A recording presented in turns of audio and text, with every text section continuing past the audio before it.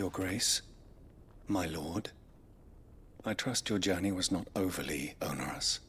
Cyril, you found a letter from Father? Yes, I have it here.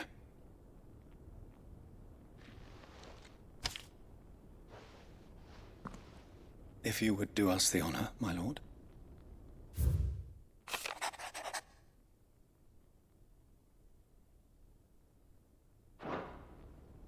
An inheritance. It would seem the late Archduke penned this missive shortly before his passing. The day before we left for Phoenix Gate. What are these plans he spoke of? His plans for the duchy, Your Grace. Your father entrusted them to my predecessor, the former bearer of the Burning Quill, who entrusted them in turn to me. The complete emancipation of bearers is their stated aim. But your father's dream did not end there. His Grace also spoke of building hospices to care for those stricken by the curse, and the founding of a new university to further the development of non-magical technologies. With the blight spreading ever more widely across the twins, Archduke Elwyn saw this as the only means of securing Rosaria's survival. He wished to see men and bearers treated as equals. To see centuries of common wisdom overturned. Small wonder he did not think it achievable within his lifetime. But he thought it achievable nonetheless. Had he not, he would never have written this message. Nor would he have entrusted his vision to his most faithful aides, those who would have stood with you, shielded you from the machinations of the less benevolent personages at court. It's a pity only they are still with us. 'Tis true that those most loyal to your father were the first to suffer the Duchess's wrath. But one at least remains, and she has come bearing gifts. What do you mean? Mayhap it is better that she explain, my lord. After all, the duties entrusted to me by my predecessor extended only to recovering His Grace's will and arranging a meeting with the one who might execute it, or a part of it at least. And where is this woman? She awaits you in the archive, Your Grace. Thank you, Cyril. Shall we then?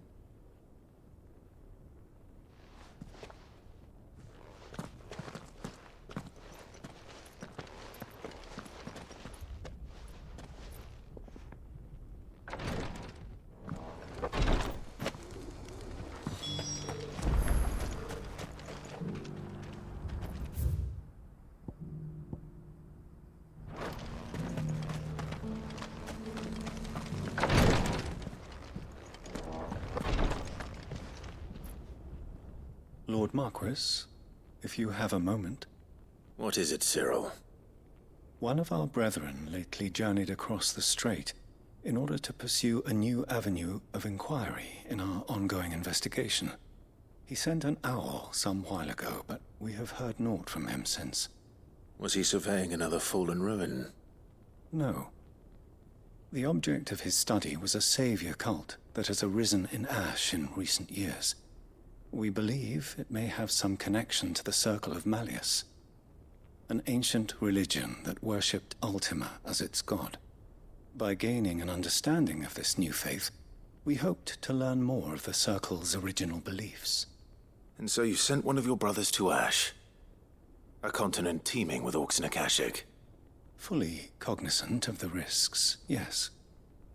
I entrusted the mission to one of the most able of our order, the Third Chair, a master of the arts of combat and survival both. Though he has been silent for some days now, I have thus far refrained from sending any others in search of him, lest they be lost in turn. Yet, it seemed only right to inform you of the situation, given your unique experience of the perils of Ash. For as you so earnestly advised me, it would not do to abandon a man to his fate, when he might yet be saved. In would not. But Ash is a big place. Can you be any more specific? Perhaps. The last owl I received from him mentioned a village where he had heard the cult were wont to assemble. Mickleburg was its name. It lies in the southern reaches of Waloed. If aught ill befell him, I expect it did so there. All right. I'll see what I can do. You are much too kind, my lord. Go then, with my hopes, and may the Firebird's flame ever burn in your heart.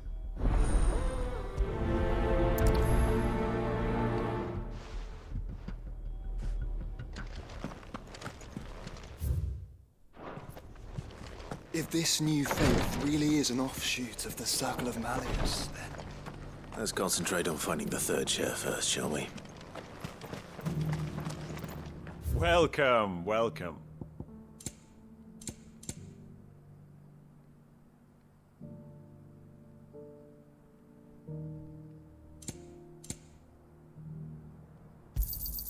A fine choice. Come again.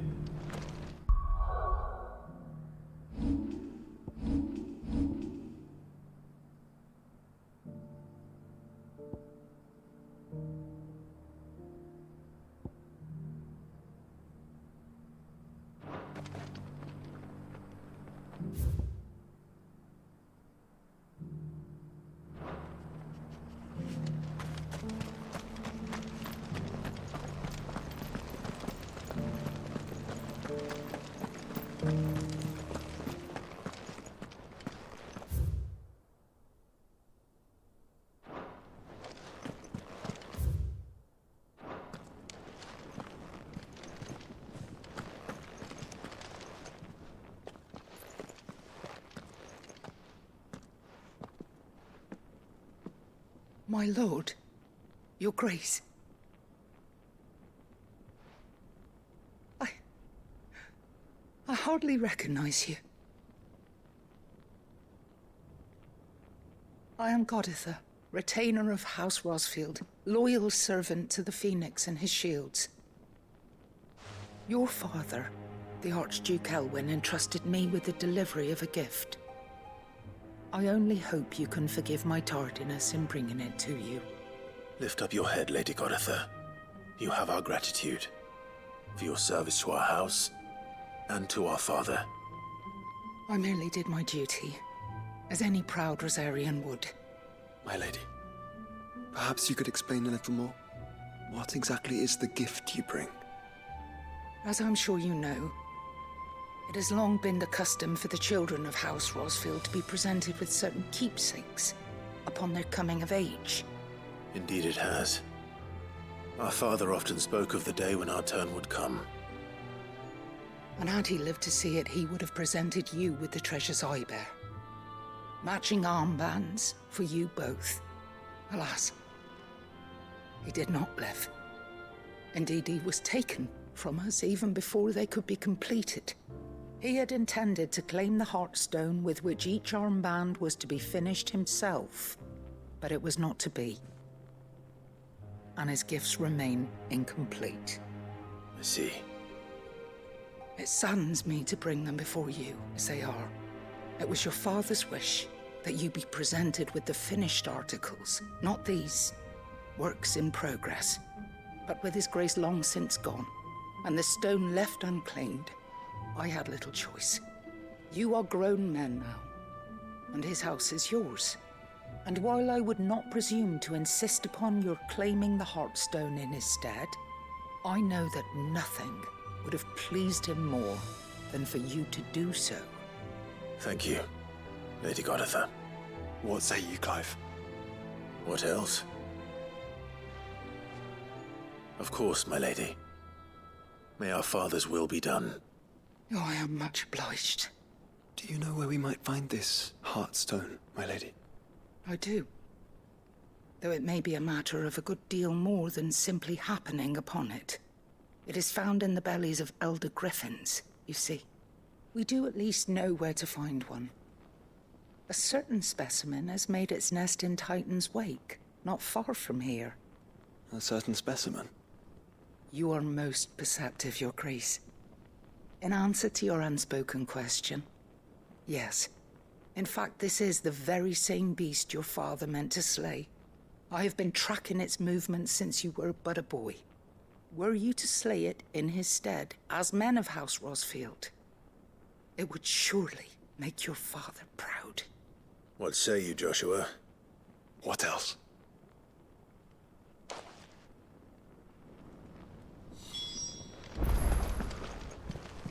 Titan's Wake is to the south of here. But we must not be hasty. The good lady has been disappointed once already.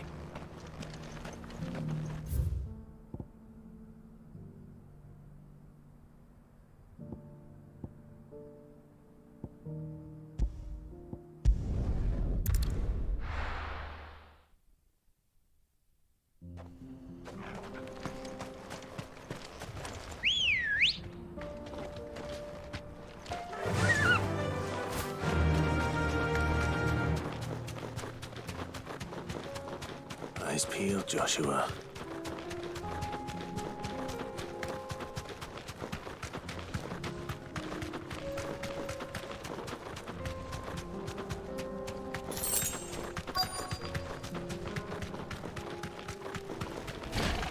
There it is. For House Rosfield.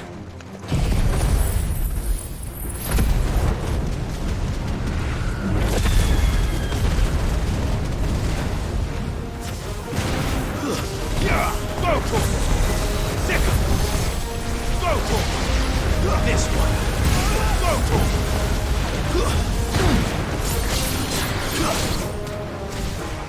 Let's try.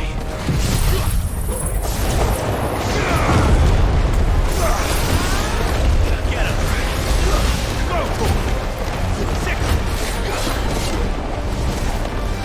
This one.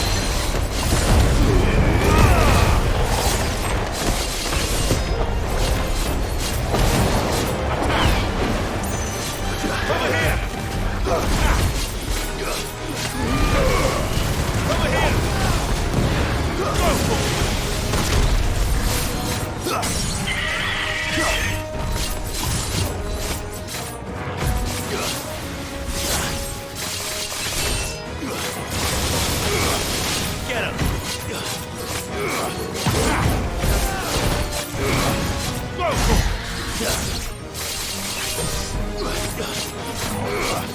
Get him! Sick him! Sick him! Attack! Over here! Attack!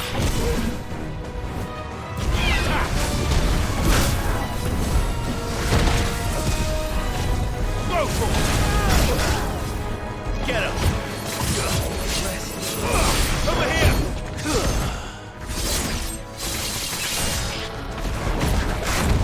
Sick!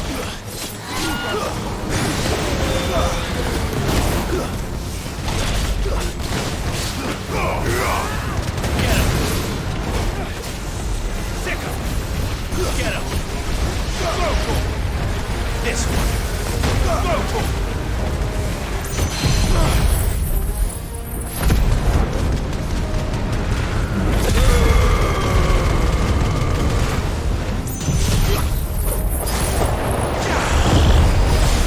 Get him!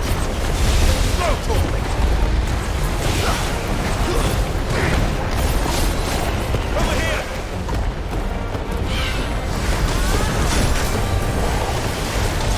Get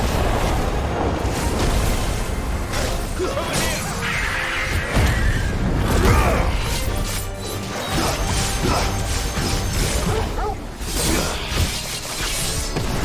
Over here!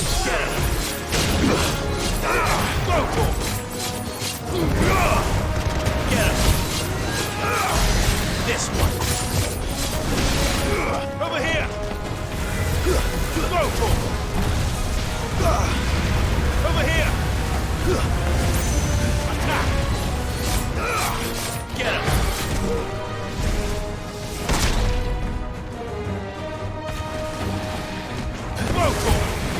Get him!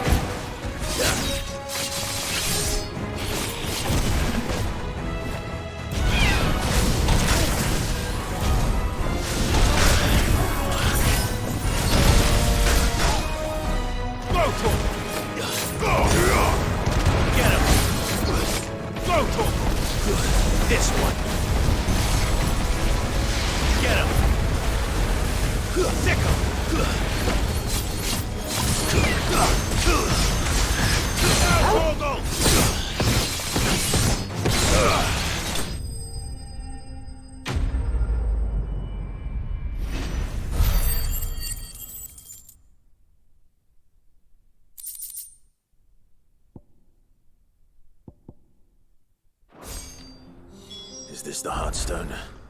I expect Lady Goditha will know.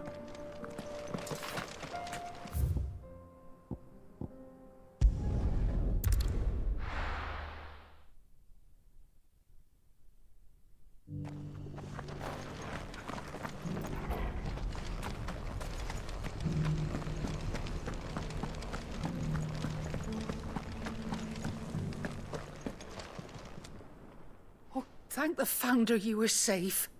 The Griffin is slain then? And the Heartstone claimed.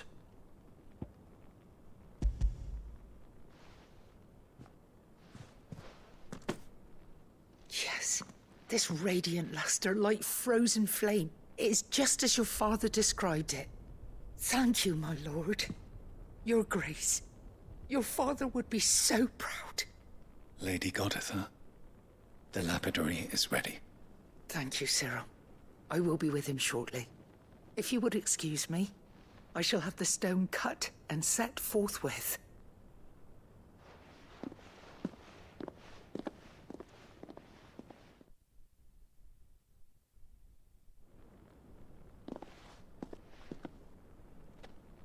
The armbands are complete.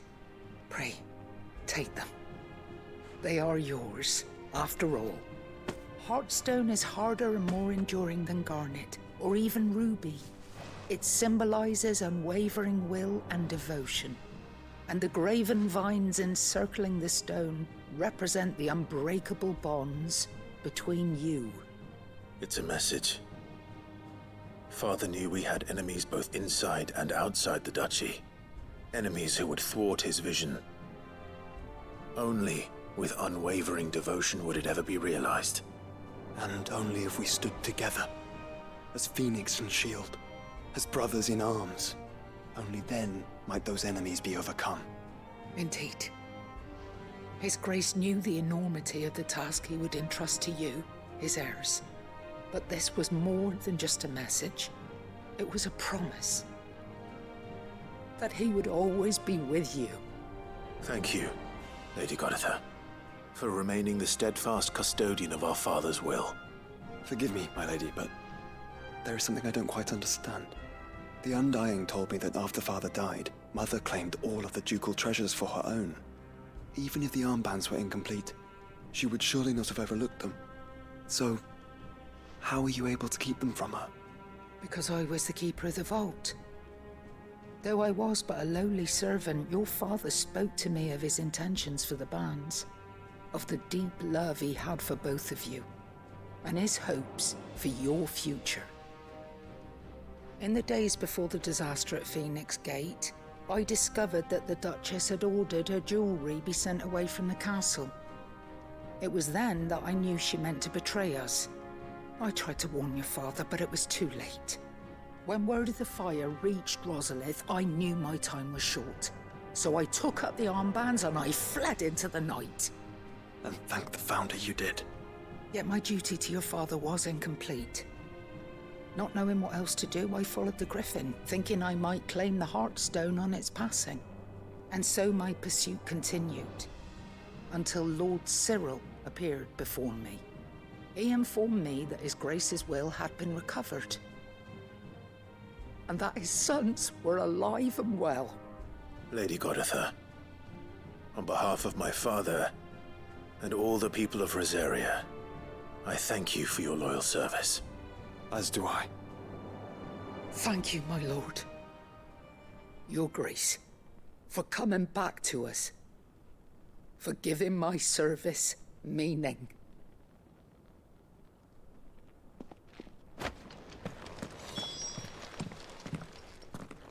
The bands suit you well.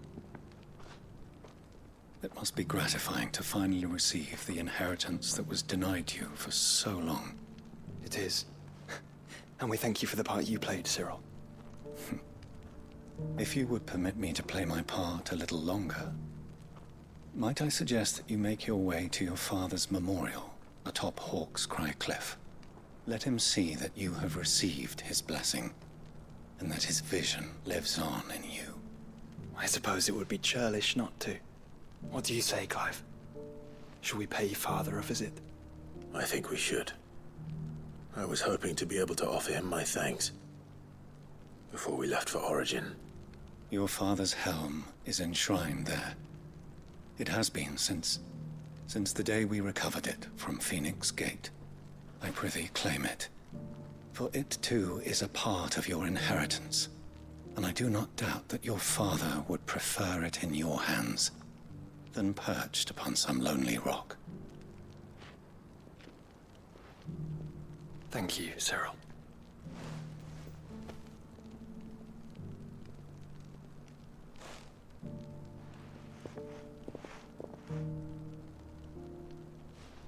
Come on, Clive. He's waiting.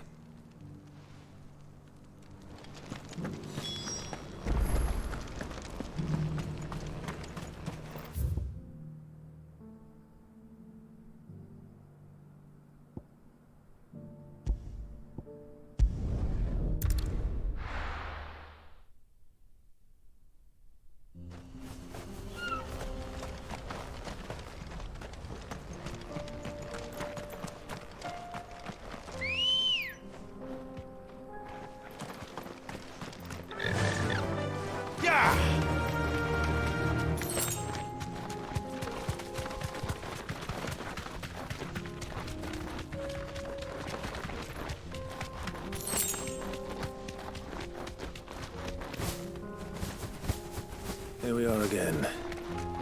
Carava. If you were a tortoise, Torgor, where would you hide?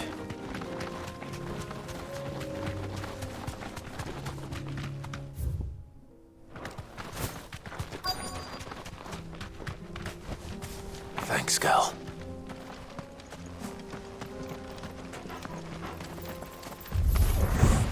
It looks like we found him. This one.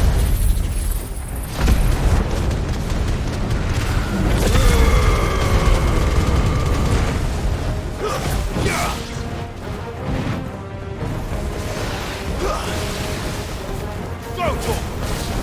This one.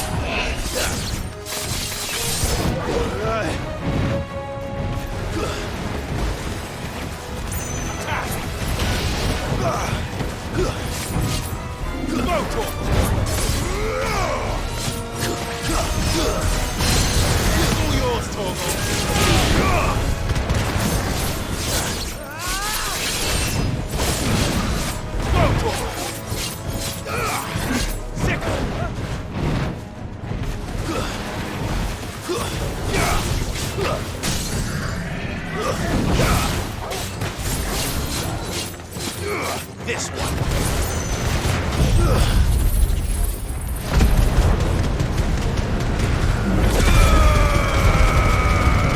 Another down.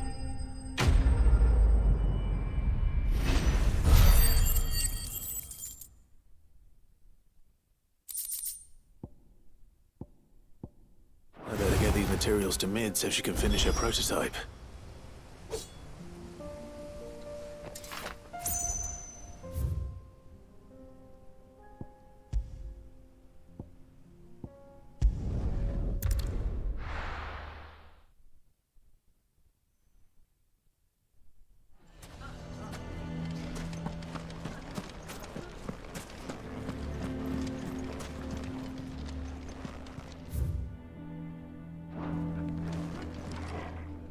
Here to help me pack?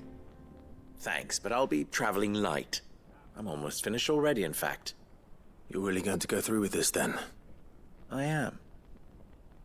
But before I go, there is one small issue I'd like your assistance with. Well, two, in fact. If it's within my power to help you, I will. It's the children. I refuse to let them share in my disgrace. And if I leave them here, they surely will. Our friendship would see them ostracized forever. But I can't take them with me either. I can think of only one place where they are certain to be safe and provided for and loved. The Hideaway. Of course. The children would be more than welcome. Thank you, Clive. I will not forget this. Lubor, are you still here? What is it, Ferda? You look pale. There's been a flood in the Velcroy, a damn big one. The League of Outlaws encampment was completely submerged in ether. What? Every last one of the bastards has turned. And they're headed this way. Bandits are one thing, but Akashic bandits are quite another. The town guard won't stand a chance against them. We need to evacuate. There's no time to lose. Ferda, gather the men. The Akashic may strike at any moment. We must make ready to cover the townspeople's escape. Well, what are you waiting for? Yes, my lord. Clive, change of plan. The children stay with me for now. I need you to find Conrad and Natalie. Tell them to prepare for a full and immediate evacuation. Understood. I'll do what I can to convince everyone else. Wish me luck.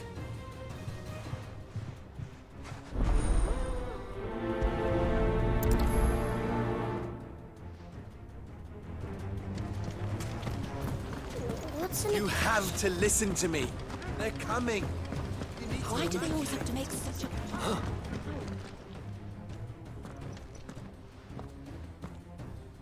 Ah, it's you. What do you want, Lord Underhill? To pass on an important message. There's been an ether flood out in the Velcroy. The camp where the so-called League of Outlaws were gathering has been swallowed. They're no longer just bandits. They're Akashic now, and they could be here at any moment. You need to begin preparing for a full-scale evacuation right away. Oh, do we? And who was it who gave you this disturbing news, might I ask? Lubor, perhaps? The man spreading the same poison out in the square as we speak. You may believe his lies, my lord, but we know better. But why would he lie about something like this? Some twisted attempt at revenge, perhaps. If he had not been unmasked, he may well have been elected our leader. A great honor for one of his kind. One he might well feel aggrieved at having been denied. Lord Underhill, forgive me, but it has become all too evident where your sympathies lie. Lubor cannot be trusted, and neither, therefore, can you. You may not trust me, but for the sake of your people, ask yourselves if there is any chance that this is true. There isn't. You can be certain of that. Now be off with you. You're making a mistake. Come, Clive. If our words will not move them, then we must find another way to help save the town. You're right. Let's speak to Lord Ferda. I think we'd better shut up. What's Lubor raving about now?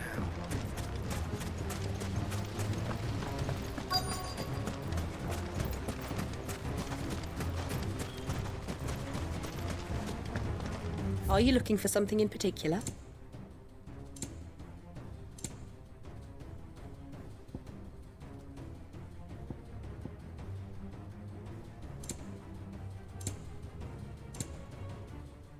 Thank you for your custom. Lord Ferda, Sid, what's wrong?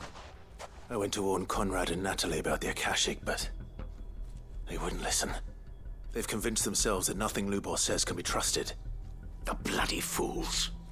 Which means the town guard can't be counted on for support. but I can.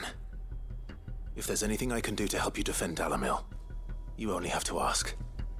I appreciate it. Sid! Verda! I've been looking for you everywhere. Victor? I thought you'd left. I couldn't abandon a friend in need. And Lubo is in need at this very moment. Come quickly.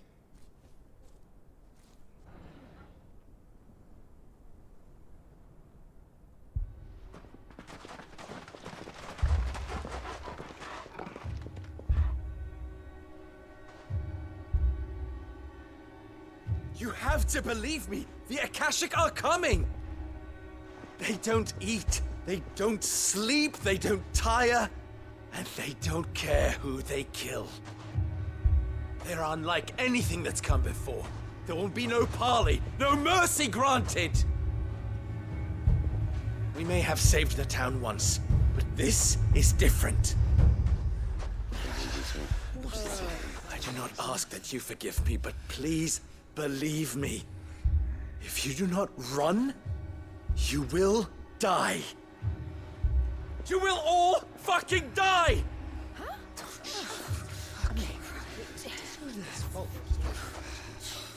You'd like that, wouldn't you, bearer? Yeah, with us out of the way, your kind will be free to claim Dalamil for yourselves. You should run! Run, bearer! Yeah, run! Run! Far, far away! Run! Just go! Yeah. Yeah. Yes! Go! Come on, then.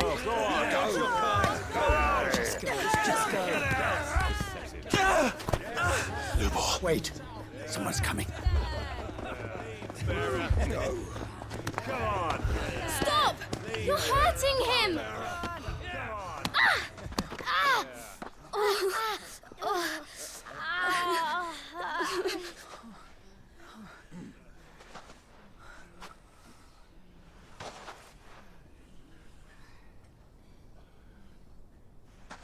What did Lubor ever do to you? He solves all your stupid problems, and he keeps all of you safe. You know there's nothing he wouldn't do for this town. Who was it who made that cleaver you use every day, Conrad? And what about your counting table, Natalie? Who fixed that?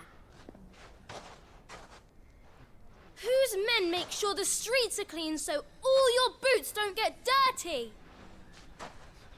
Who spends all day, every day making sure things run smoothly round here? And none of you ever say thank you. Ever. But did Lubor ever complain? Well, does he ever stop smiling?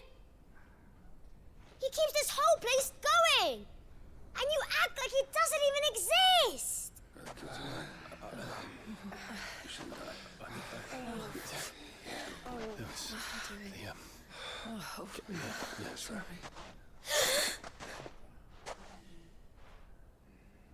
Lubor, we've heard enough. Wait! We will not run. The town guard will not abandon the very place it is sworn to protect. And I will not give up for lost the stores that we labored so hard to fill.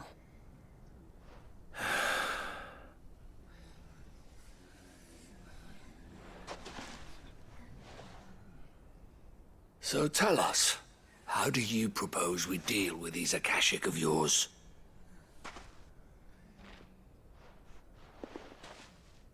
We won't run, but we will fight. All right, then.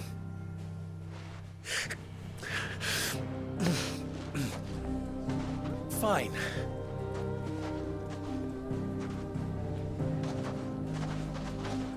Gather round if you don't want to die.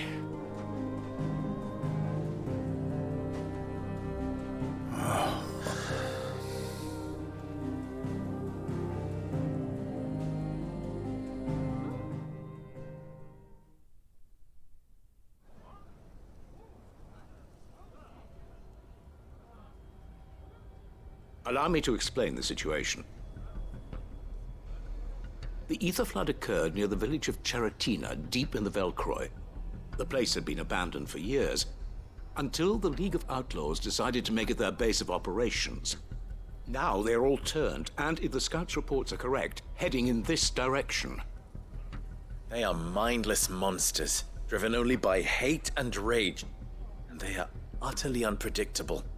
With the bandits, we at least knew how and where they were likely to attack.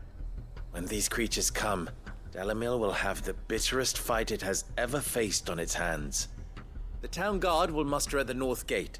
The rest of us will take the south. Both forces will provide men to serve as scouts and messengers, ready to spread word of the size and nature of the Akashic Force as soon as it is spotted. And as soon as it has been, we will converge on its position and see that it is driven back from Dalamil at all costs. Conrad, can I count on the support of the town guard? Always. I leave the selection and coordination of the messengers in your hands, Victor. And the command of our men in yours, Ferda. If you would both be so kind. Consider it done. As you wish. Natalie, I would ask that you and your people have the townsfolk barricade themselves inside the bathhouse. And tell the merchant not to waste time securing anything beside the essentials. Preserving life is our one and only concern. As long as we survive, it doesn't matter what trinkets we might lose. Our riches can be regained. And if anyone doubts that, let it be known that the Briar's Kiss stands ready to cover any losses. Very well. I shall tell them. Where do I fit into this plan? Where else but the most perilous place of all? I would like you to travel to the home of our erstwhile League of Outlaws, Cheratina itself. The main host is most likely still there, and Dalamil will not be safe until it is eradicated, root and branch. A little gardening. How pleasant. I doubt it. I have a feeling these weeds will be particularly stubborn. Luckily, so am I. So you are. All right then, we all know what we have to do. Now it's simply a matter of doing it. For Dalamil.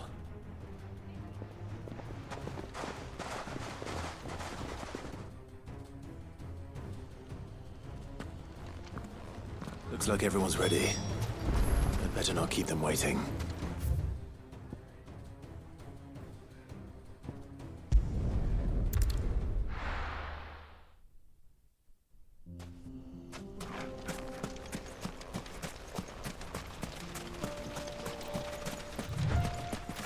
There it is.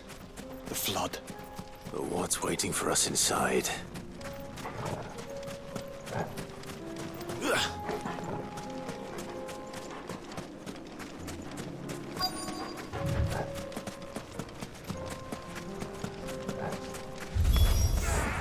Can't leave a single one alive.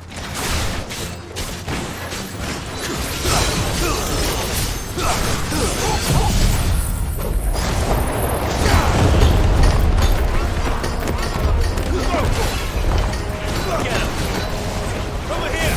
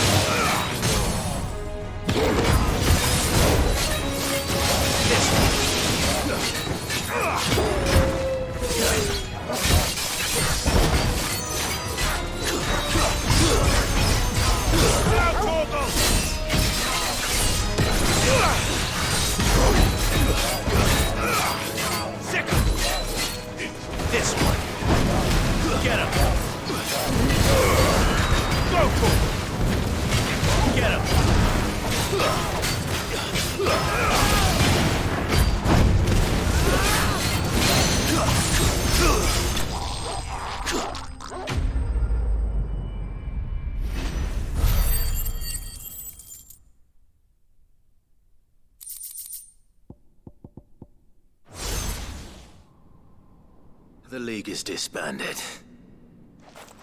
I should get back to Dalimil and see how the others fared.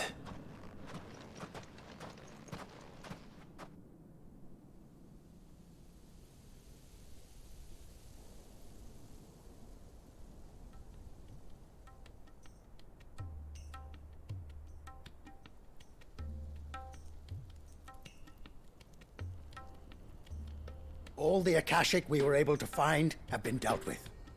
Seems that might be the last of them. Last of them here, perhaps.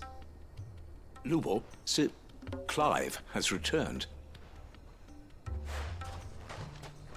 Clive! What news from Charatina? It's done. Root and branch. I knew you wouldn't let me down. Thank you, my lord. Friends, the Horde has been driven back. The Akashic have been defeated. And we need not fear the arrival of any more, thanks to Clive. Victory is ours. We bloody did it! We saved Dalimil.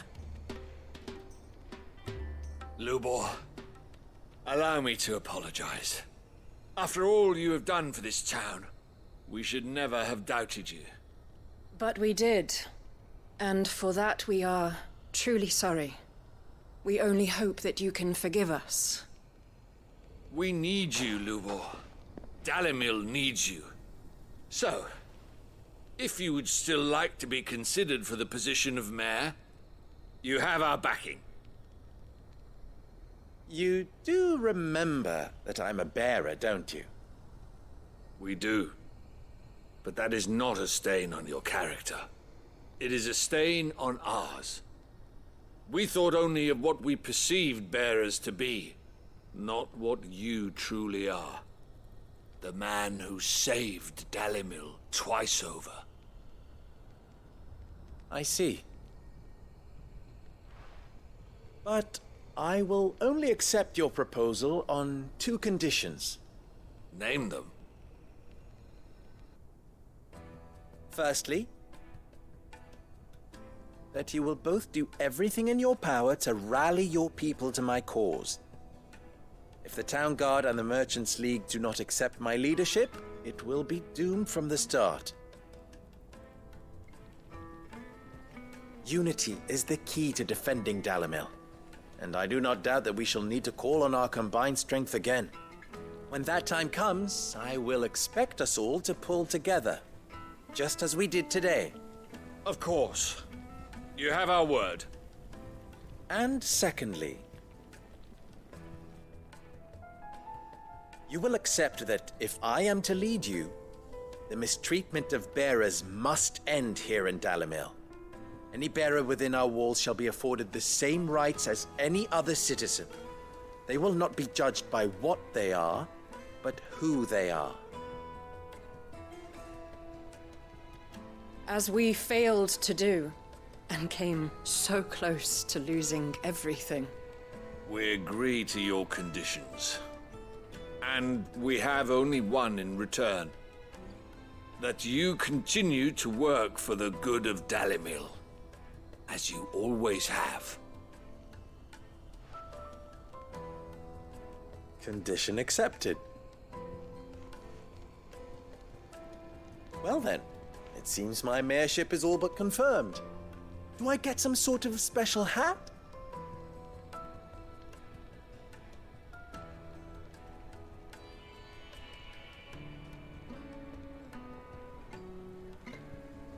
How fickle fate can be.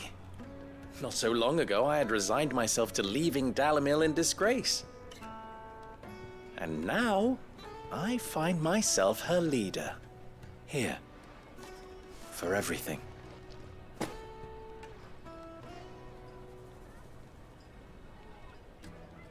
Lubor, about the children. Fear not, you are of course relieved of your responsibility. I would sooner face another horde of Akashic than see them brought up as outlaws. I'll make sure they're safe here. I don't doubt that you will. And not just the children, but everyone in Dalimil. I'll do my best. Can't have all your hard work going to waste.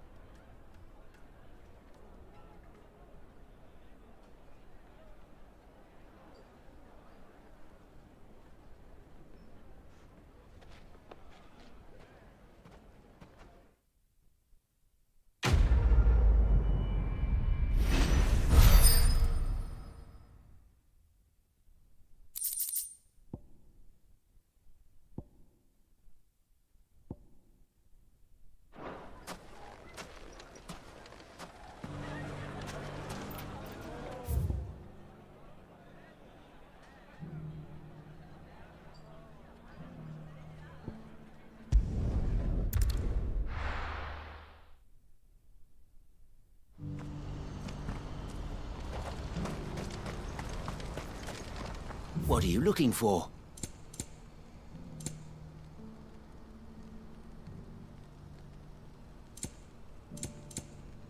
May Gilbert smile upon you. Why don't you sell me something first?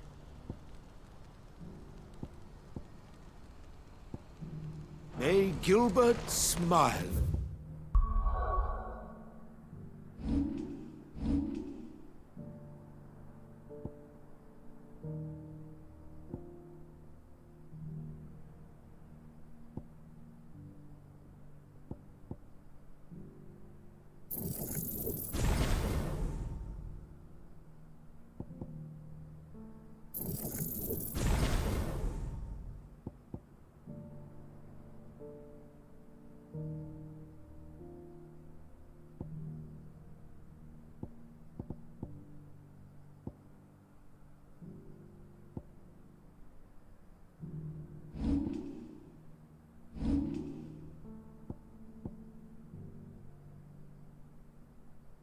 On you.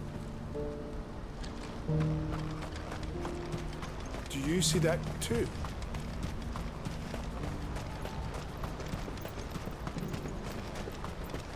Papa? What is it? Oh, please, just make it stop. I'm scared.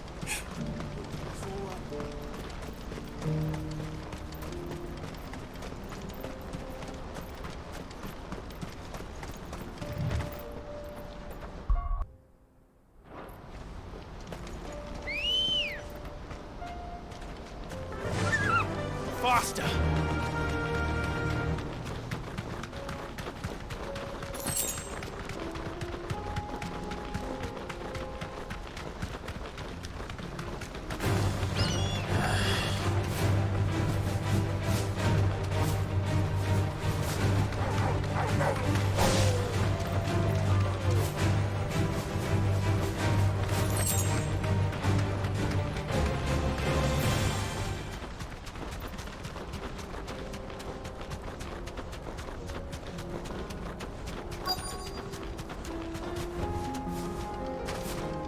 Can't be Rutherford, can it?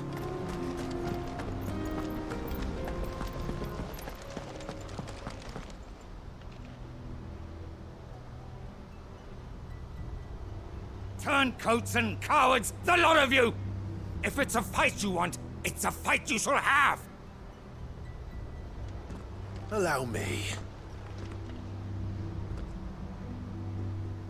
I don't need your... Please, Field Marshal, oblige him. This won't take long. You're right. It won't. Men, finish him.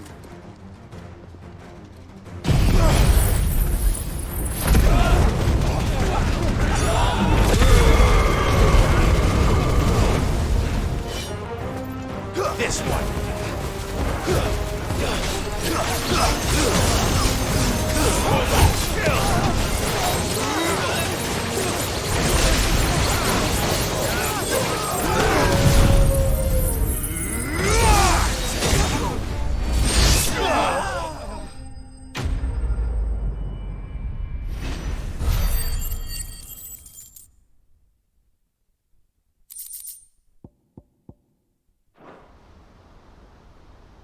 A little longer than I'd have liked.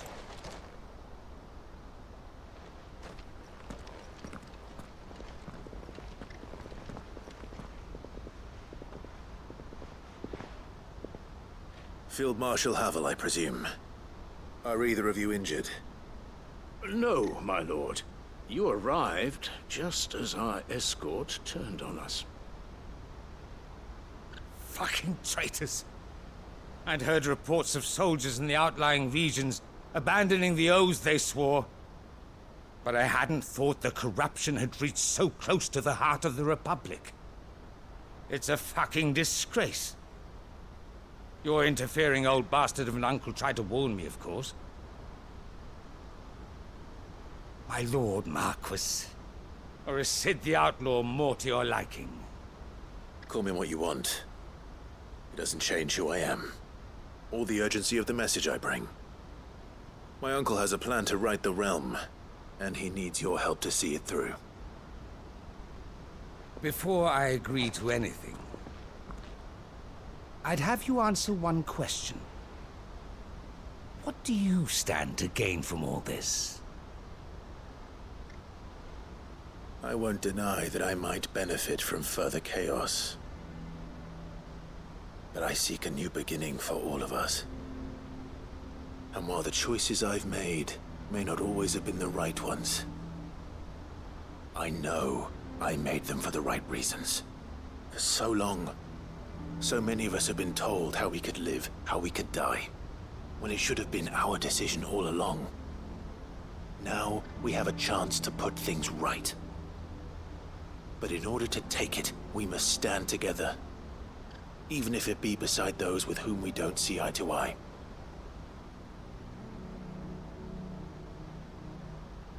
Certainly not the words I expected from an outlaw. But perhaps your uncle was right. You are no ordinary outlaw. I'll never hear the end of this. All right. I'll start by ordering my most trusted guard to bring the Dhalmekian fringes under control. Next, I'll make contact with my counterparts in the Imperial Army and see if I can't convince them to try and restore order in their own territory. Thank you, Field Marshal. But they are not the only ones we will need to convince. What do you mean? I don't doubt that I can bully some sense into a few generals. But those they answer to require a different kind of persuasion. And when it comes to honeyed words, well, we will need an envoy. One who can court even the most stubborn of statesmen. You, perhaps. I'm flattered. But I'm no diplomat either. And I have other problems to attend to. What we need is a skilled arbitrator. And I may know just the person. Is that so? And would he happen to be an outlaw too? Of a different kind, perhaps. Well, beggars can't be choosers. I suppose we'll all have to find a little of the outlaw in ourselves if we're to make it through this. Very well. Send your man to me right away. I shall.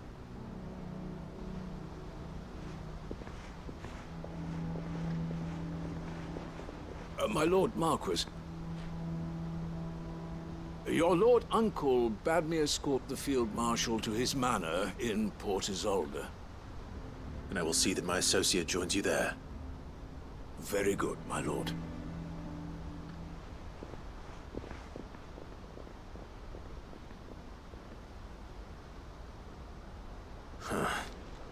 An envoy. I'm not sure I'm the man to talk anyone round. I can barely convince my brother to take his medicine. No.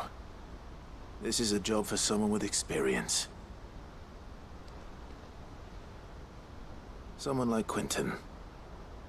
I hope I can convince him at least.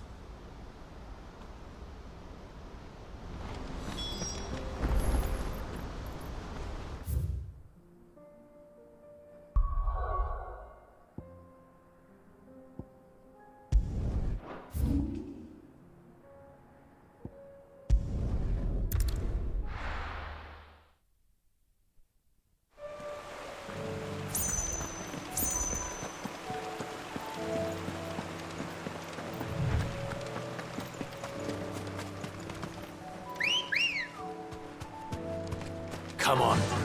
Yeah!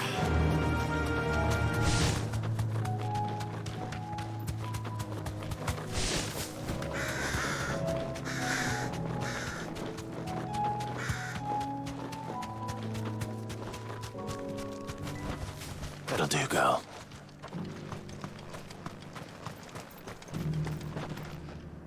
Quentin, I have a proposal for you. Do you now? Something tells me you'll be asking more of me than a cask of Gotand gold. Go on then. Propose.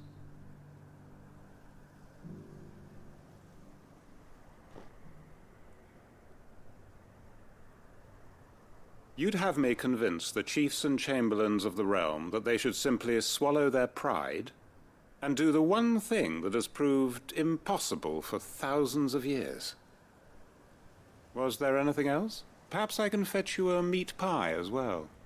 I know it's a lot to ask, but I can think of none better suited to the role. And you'd have me give up what little I have left to do it. I told you, Clive. The people of Lostwing are my family, and I cannot abandon them. You'll have to find someone else. I'm sorry to hear that. So am I. And why might that be? What he's asking. How's it any different to what you've done so far? They want you to speak for those who can't speak for themselves. That's what you do best. If it's the vineyard you're worried about, we'll see that the grapes are picked and the tons filled. You know we will. It's not that. Then what is it? You said yourself we're family. Don't you trust us? You know that's not what I'm... Then what are you saying? That only we are worth saving? Why turn your back on everyone else? You convinced us we could build new lives for ourselves, and if you can do that, who's to say you couldn't convince the entire realm? A stirring argument. I fear that any rejoinder I make might fall somewhat flat by comparison. So you'll join us? Where do you need me? Field Marshal Havel will want to speak with you in person. He's currently in Port Isolde. I can arrange for a party of Cursebreakers to accompany you there. That would be very much appreciated. I hear the roads are far from safe these days. Hopefully not for long. My uncle will want to know that his plan is taking shape.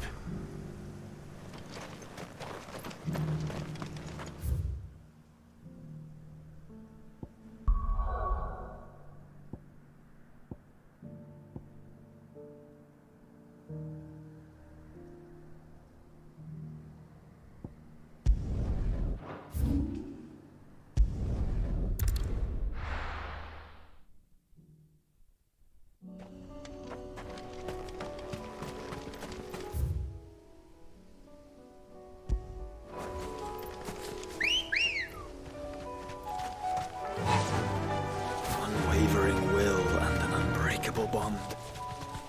Do you really think we're strong enough? Save the world? Of course. To have overcome Father's political enemies. That I'm less certain. Especially knowing what we know now. What Mother was truly capable of. But perhaps these bands would have helped. Knowing he was with us would have made all the difference. He's just back there.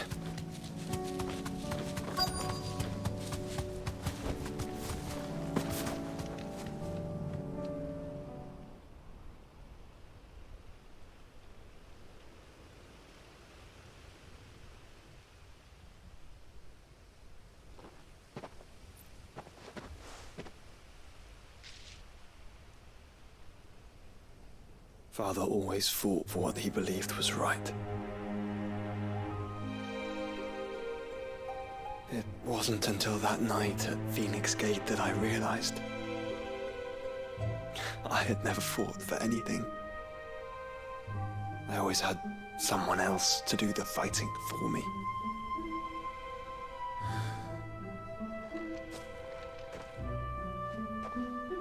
No matter how fate conspired against him, he never lost heart, never looked back, never stopped fighting. To me, He was the greatest of men. And I've been trying to live up to his ideals ever since.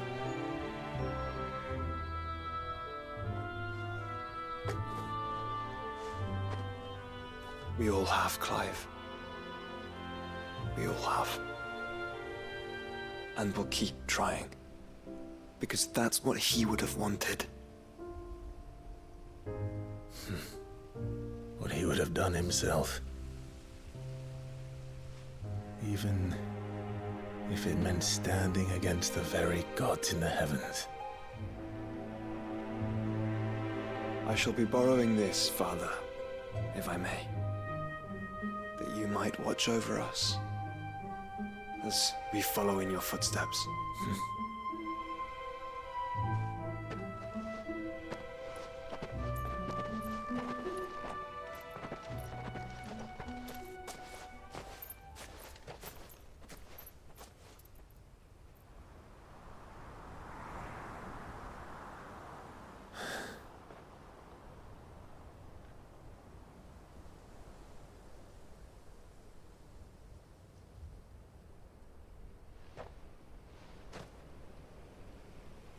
We won't lay you down.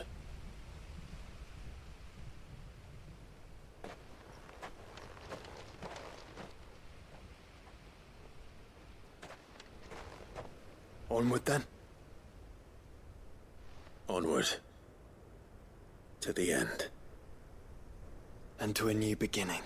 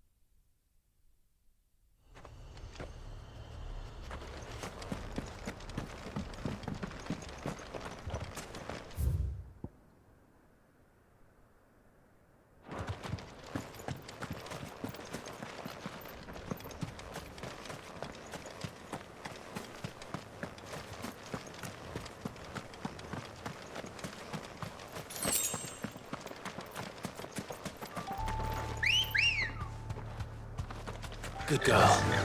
Faster!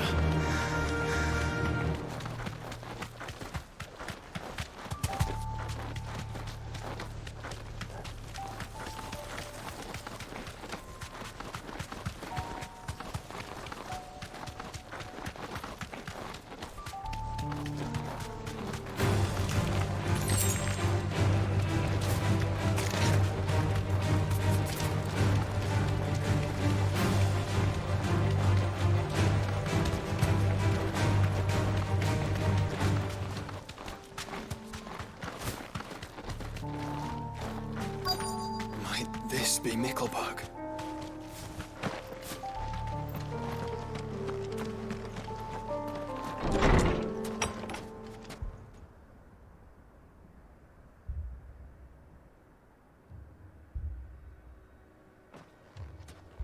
These people aren't turned. And the village seems safe enough at least.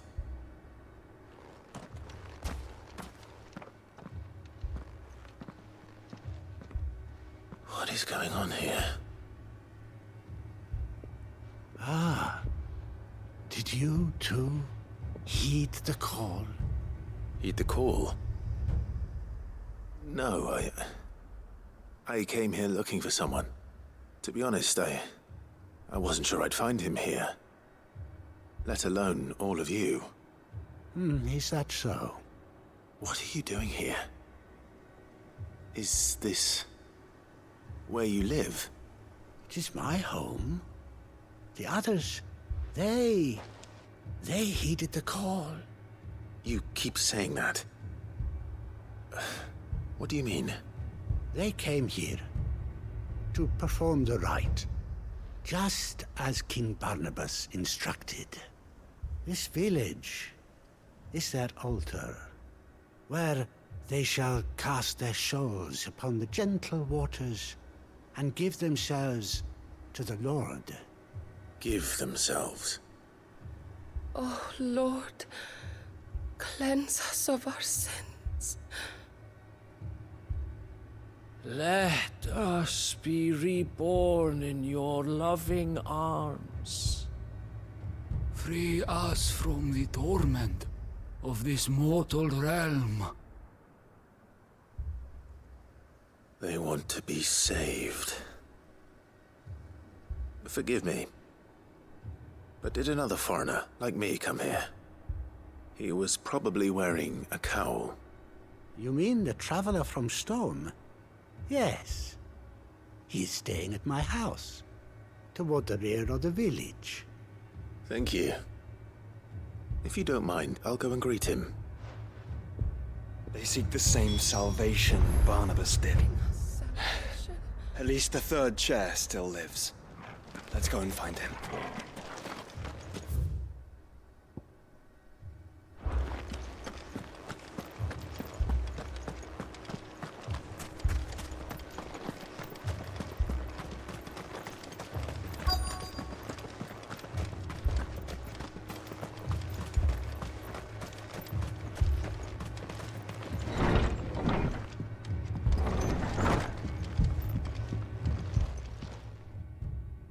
Excuse me.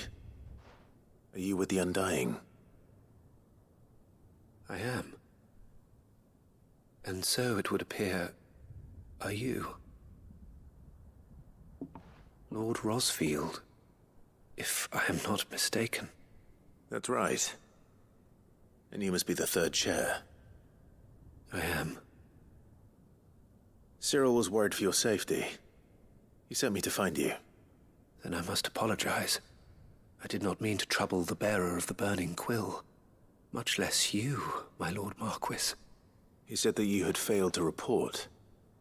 Is there a reason for that? I came here to study the followers of this new faith. But the more I learned of them, the more my own faith began to falter. You have seen them at their prayers, have you not? They devote themselves to the veneration of their Lord with a fervor I have never seen before. Praying night and day that they might be rid of their wicked wills and reborn in their Saviour's light. Not that they might be granted respite from their worldly woes, but so that they might continue to serve him. Serve him with all of their beings. I, too, swore to devote my life to the service of my Lord and Master, but this... 'tis different. It is more. And so I would see it through to the end. See these people safe, that they might achieve their dream. That they might do their duty to their Lord. Even if it should keep me from doing my duty to mine. You do understand what their dream is, don't you? I do, my lord. They would cast aside their wills and become Akashic. I know that it may be hard to believe, but to these people, that is the very essence of salvation. Forgive me, my lord, but I must remain here. If you are to return to Master Cyril, I would consider it a great... Did you hear that, my lord? Something is happening. I'll go and find out what. Stay here.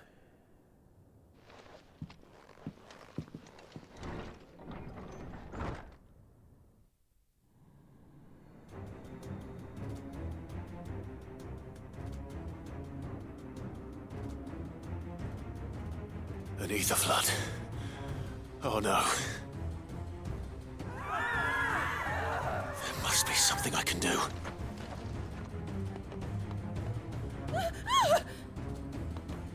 Echoes as well.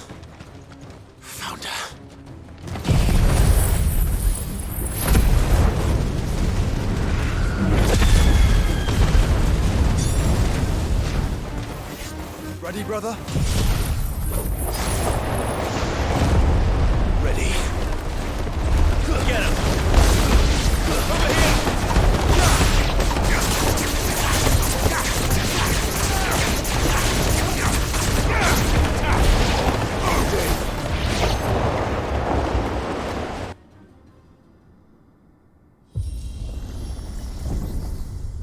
What now?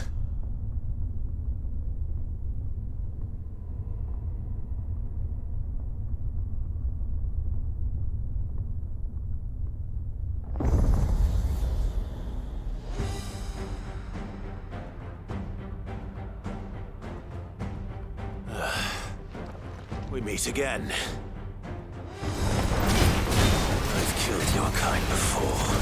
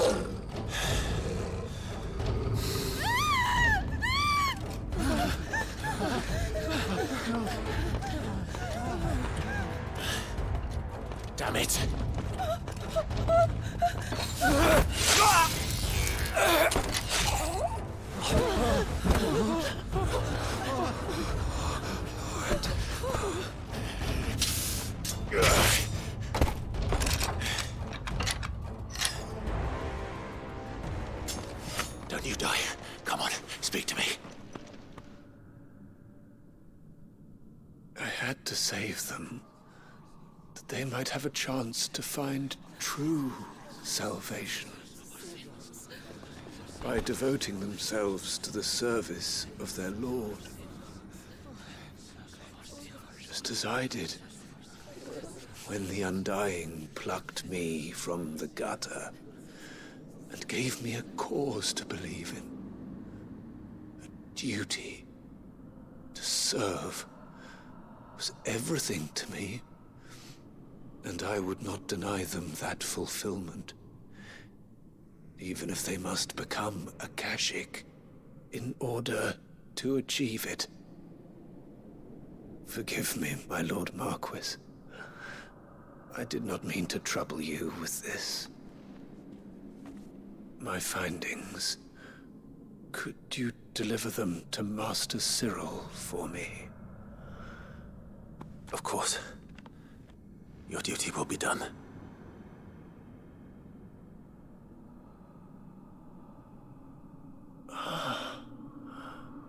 Look, my lord. They are saved.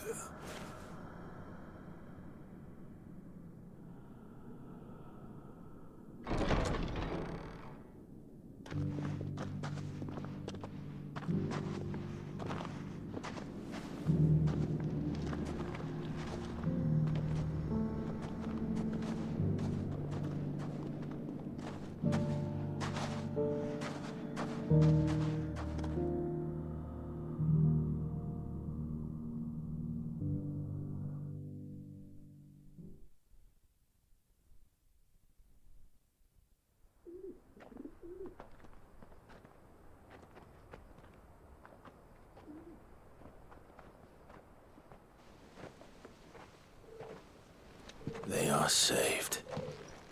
Founder. I should get this report to Cyril.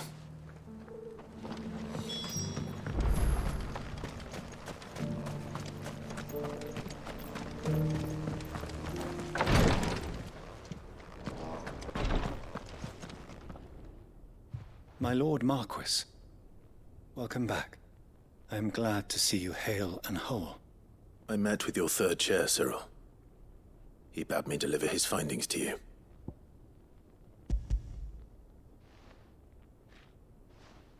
Thank you, my lord. He remained in Ash? He died protecting the villagers from an echo. I buried him in Mickleburg. I'm sorry that I couldn't save him. If you could not save him, no one could. The villagers, they were believers in this savior cult. They prayed to their god that they might be unburdened of their wills. Then an ether flood came, and their wish was granted. Your brother sacrificed himself that they might live, even knowing that that life was death by another name. Then he perished defending liberty. A hero's end. For the right to choose how one dies is no less sacred than the right to choose how one lives. Sid would agree. He wanted to build a world where people could die on their own terms. A noble ambition. To die for one's cause is the most perfect expression of one's faith. It matters not how misguided others might judge one's decision to be, only that the decision is one's own. We live according to the teachings of our order. We believe in them, we protect them, and yes, we die for them. For better or worse, that is our creed.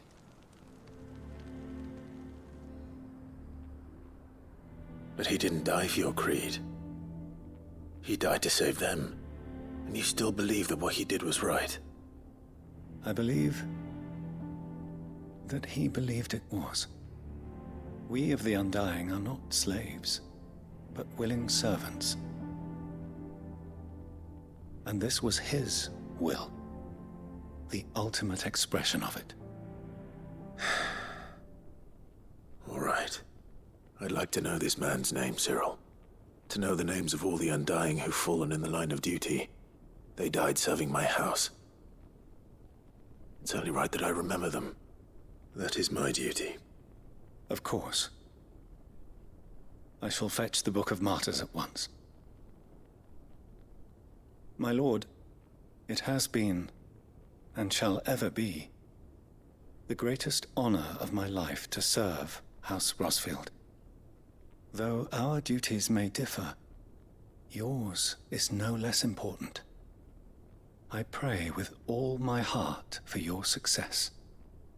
And were they here, I have no doubt but that every one of my fallen brothers and sisters would feel the same.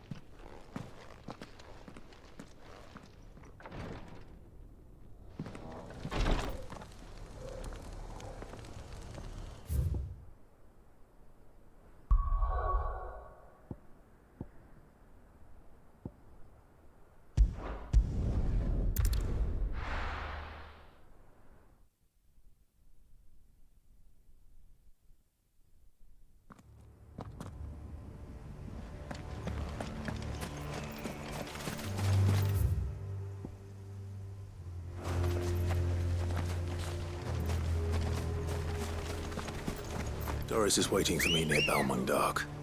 The longer she's out in the open, the more likely she is to be found by a Kashik. I need to hurry.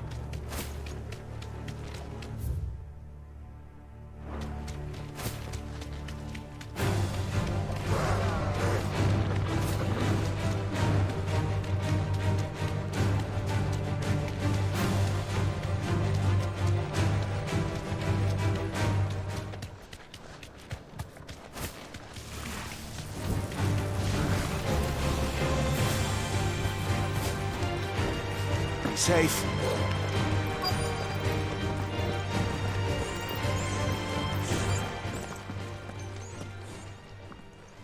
There were no guards, I take it.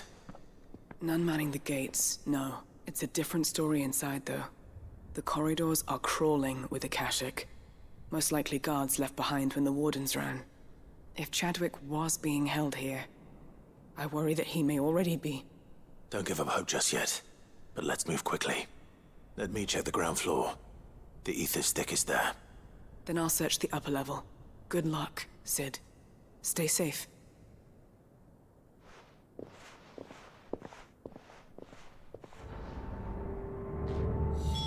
Just how bad are the floods inside the walls? Bad enough to turn a bearer.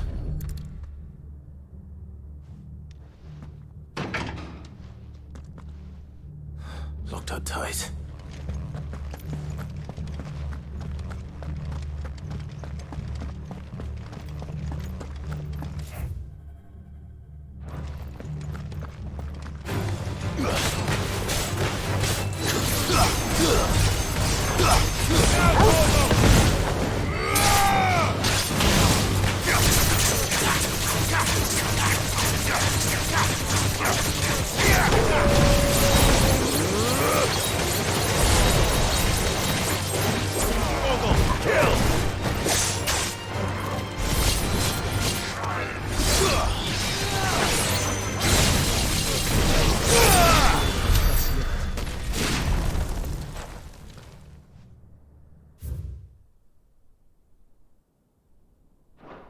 So this place was no ordinary prison. And I doubt they'll have taken the creature with them when they fled.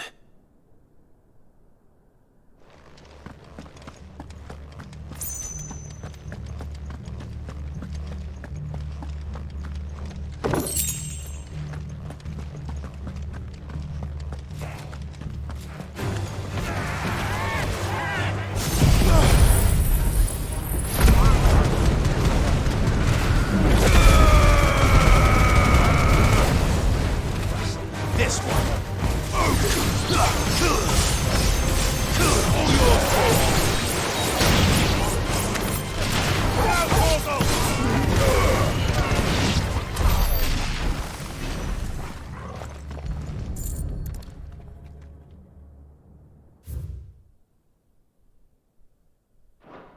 Minimal loss of Waluda lives.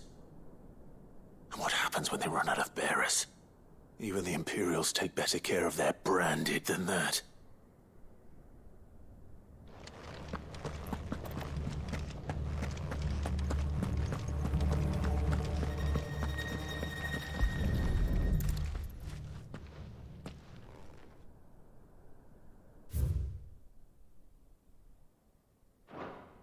They were feeding bearers to it. This is even worse than I'd feared. Nothing but a Kashyyyk down here. Hopefully things are looking better upstairs. I should go and see how Doris is getting on.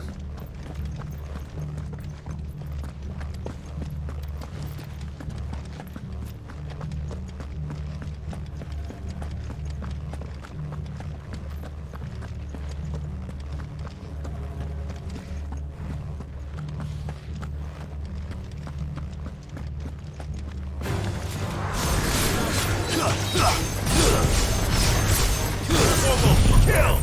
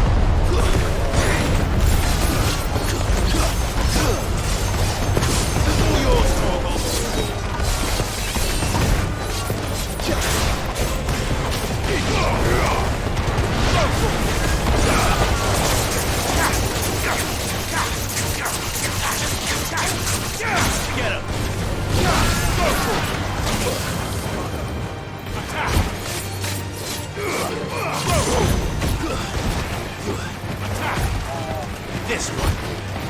Second. Attack. Over here. Attack.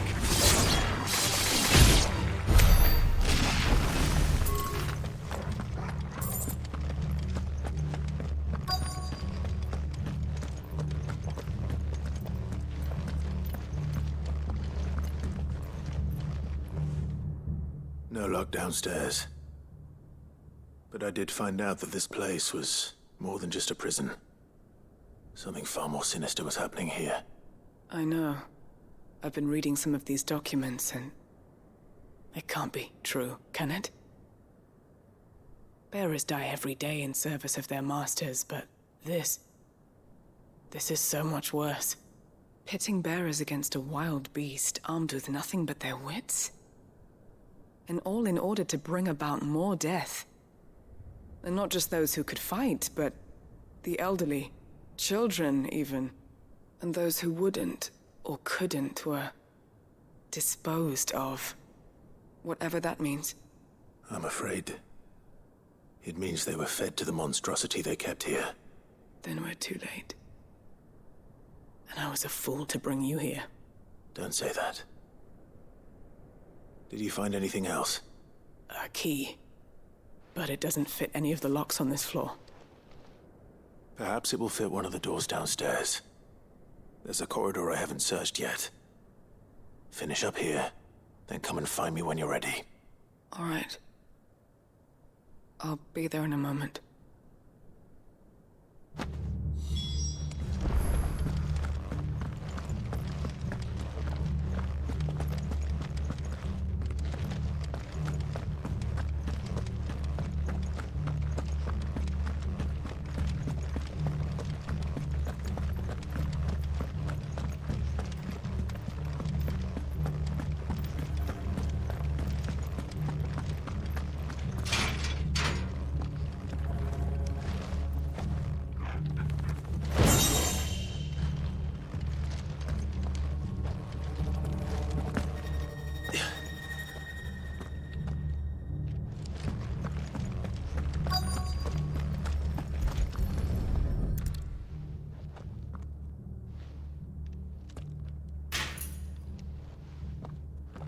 see what we can find down here.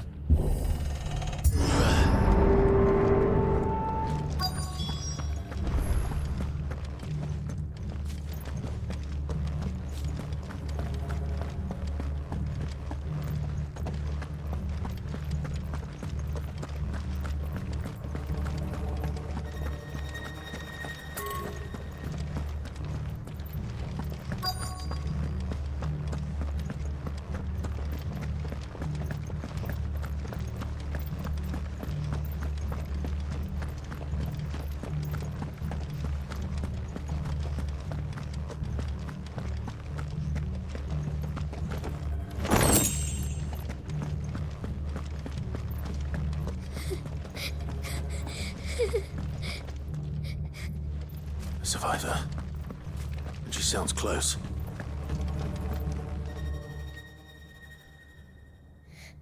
Who are you? There's no need to be afraid. Are you alone? Are there any other survivors? Some of the guards. They're still here. But something's wrong with them. Everyone else was eaten by the monster. Of course there were. Thank the Founder.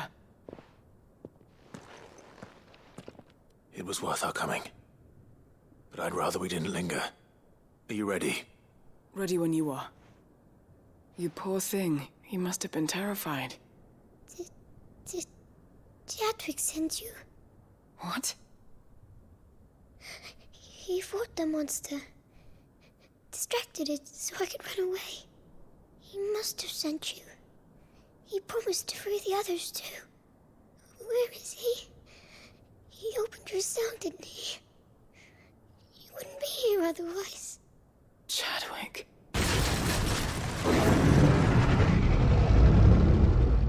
Was that? Monster's back! Chadwick, help! We have to get out of here. Doris, keep the girl safe. All right. You put that bearer-eating bastard in the ground.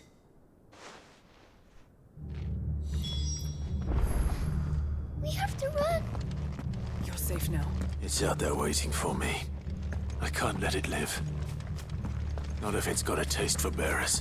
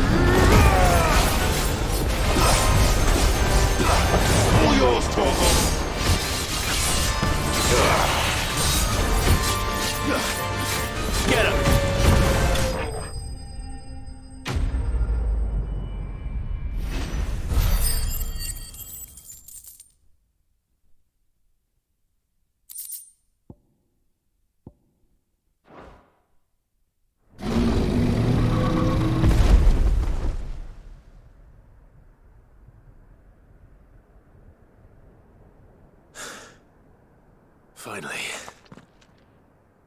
Sid, are you hurt? I'm fine. I think.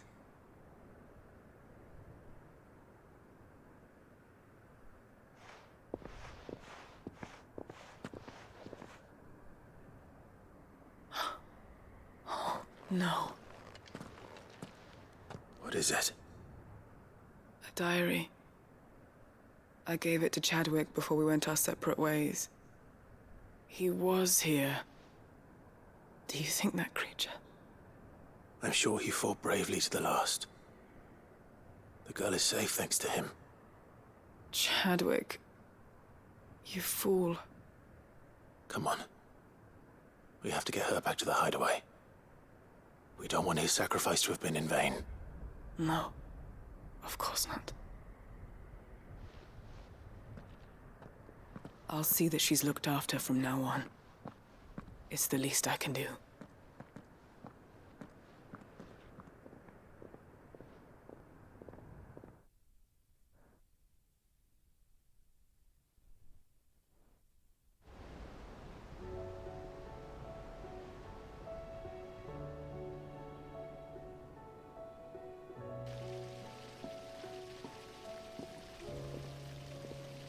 From what I hear, you've barely left the girl's side in days.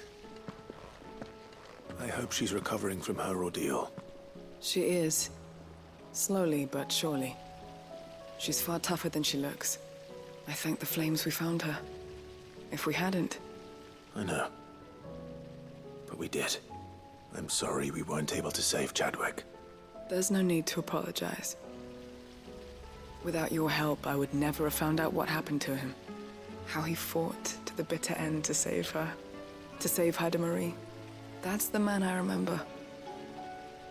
The man I thought of as a brother. I wish I could have met him. I'd like to hear more about your past. If you don't mind, that is. Of course. You already met my former master. She trained Chadwick and I to do two things. Kill and obey. We were supposed to be sold to the highest bidder when the time came. But no bid was ever high enough to convince her to part with us. For years, we were her daggers in the shadows. But we could never quite shake our doubts about the things she made us do. And then, one day, we just couldn't do them anymore. So we escaped.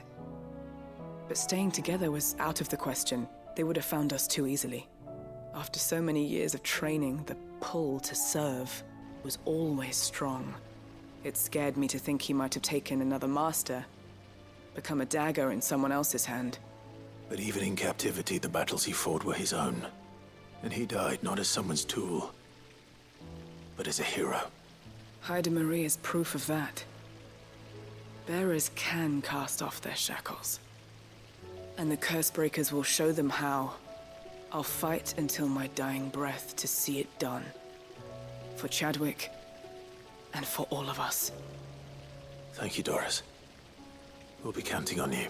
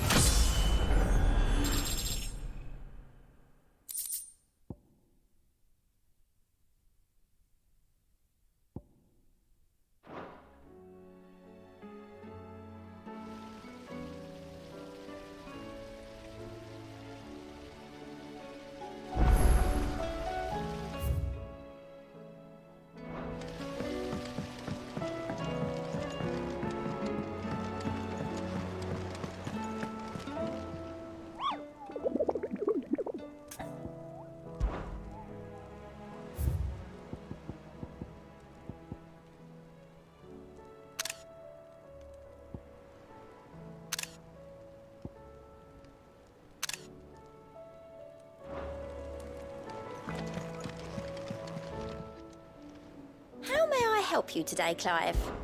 Come to claim your just desserts? Here you are. Come again. I may have more for you.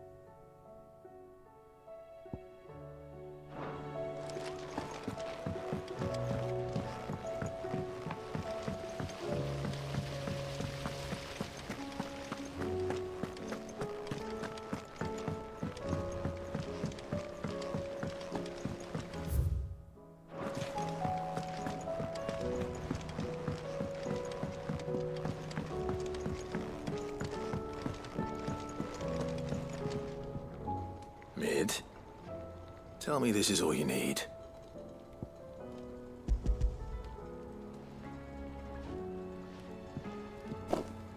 Aw, you make it sound like I asked you to save the world or something. Tell me this is all you need. It's most of what I need. After you left, I went over the figures again, and I realised I'd forgotten a 1 and a 0. And a cogwheel. Just a tiny one. Though, that's the problem. Gears that small are a bastard to make, and I may have lost the one Blackthorn spent a fortnight toiling over.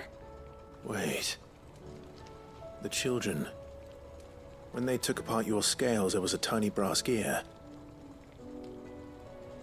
Now that I think about it, they didn't use it when we put the scales back together. The young'uns?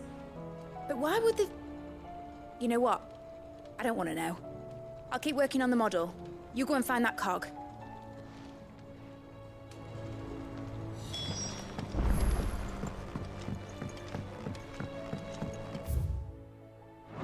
Has Midadol mentioned a new project yet?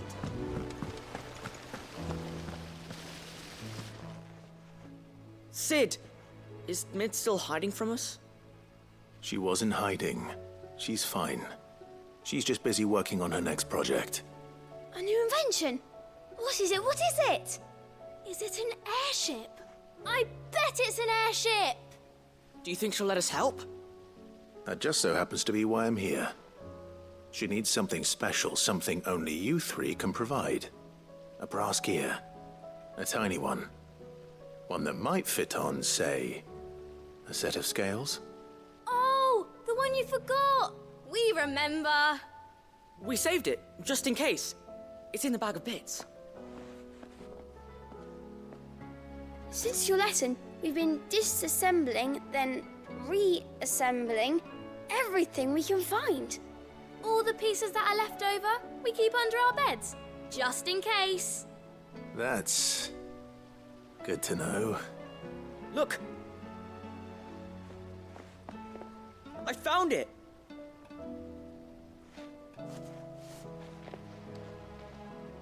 Is that all? Just the gear? We have more parts if Mid needs them. That's all for now. But I'll let Mid know about your hoard. Just in case. Thanks, Sid.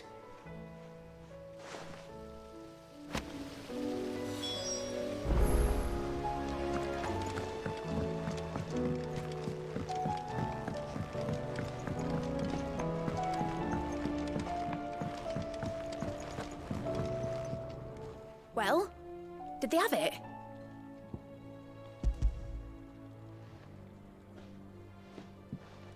They did. And they kept it somewhere nice and safe. Will it work? Will it work? He's perfect! You're a genius, Clive. What exactly are you going to use it for? Only the most important job of all. The wings aren't going to move on their own. But with the right cog in the right place... Well, you just wait and see.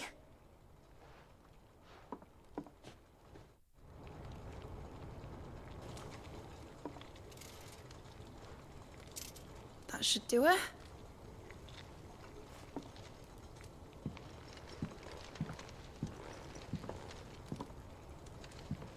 Here goes nothing.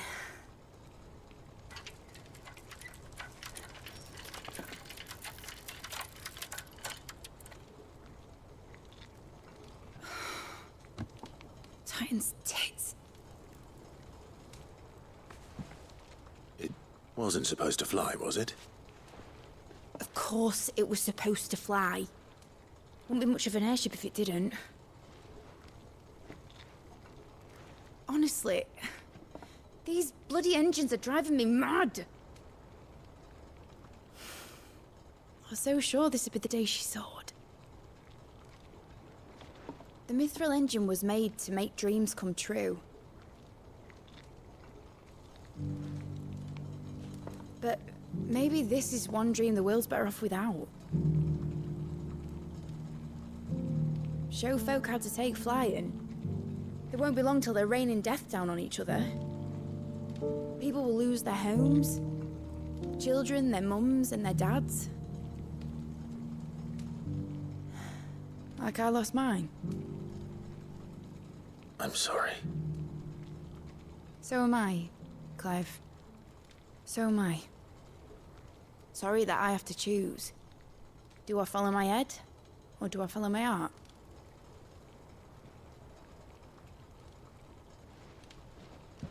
Good question. The first time I stood on the deck of your ship, felt the wind in my hair. It was like I was flying. But imagine how it would feel to actually do it. My dad always said there were two ways of living life. Chasing a dream or shuffling to your grave. And he were right. Right about a lot of things. Not that I like to admit it. People need dreams to chase. Especially in a world like this.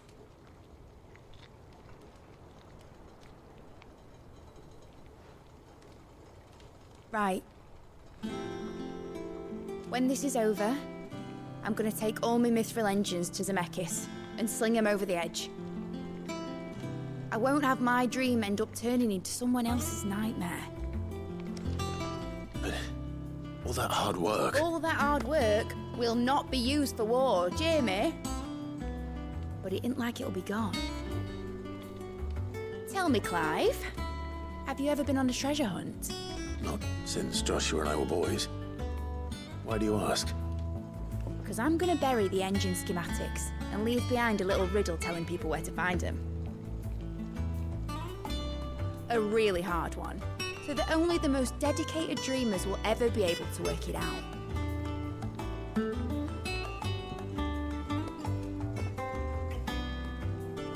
Ooh, I can picture it now. Some daft general squinting at the words with a gormless expression on his mug. Like that one, yeah. Right.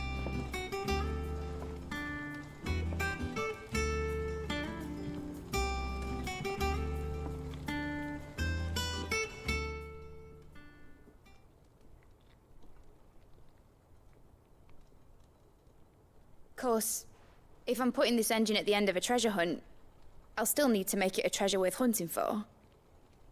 Won't be much of a prize if it couldn't even make a toy boat fly after all. My dad always said, dream big. But it ain't the size of a dream that's important, is it, Clive? Only that it's a good one.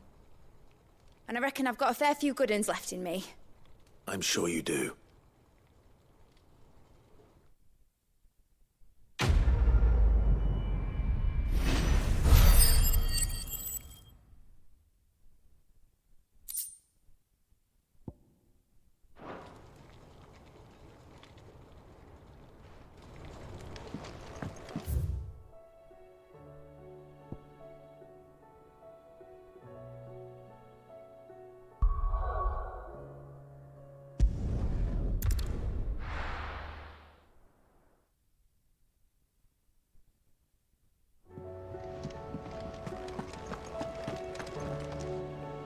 Uncle, I bring good news.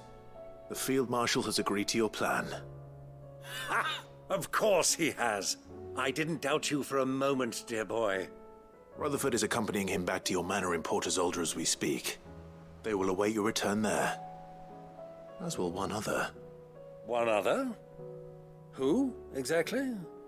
Lord Havel was concerned that even if he could get the realm's armies to agree to an accord, he might not be as successful in convincing those with political power. He asked if I might have a solution, and I suggested a certain Imperial Lord Magistrate turned Liberator. One of your co-conspirators? Master Quinton would probably call me one of his, but yes. Another outlaw, then.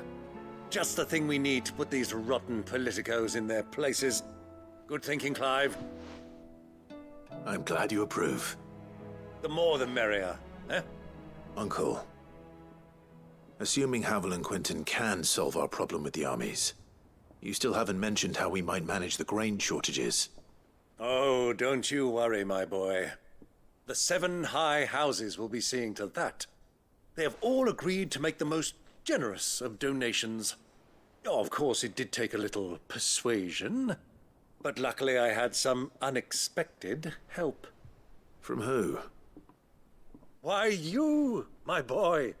Rumor has it that you rescued the Lady Ariane's head steward Rockford from a horde of bloodthirsty bandits. It was more of a handful.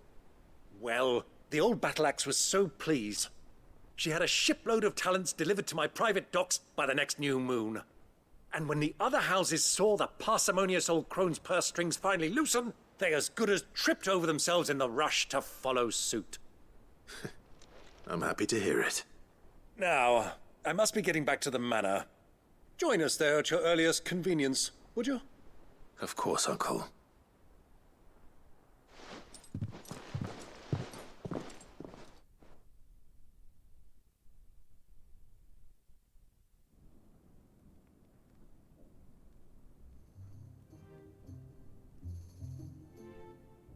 And how, pray tell, will we get that grain to the capital if the roads are still overrun with Akashic?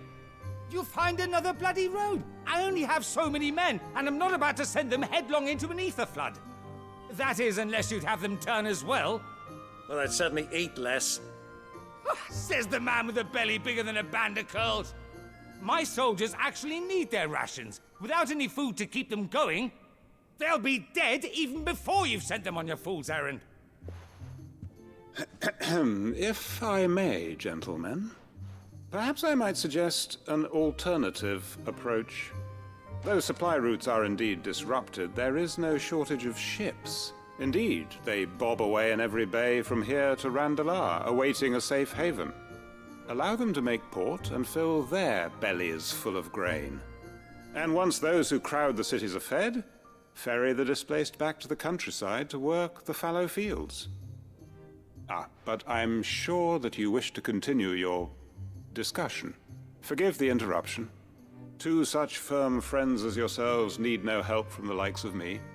Rutherford spoke fondly of the great bond between you. Us? Friends? I can't stand the man! Clive, I'm beginning to question the quality of the company you keep.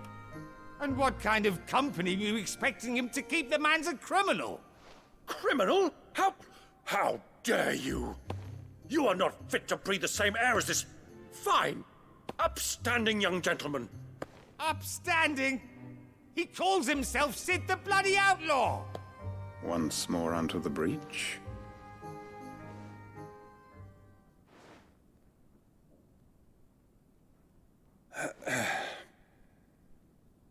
Shall we begin again? What we seek here is not to create a new nation, nor to claim the thrones of those that already exist. We wish simply to bring stability to the realm that mankind might weather the current storm. And to do that, we must convince those in power, the generals, the statesmen, the nobles, that our cause is just. There will be disagreements, yes, and I imagine some resistance, much resistance. But we cannot let that deter us. If we show them the path, show them that we walk it ourselves, then I am confident they will follow. The fate of the world lies in my nephew's hands, but the well-being of her people lies in ours. And we must not squander the chance that Clive has given us. Uncle Byron, Now, with that settled, let's move on to the signing of the Accord. For what great moment in history hasn't been accompanied by a little ceremony?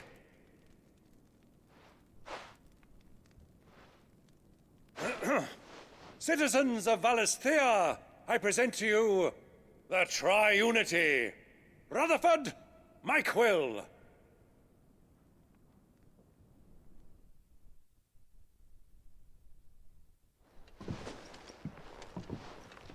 Well, my boy, the stage is set. That it is. This is the role you were born for. Now I ask only that you trust in the talents of your supporting cast.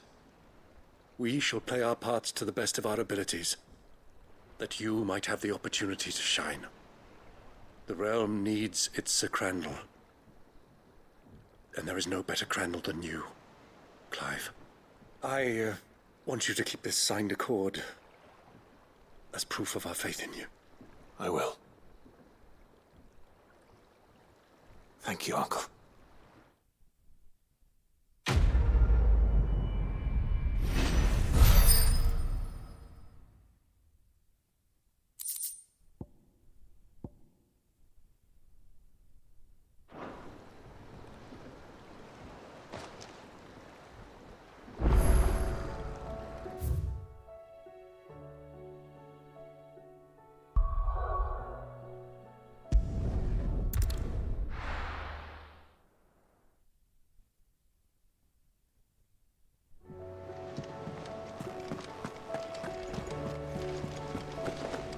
There's something about it. You should have seen.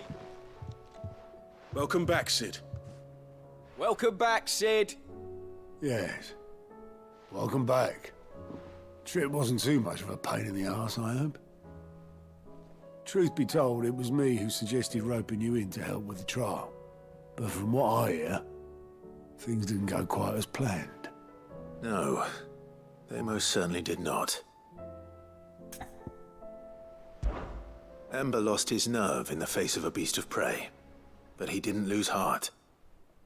He pressed on, and he achieved his aim. And is that not what we ask of our scouts? Indeed it is. Thank you for your honest appraisal, Sid. The fact remains, however, that Ember will not always have a battle-hardened warrior on hand to pluck him from the jaws of peril. All I have gleaned from this trial is that without someone watching his back, Ember is little more than a liability. Wait, Sergeant. Ember still has much to learn, it's true. And this time he was found wanting. But I'd say he's due a second chance, nonetheless. After all, he did do as you asked. With a bit of hard work, any hand can be made to hold a blade, and any mind can conquer its fears. But a scout's nose is different. You've either got one, or you ain't. And by sniffing out that log, young Ember here has shown he has a conch and a half. Wouldn't do to waste it now, would it? Fine. One more chance. I'll do whatever you ask. I'll spend my days and nights in the pit if I have to. I'll show you. Just you wait. Daft as a brush, that one. But his heart's in the right place. Just like someone else we know. And if you ask me, we've been leaning on him for far too long. That time the curse breakers took some of the weight off his shoulders, I reckon. It couldn't hurt. Just don't tell Gav I said so, will you? I won't have him thinking he's been hard done by. Next thing you know, he'll be asking for a day off. Chance would be a fine thing. Back to work. Forgive me, Sid. This did not play out as I expected. Things rarely do these days. But that's why we need men like Ember more than ever. Men who can make the best out of a bad situation. Remember that. I will, Sid. Thank you.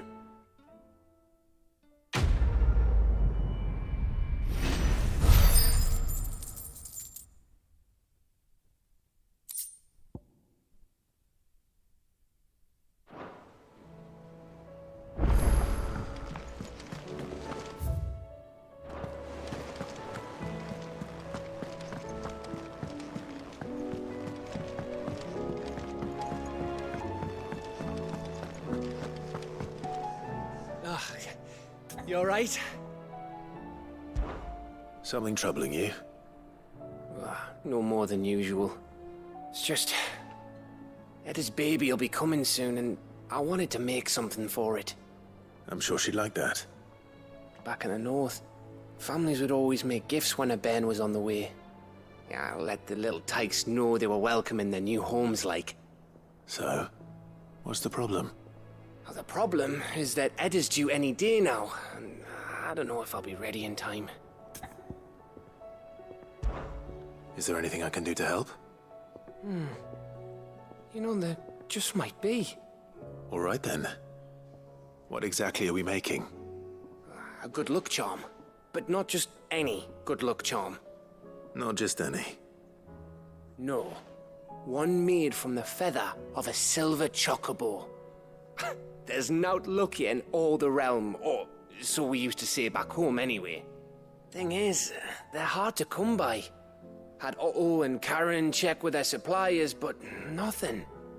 I'd try and track one down myself, only... Only the big day is fast approaching. And that's all you need, a feather. That or the bird whose horse it's attached to, aye. I was gonna start by asking around with traveling traders plying the northern borders. Well, there's no shortage of those passing through Martha's. I think I might make that my first port of call. I'll let you know if I find anything. You're a good friend, Clive. I won't forget this.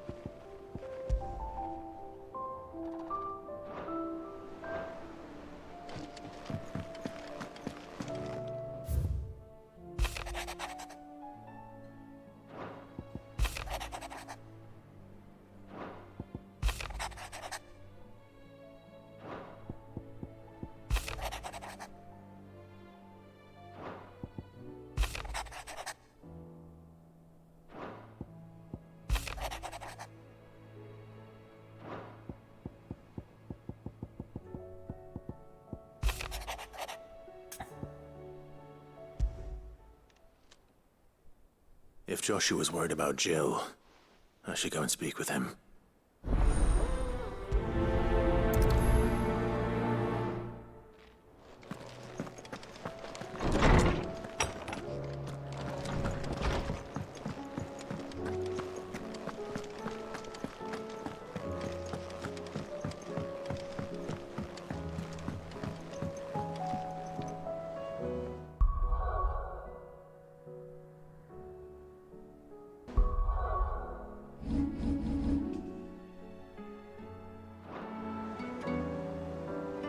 Joshua, I read your message. You're right. Jill is different. I don't think I'd realized how different, but since we returned from Drake's spine, I've felt it more and more. I suppose it's not hard to imagine why. She doesn't think she belongs anymore. And that's why we need to remind her she is still one of us. To let her know that we still need her. Now more than ever. That you still need her. But how to do that? When last we were truly close, we were but children. Of course. Do you remember the time we accompanied Father on his annual tour of the Duchy? And Jill and I broke from the procession to ride up Man's Hill. To see the snow daisies, I remember. It was the first time Father had allowed us to join him. And when he realized you were missing, he had the entire retinue down to the pot boys combing the countryside. In the rain. A thunderstorm forced us to take refuge in a grove of oaks before we'd even made it halfway there. It was the Lord Commander who finally found us, and needless to say, he was none too pleased. Then it seems you and Jill have unfinished business. What do you say? Man's Hill. It's not that far. Oh, true. Though I suspect it is also much changed. Little in southern Rosaria remains as it was when we were children. You're saying I should go and scout the area for bandits? I'm saying we should first go and see if there are actually still any snow daisies left. What would you do without me, Clive?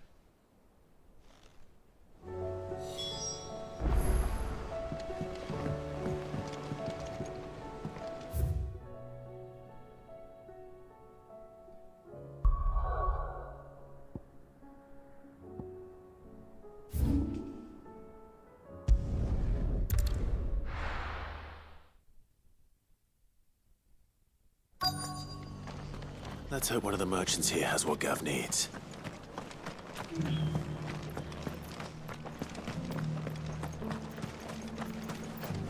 Anything catch your eye?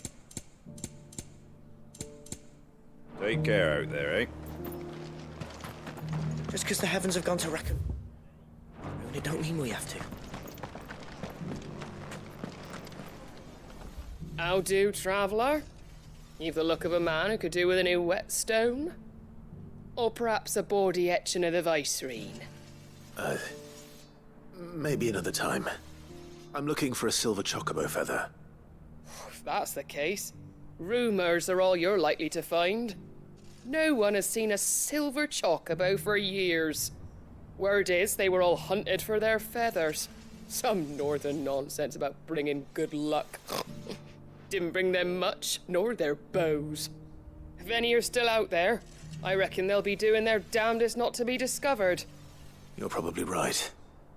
Thank you anyway.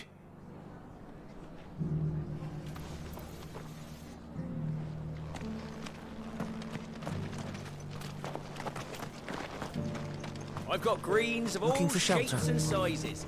Colours too.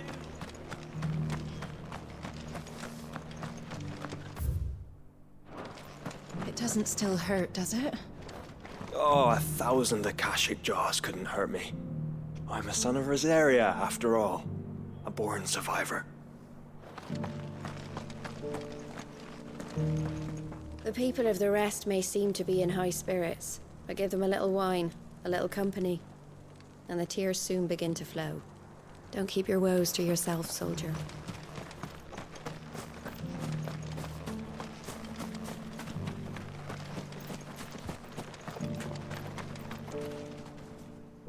Can I help you with summit?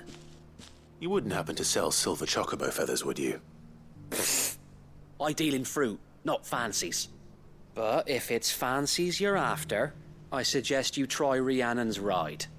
Was a silver chocobo seen there? Oh, yes. If you believe the ravings of a madman. It wouldn't be the first time.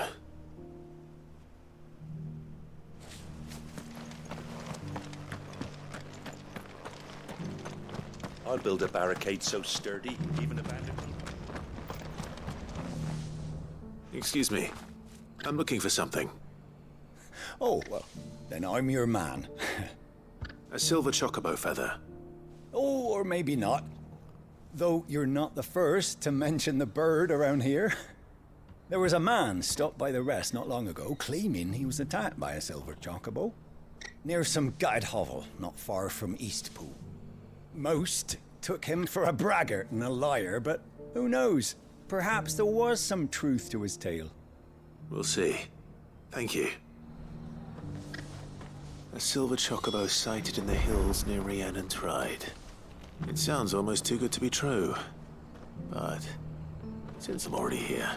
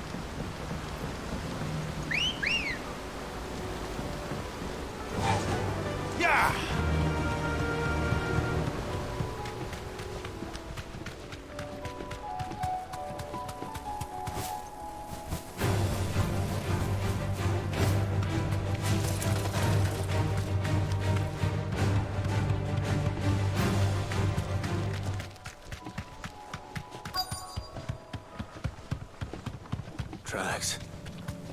They're not left by bandits for a change.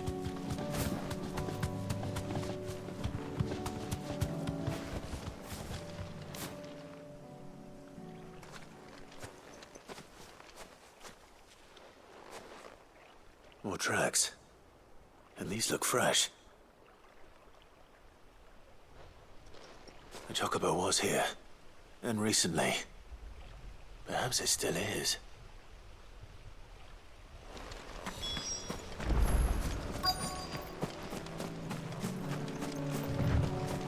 I don't hear anything.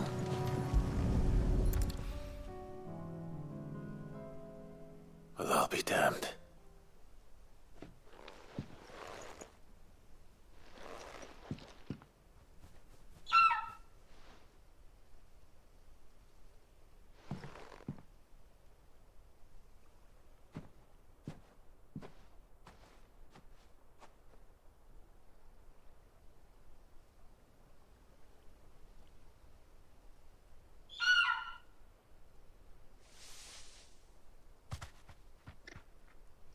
It's all right. I'm not going to hurt you. Just borrowing a feather for my friend.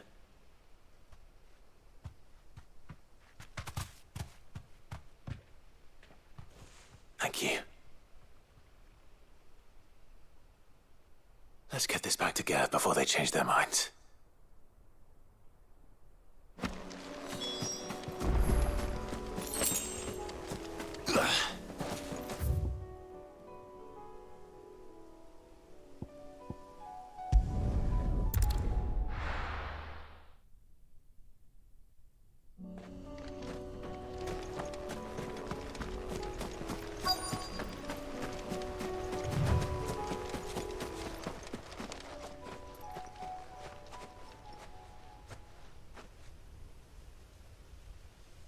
This is the place, but... I'm sorry, Clive.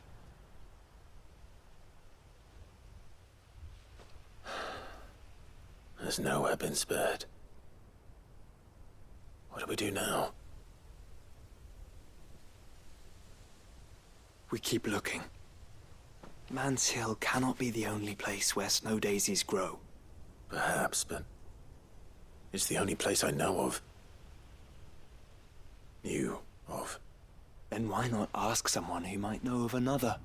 Someone at the backyard? To the hideaway, then.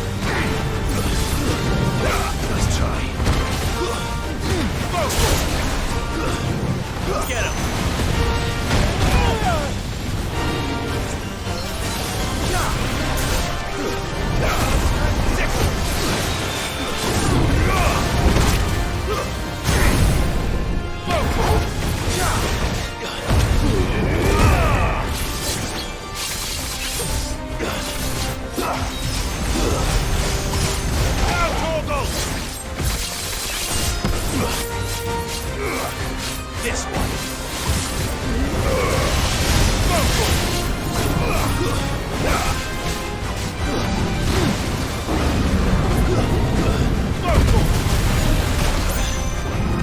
This one. Get him. This one.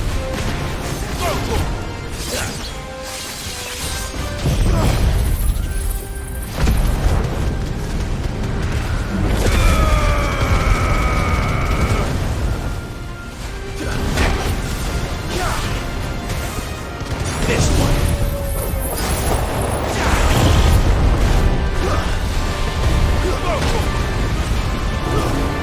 This one.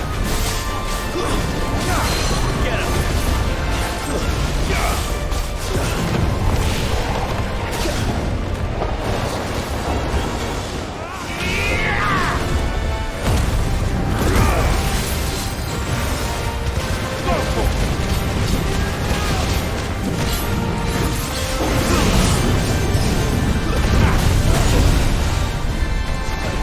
This one.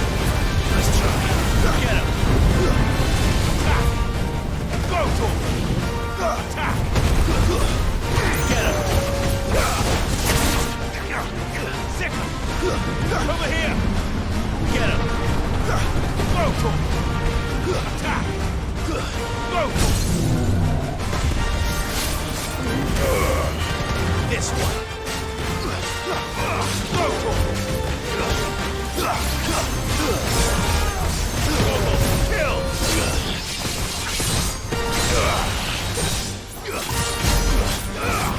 Get him!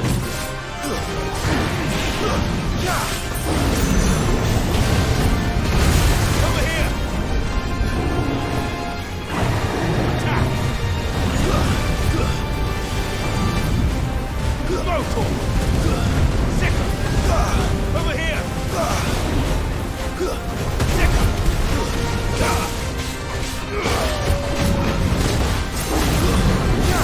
This one. Go to him. This one. Sick him. Attack. Go to him. Over here. Go to him.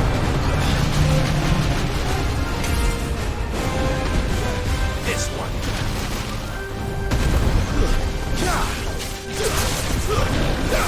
Over here. This one. Too slow.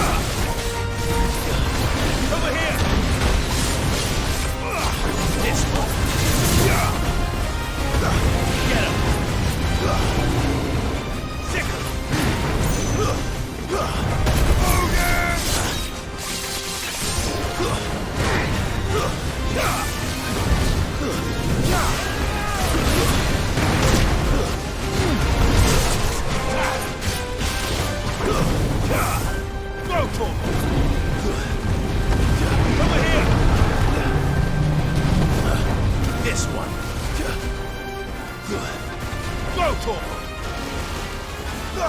Over here! This one!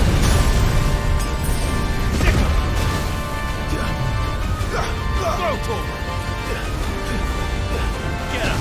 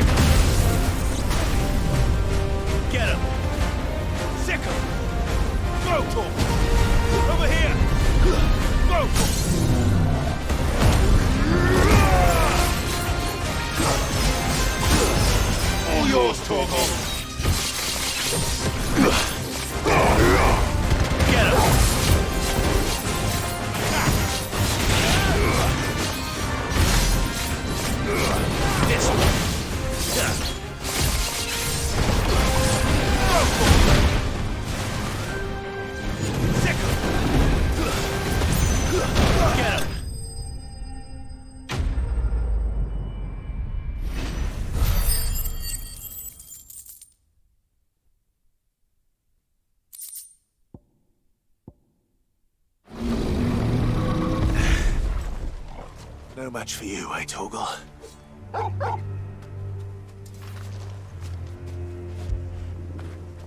When did you get so big?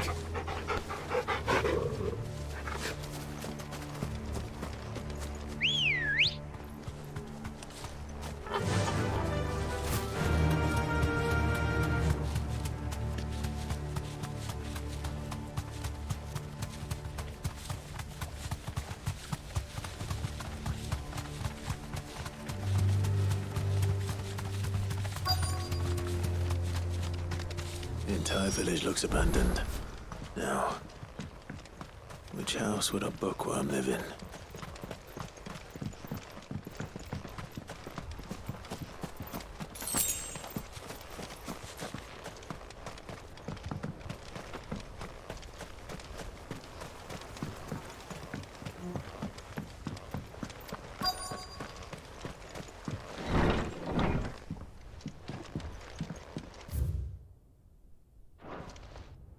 This is a Royal Army logbook.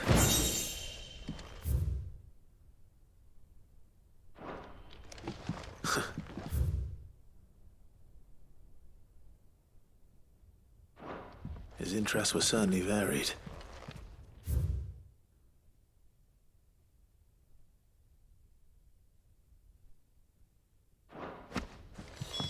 This is it. But if what it says is true, I need to get this back to the hideaway.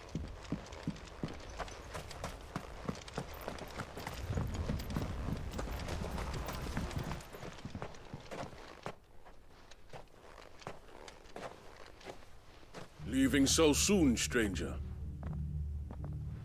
We've been watching you. From a distance, so to speak. Subtle. I know who you are. Then we need not waste time on introductions. Hand me the book. Leave it in our care and return to your life. Your care? Do you mean to burn it or bury it? That is not my decision to make. But by one means or another, its contents shall be removed from the common record. Then I'll have to politely refuse. I won't let you erase our history. Then we find ourselves at an impasse. Very well. The book can just as easily be pried from your dead hand.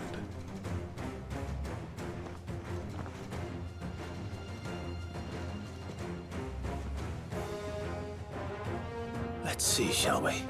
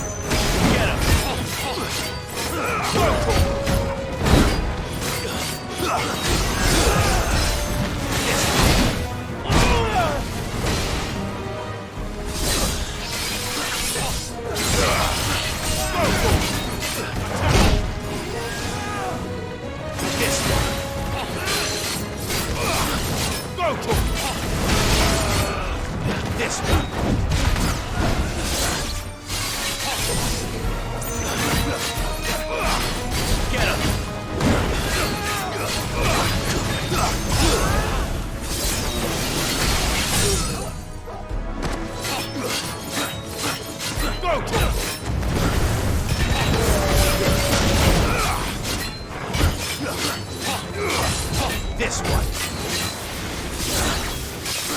It's over.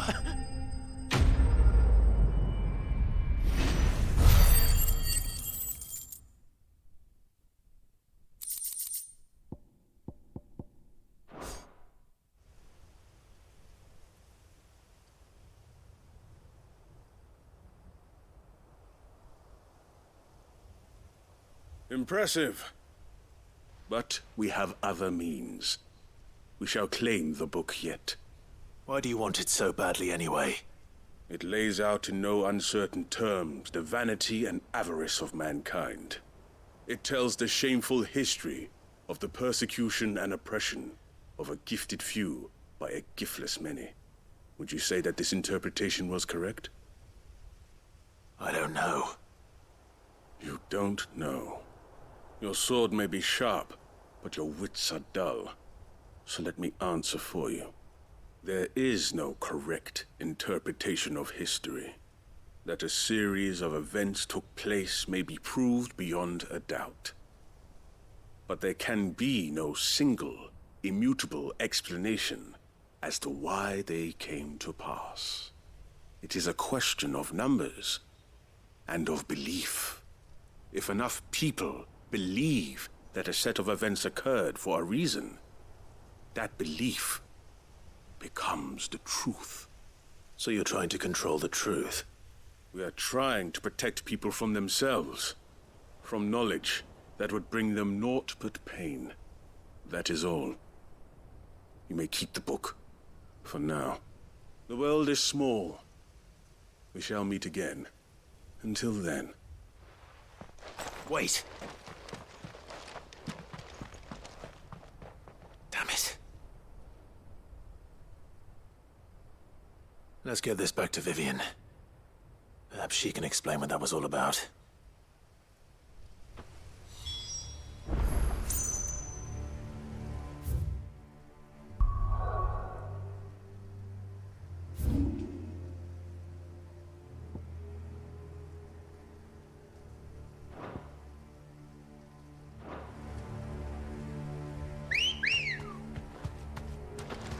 Let's go.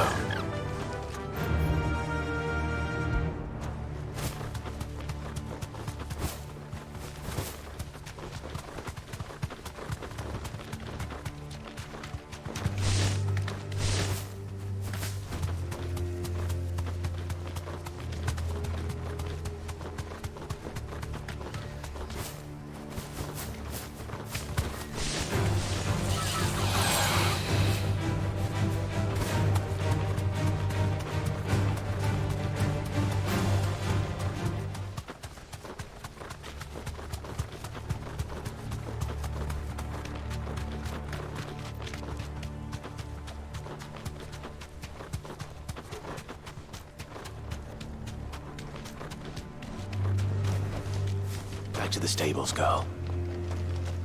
This must be the orphanage. Hopefully the registry is still here.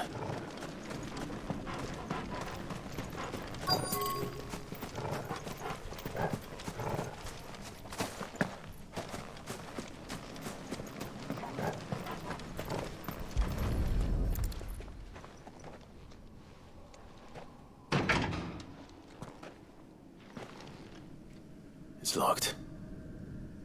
I should look around some more before I start breaking down doors.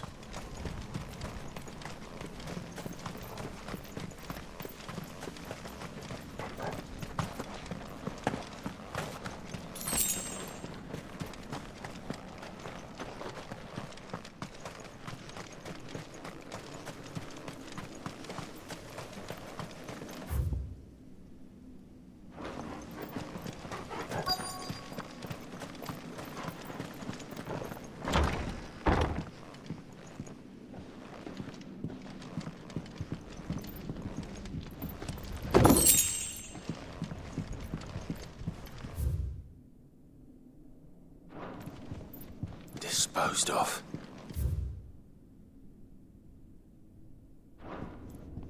Conditioning. This is nothing short of torture. Herman wasn't exaggerating. It's a wonder he survived this place. I need to find that registry.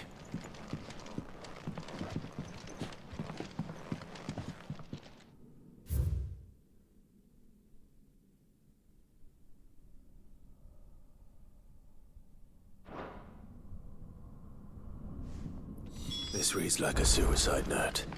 Did the director go through with his plan? There's only one way to find out.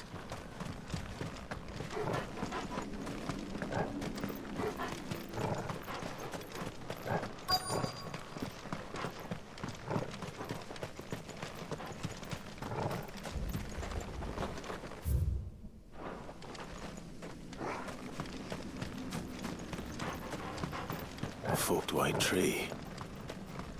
This must be the place.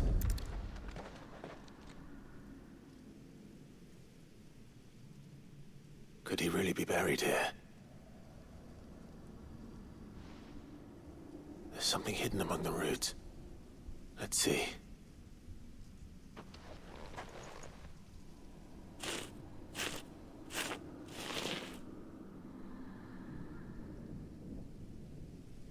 This must be the registry.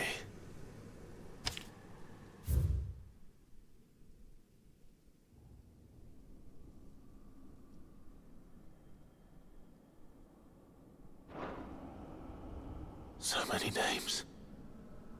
This place was a slaughterhouse. And where is the architect of all this misery?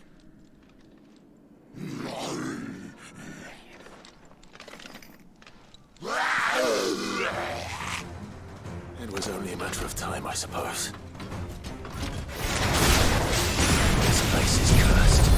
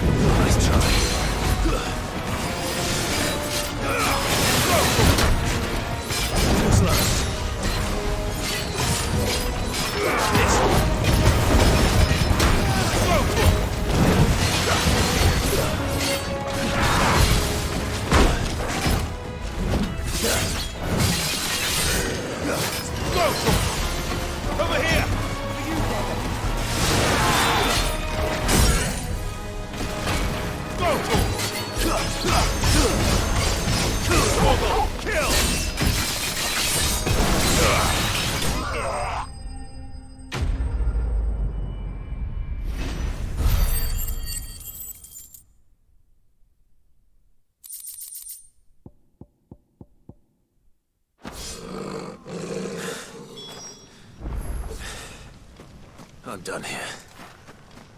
Let's get the registry back to Herman.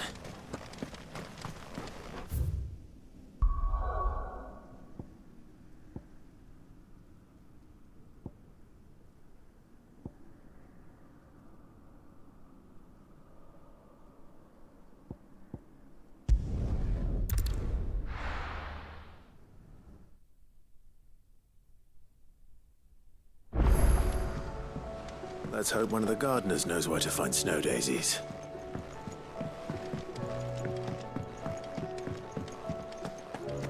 It was no trouble at... Clive, you're back. How'd you get on? Any luck? Any luck, you say?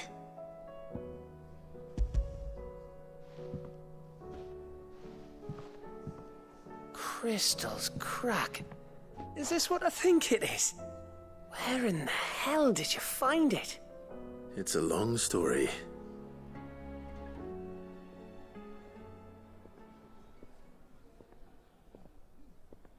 Right there on the road to Eastpool.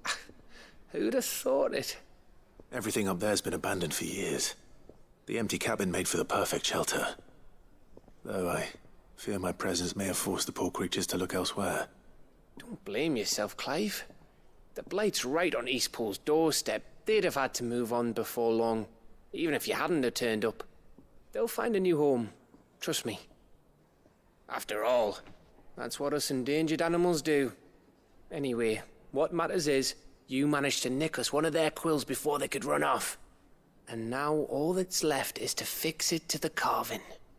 I didn't know you could carve. Reckon there's a lot you don't know about me. Like the fact I'm as good with a whittling knife as I am with a sword. And that bone Ember gave me's a dream to work with. What did you say it was from again? An Avis? But it weren't your Avis, Sid. I slew one of my own at last. So all those long nights in the pit finally bore fruit. I'm proud of you, Ember. Don't speak too soon. I ain't done my trial yet. There we go.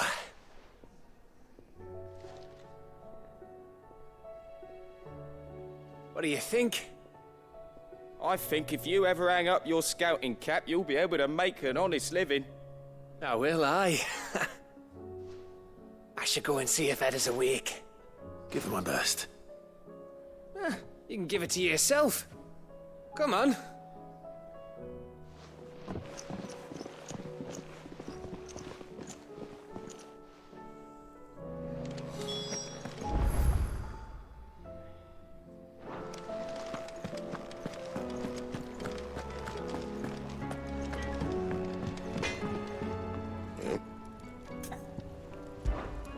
What do you want? And? Say what you will. Any currency.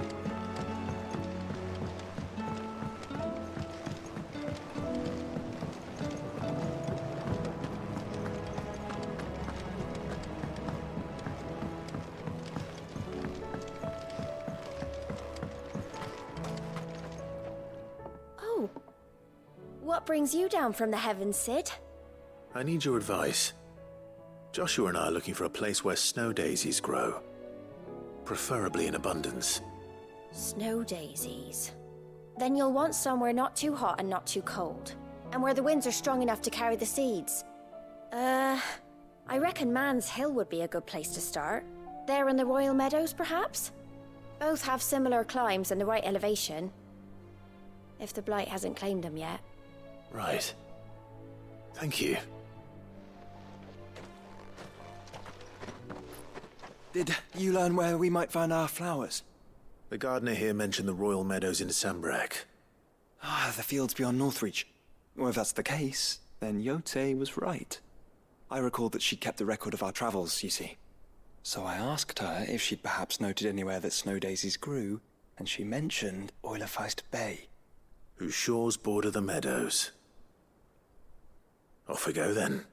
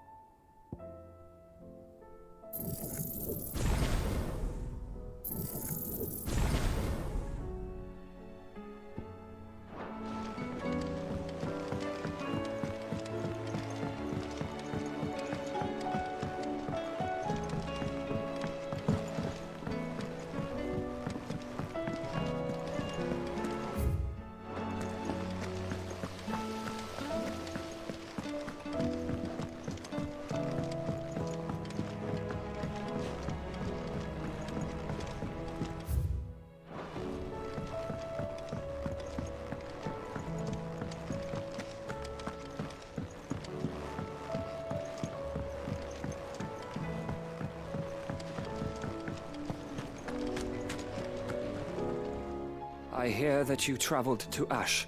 Sid, did you by any chance recover the names of my fallen friends? I did. Yes.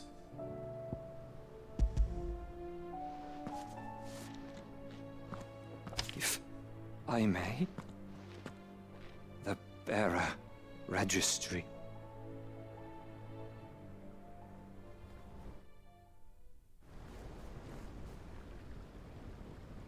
The director was a brutal man.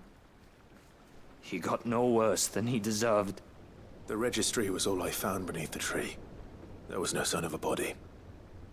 Or any record of what happened to the children after the orphanage closed. I pray that at least some of them survived. All their names are here. The ones we lost. My friends. My light in those dark times. I can still remember their faces, like it was yesterday. Children who were taken from their bunks in the morning, never to return. No explanation ever offered. They'd be happy to know that you survived, Herman. But why did I make it out alive, when so many others died in that awful place? It's not your fault. And blaming yourself won't bring them back. Honor their memory. See that their names live on. That way, at least. They're never truly gone. Thank you. Sid, I'm going to write a book. An account of the horrors of Badbach, and the spirit of those its custodians sought to crush. All of Valisthea will know of our suffering. And in the name of those I lost, I will not let it happen again. Neither will I. These records would have been buried for all eternity, were it not for you. Thank you.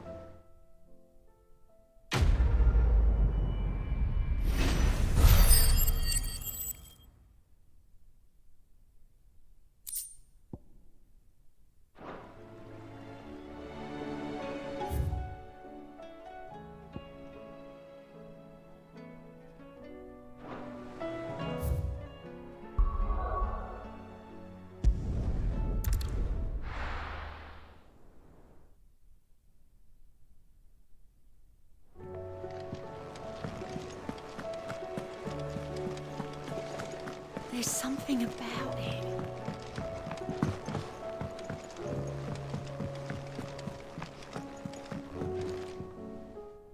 Vivian. I found it. The book you lost.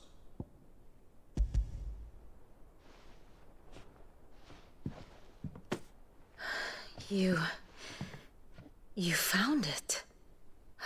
Thank you, Clive. Even though I asked this of you, I was not entirely sure it would be possible. I feared the executors had seized every copy. I met with one of these executors, and I convinced him to let me keep it. He told me something. That the truth is just a matter of collective belief. And that if enough people believe a lie, that lie becomes the truth. It does. But it also means that the truth is not immutable. That it can be changed. Provided that those who wish to change it can convince enough people that their perspective is the correct one. As the sad history of the Bearers proves. You said that the book inspired you to become a scholar. It did. Or its author, rather. She was a heretic, you see. A firebrand and a dissenter. A gallows stood ready for her in every corner of the realm. And by shunning society, or perhaps being shunned by it, she stumbled upon a truth so potent that an entire realm trembled at the prospect of its utterance. I, too, have always felt somehow set apart from the world of men.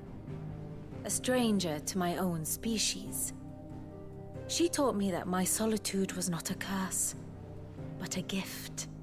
And that, though my journey to the truth might be a lonely one, what I found at my destination would be more than worth the cost. Do you still feel that way? That you're not one of us? Honestly, I'm not entirely sure anymore. Since coming to the Hideaway, I find my thinking somewhat clouded. Perhaps the result of studying mankind from a rather closer perspective than I had intended. But the more I study, the more I find value in this perspective. In looking not from the outside, but from within. So if you'll permit me, I'd like to continue my work here. Remember, Clive, when enough people believe, belief begets truth. Give the men and women of this benighted world the gift of truth. Make them believe in you, as I do. I'll try, Vivian. I'll try.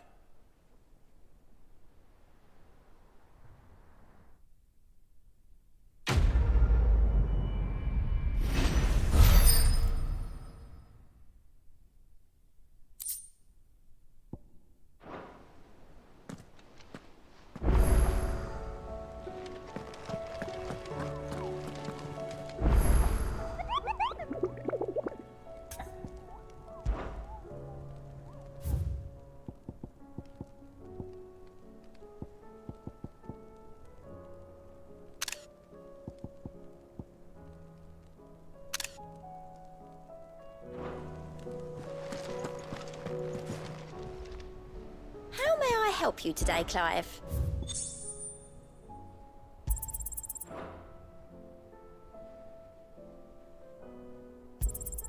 All yours.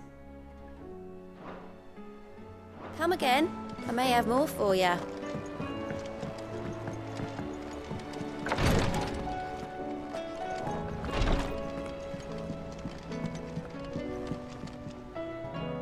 Ah, me lords. How are you feeling? Well, thank you. Is something wrong? Wrong? No, nothing like that. What it is, Go on, please.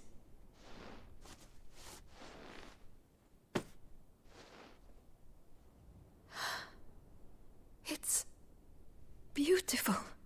Did you make it? We did. Aye. It's from all of us here at the Hideaway. Your new family, like. It's a good luck charm. We may come up north when a band's on the way. I mean a baby. To let him know that they're part of the family too. Oh, I hope you like it. I don't know what to say. I thank you, my lords, for everything. If there's anything you need, just let us know. I will. Clive, fancy a swift off? I'm thirsty. I could be convinced.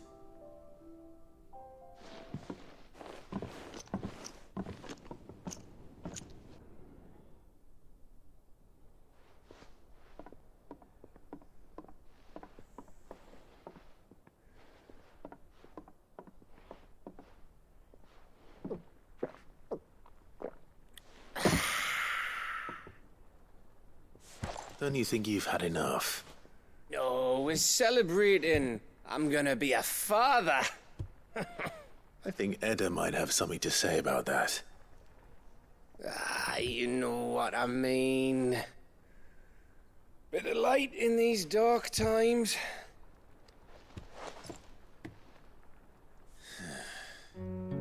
Wasn't long after me 10th name day, my mum told us she was with child again. I was over the fucking moon. I was looking forward to having a little one to lord it over, what with me being the runt of the litter. Thought I'd finally have a chance to prove to the world that I could be a big brother.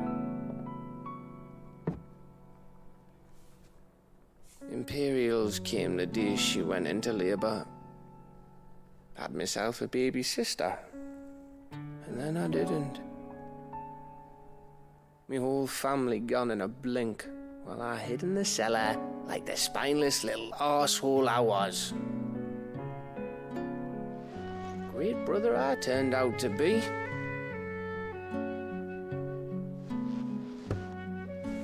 I'll never be a leader.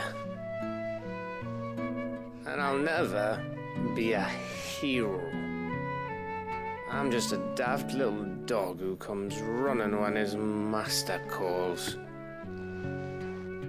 I'll never be like you, or Sid, or Jill, or even Torgal. Have you finished? Maybe.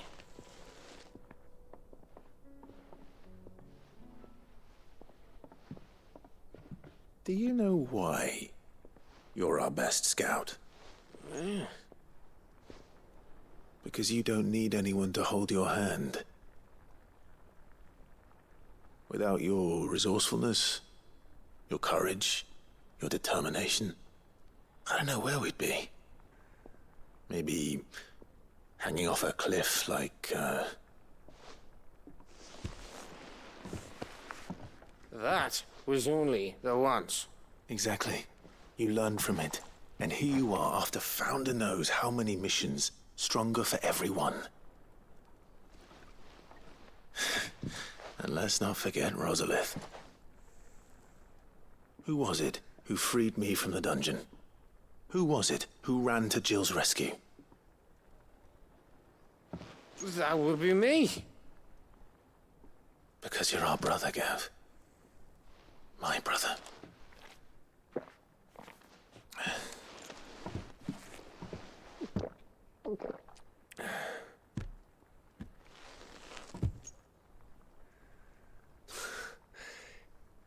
Your brother.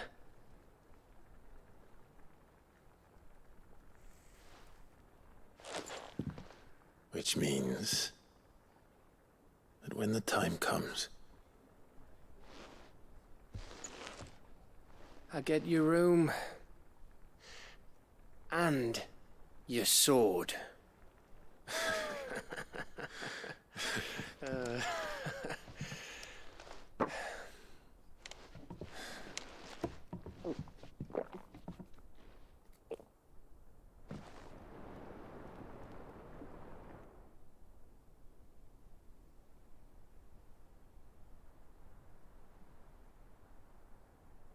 I may have had one too many. You may have had 10 too many.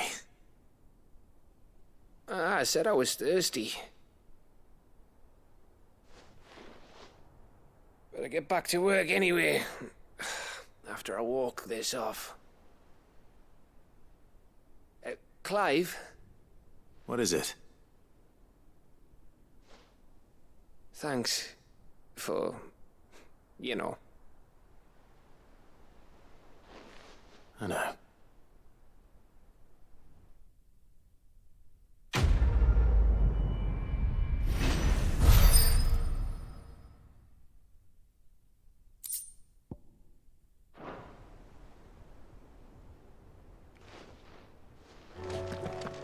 Do you think they'll come back?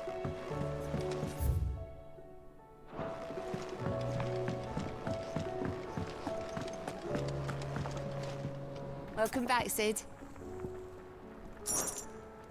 That's what we like to hear. Knock 'em back, everyone. Sid's buying.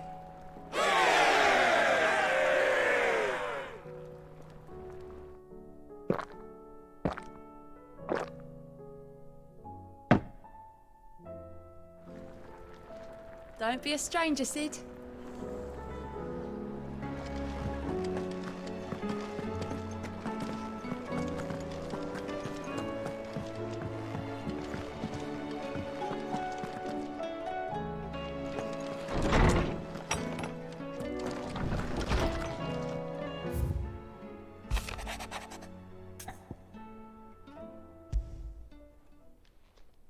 It's usually me making demands of Hippocrates.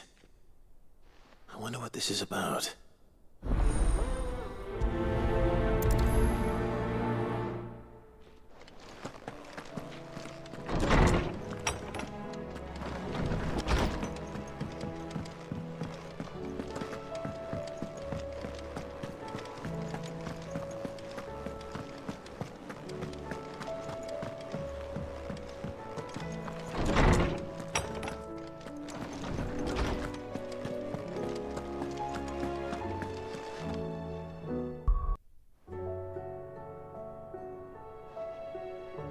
Oarsman Harpocrates. I received your note. Ah, yes. I expect you're wondering what this is all about. You spoke of making amends with Dion, but I can't imagine what for. Then I should begin by telling you that I was once his tutor. This was some years ago, of course, before I joined Cid in his hideaway. At that time, I was counted among the foremost scholars of Oriflamme, and was accordingly invited to the palace to supervise the young prince's education, all to ensure that the future emperor had a firm grounding in, well, everything an emperor should. History, religion, commerce, government. Alas, our time together was cut short when Dion left to join the Dragoons, his studies no longer being deemed necessary. I had not expected to meet with him again, least of all here. Have you spoken with him? No, I have yet to find the right moment. His Highness always seems so preoccupied, especially when alone. I would not wish to disturb his ruminations with idle words of greeting, not when I know he dwells upon the evil Ultima had him commit in the Dominion. The guilt weighs heavily on him, I know. But as you say, that was Ultima's doing. Surely you can't blame yourself. When I first met him, it was not guilt, but his people's expectations that weighed heavily upon him. And I did nothing to ease that burden. He bore it alone, until the day he could not bear it any longer. It is one of my greatest regrets that I only ever offered him my wisdom, when what he truly needed was friendship. The blame for Dion's transgressions lies not only on his shoulders, but on mine. I see. I'm ready to help you in any way that I can. Then I beg that you bring me a wild wyvern tail. Apothecaries across the ages agree that even to glimpse such a flower is to be granted inner solace. Fabulists and fraudsters all, of course. But there is oft a seed of truth to be found where even the most outlandish opinions align. Well, it can't hurt to try. Where can I find this flower? And how will I know it? You have seen cultivated wyvern tails before, I trust. The lily-white blossoms from whose roots the poisonous ink for the brand is distilled. Well, those which grow in the wild differ only in their purple hue. The harsher the environment in which they are raised, the deeper the color. There is a waterfall in Rickmal's roost across the strait, where the flowers once grew in abundance. Whether they still survive there, I know not. But try as I might, I can find no likelier location. It's all right.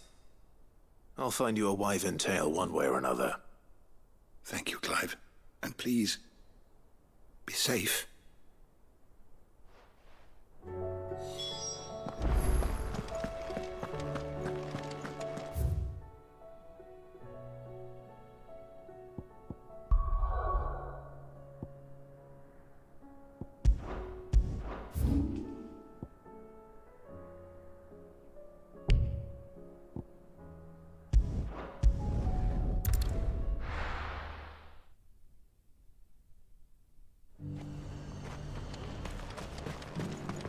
And how might I help the garrison today?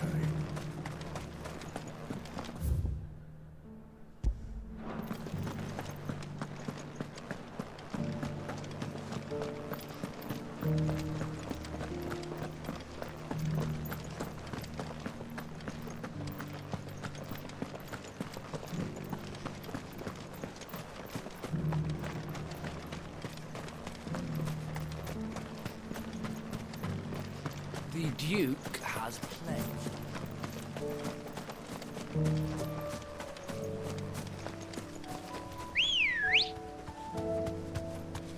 Good girl.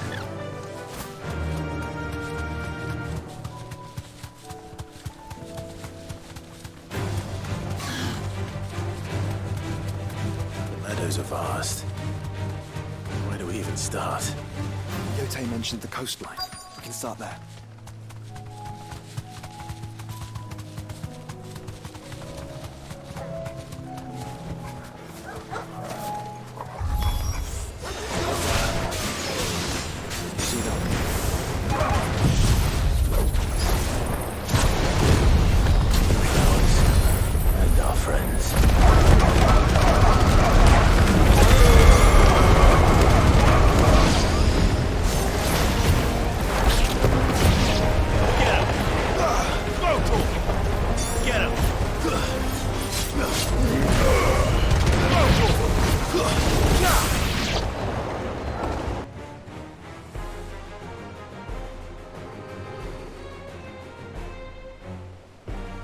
you see, boy?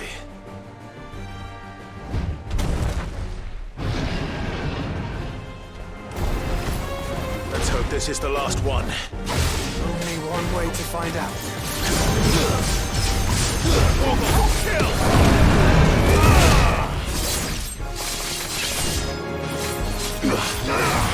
Get him!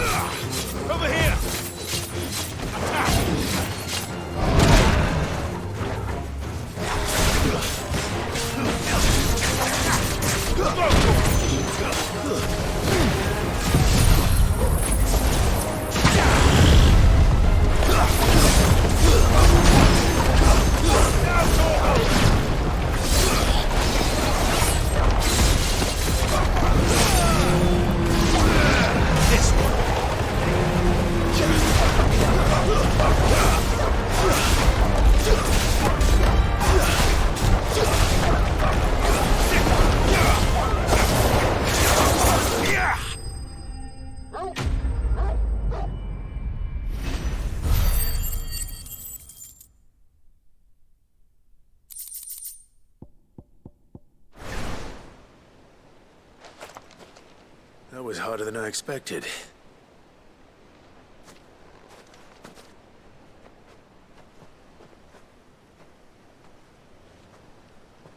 But found her. It was worth it. They're beautiful. Do you think Jill will like them? She'll love them. Come on. Let's go.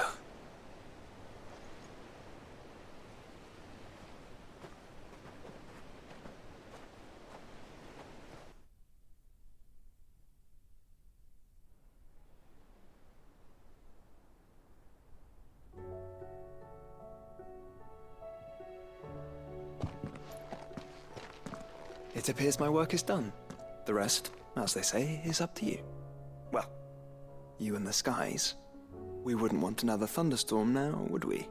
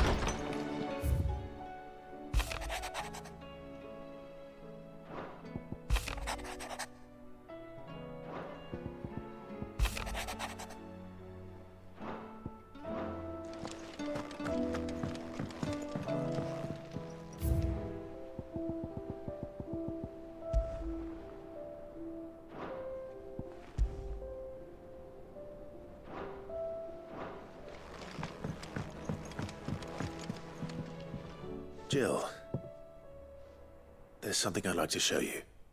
There is? And where might this something be? It's, not here. Now, I know this is sudden, but how would you fancy a trip to Oriflamme?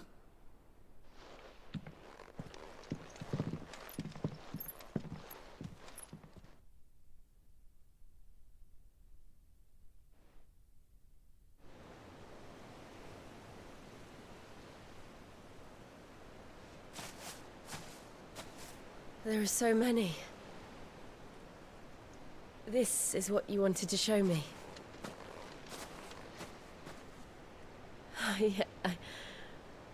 I don't know what to say. You don't need to say anything. The smile on your face is enough. We've been worried about you, Joshua and I. Do you remember when I took you to Man's Hill? Or tried to? How could I forget? You saw me crying and thought a change of scenery might lift my spirits. In the end, it earned me a nasty cough and a stern scolding from your mother. But I felt wonderful nonetheless. I'm sorry. I had no idea what I was getting us both into. But I couldn't bear to see you like that. Before we left, my chambermaid told me she'd overheard your mother talking about my marriage prospects with some of the noblewomen at court. They were debating whether it would be more profitable to marry me off to one of the high houses instead of saving me for the ducal line. No one thought to ask me what I wanted. I was nothing to them. A pawn at best. I felt so trapped. So lonely. I didn't know. But I wasn't alone. You were there. Your hand in mine as we ran for those oaks. And I knew then, no matter what happened, I would be all right. I'll never forget that feeling.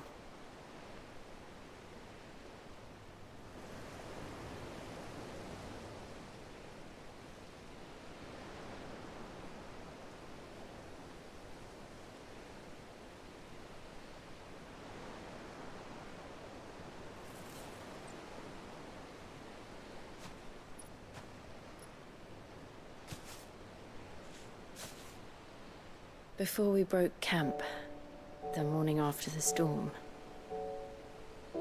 do you know what I did? No? What? I slipped away from my governess to climb the tor.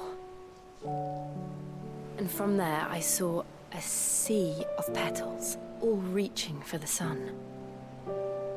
And I realized that no matter how terrible the night, dawn would always come.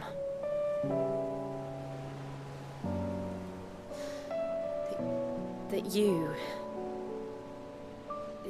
would always come for me. And you have. Again and again.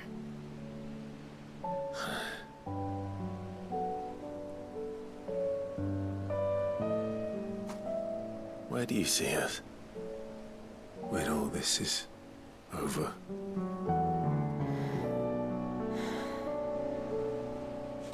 I don't know.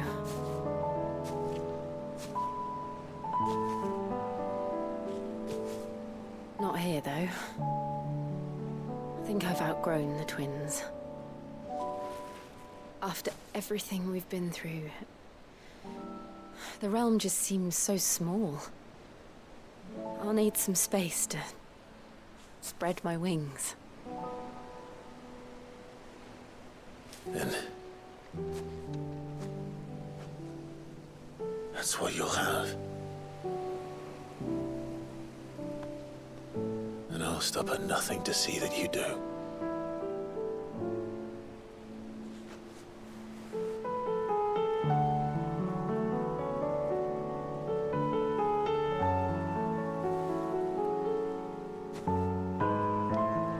I never was much good at garlands, but it'll have to do. I'll treasure it forever. Thank you, Clive. For this, the flowers, for everything. It's exactly what I needed. You are my treasure.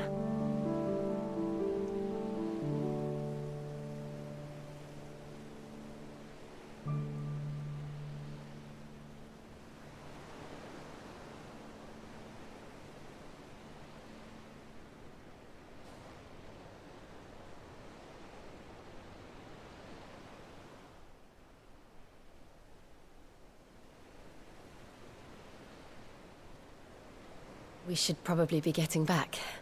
I expect the others are wondering where we are. You're right. There's still much to do.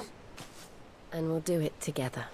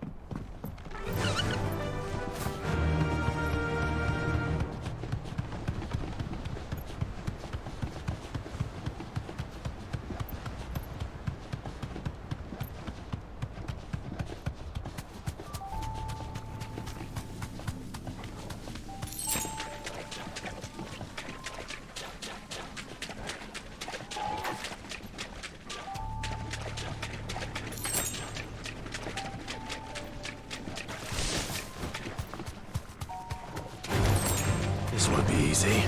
Seems this place has been flooded twice over. Purple flowers blooming next to a waterfall. Shouldn't be too hard to find. Time to fight.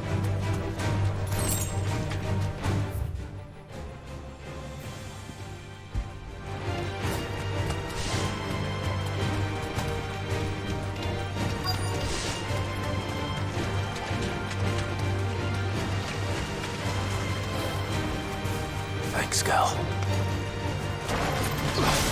Get him!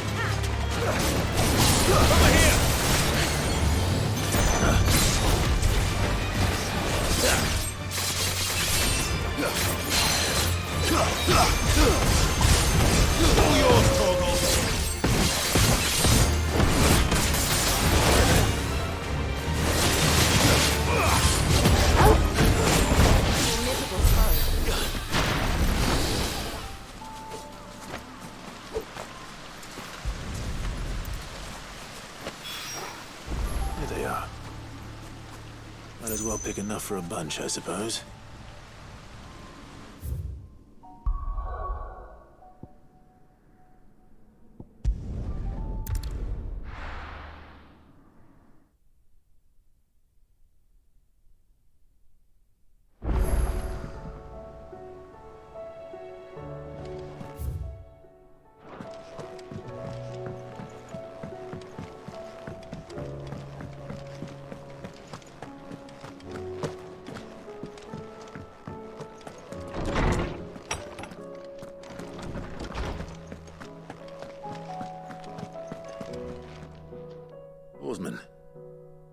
found the flowers you were looking for. You did? I think I did.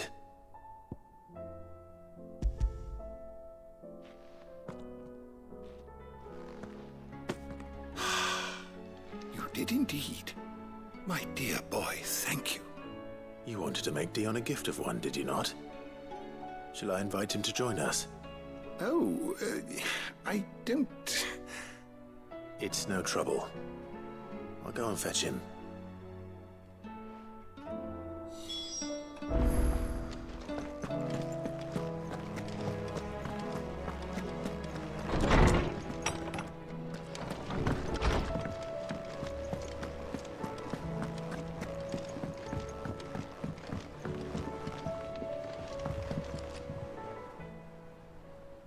Your Highness, would you do me the honor of accompanying me? No.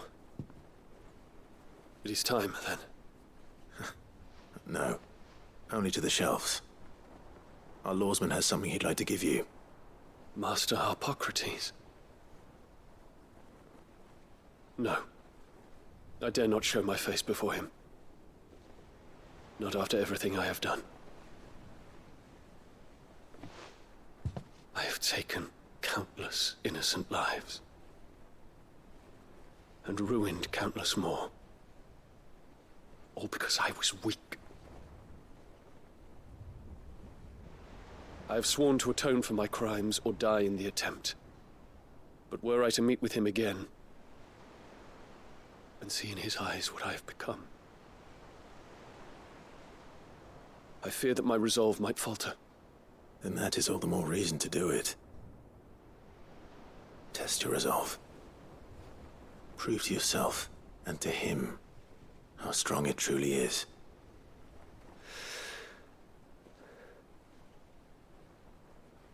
You are right. I must, at the very least, offer him my gratitude. Very well, then.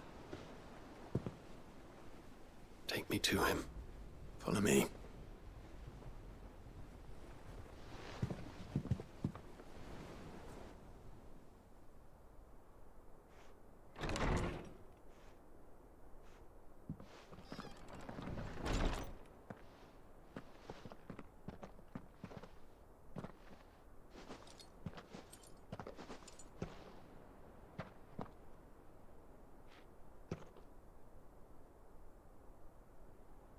Even now, I hesitate to approach him.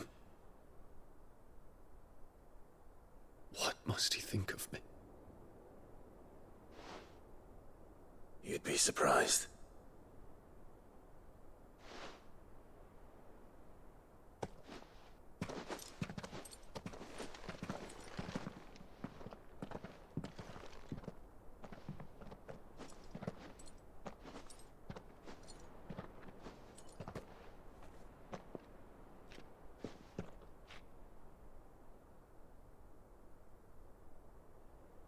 Master Harpocrates, pray, accept my apologies for leaving your tutelage before my studies were complete. Your lessons opened my mind to a world quite unlike the one I had imagined from within the gilded confines of the palace. And I shall be forever grateful for the efforts you made to enlighten me. Lift up your head, Your Highness. The deeds of youth require no apology. That you took the time to visit me says much about the man you have become. Now, there is something I would like to show you.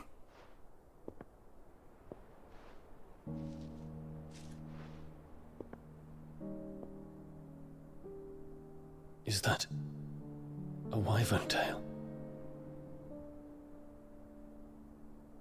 The color is unfamiliar to me. Because it is unique to those found in the wild. Something in the harsh environments in which they grow lends them this striking hue. Their roots are indistinguishable from those of their hothouse cousins, but once they bloom, the difference is immediately apparent. In this flower, I see you, Your Highness. Its roots were the roots of a wyvern tale, with all that implies. But they do not define it, just as yours do not define you. I want you to have it, that it might remind you of this truth.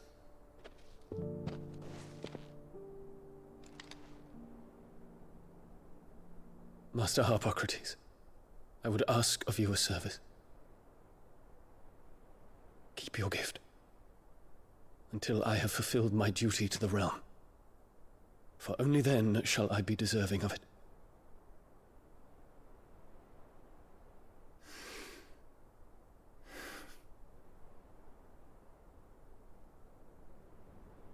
As you wish, Your Highness. I shall await your return.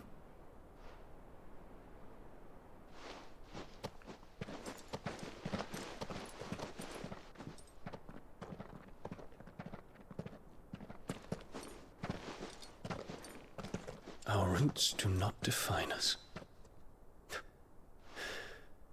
No wonder my stepmother didn't like him. For reuniting me with memories I had thought long lost.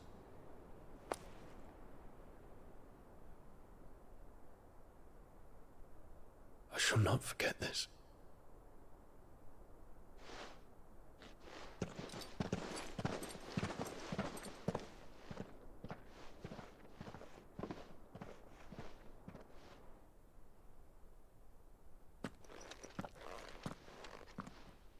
Thank you, Clive. Were it not for you, I fear I might never have found the right moment to speak with him. Not to mention the wyvern tales. I shall plant their seeds, that I might not disappoint His Highness upon his return. I hope the soul in the hideaway is to their liking. Why, these flowers bloomed in the bleak, black wastes of Waloed. I'm sure Nigel's yard will suit them to a T.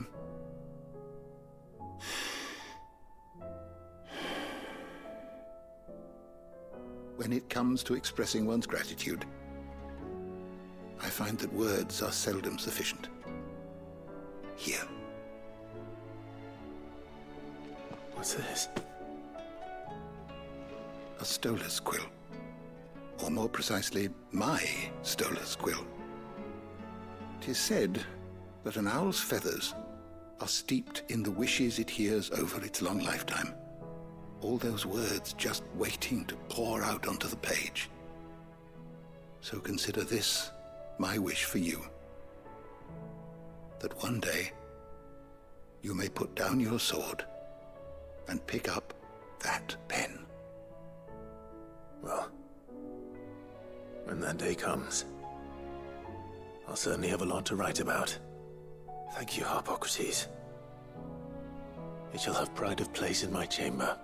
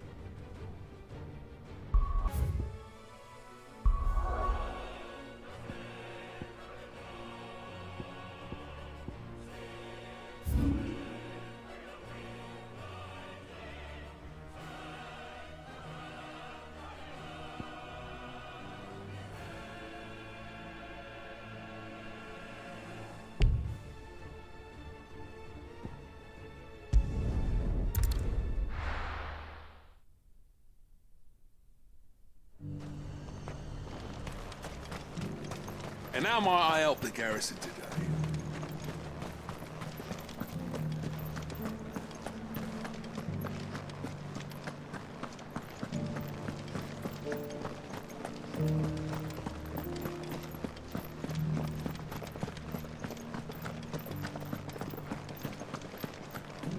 I haven't seen any of those beastly blue eyes.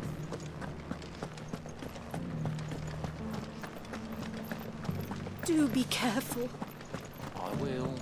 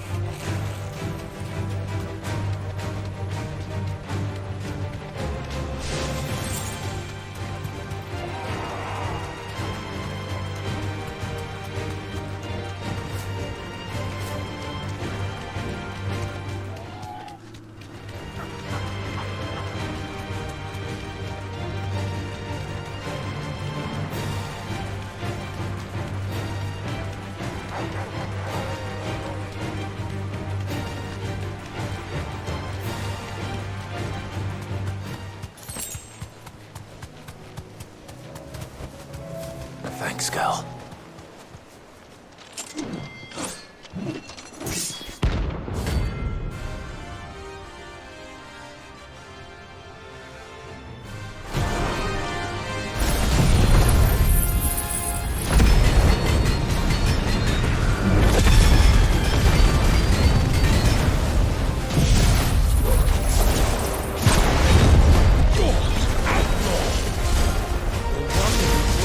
Highness to madness!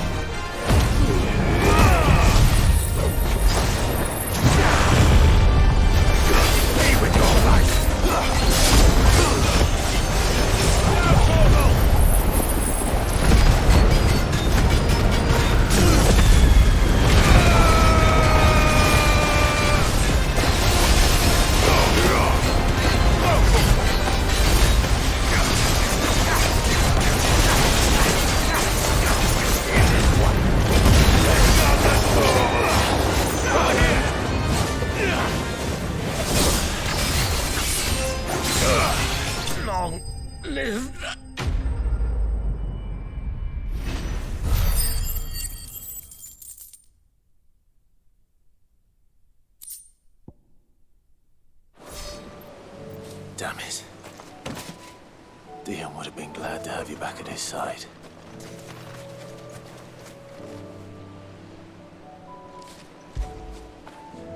When did you get so big?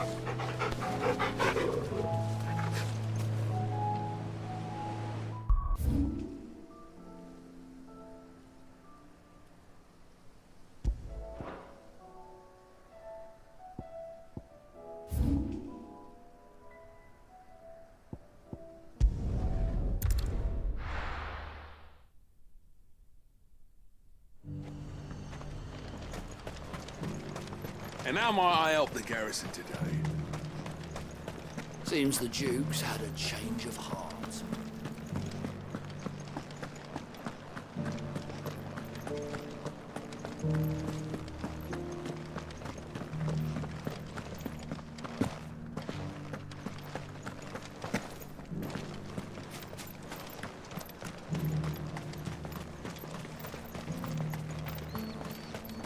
Those things didn't fight like men.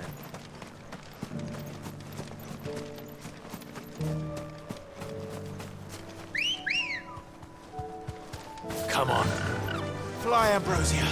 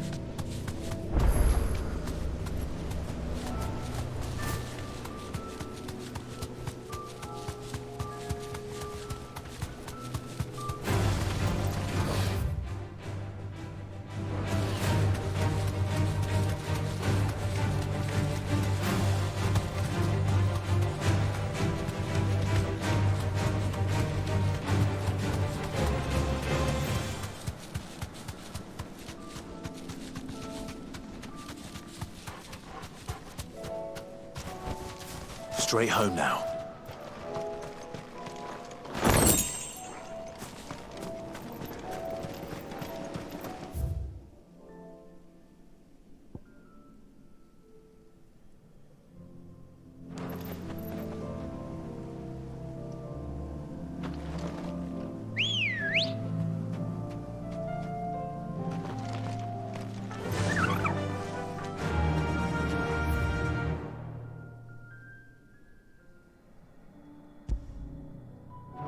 Yeah!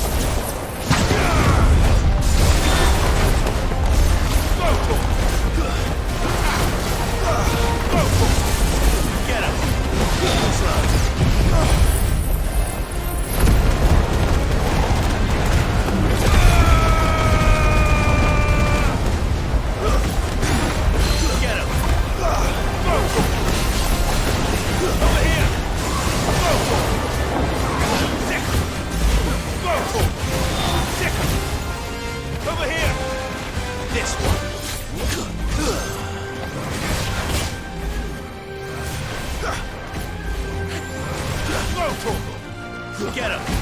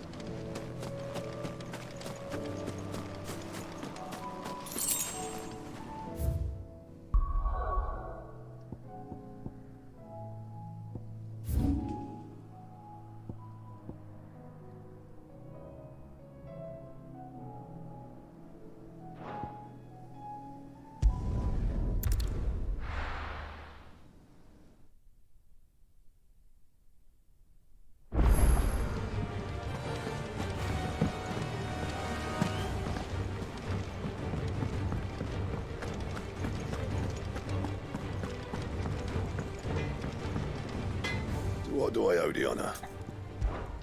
What do you want? Should last you a good while.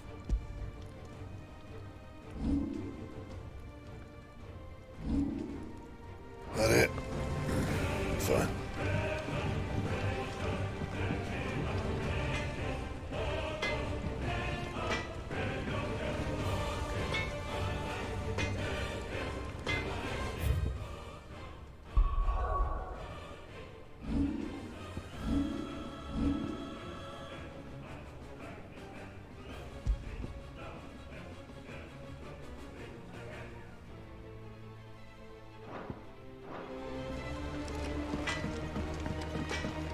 First the skies, then the crest.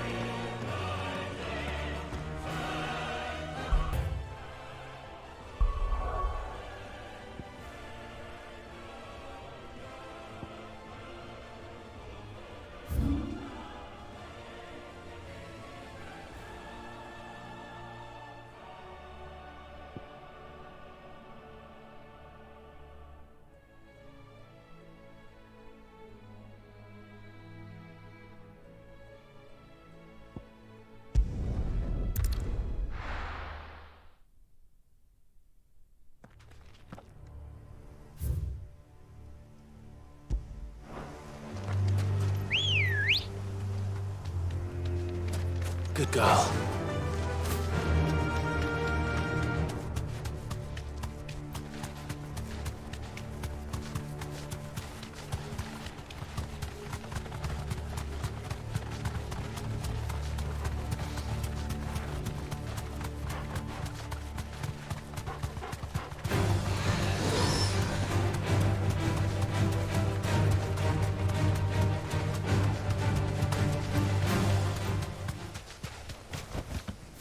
No need to ride from here.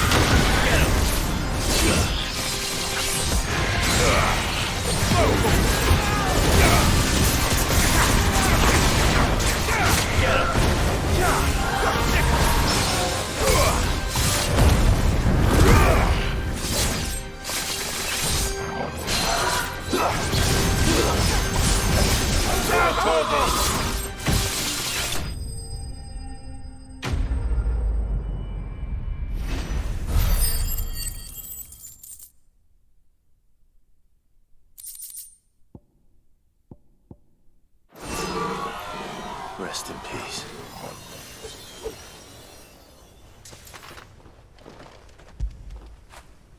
What a fine hound.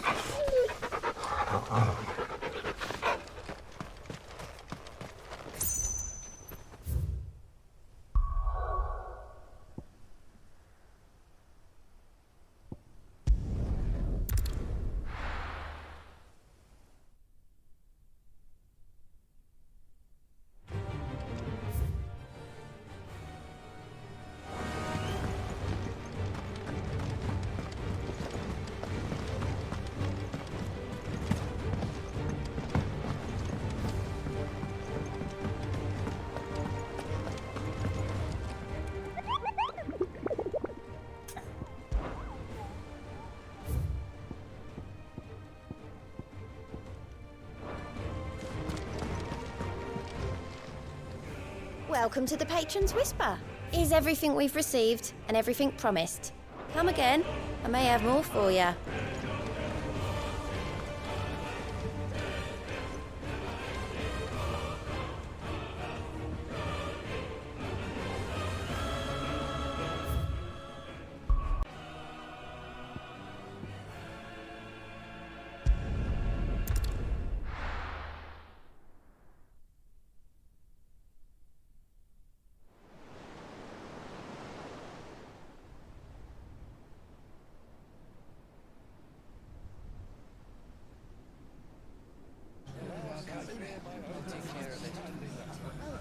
Make sure you do this time.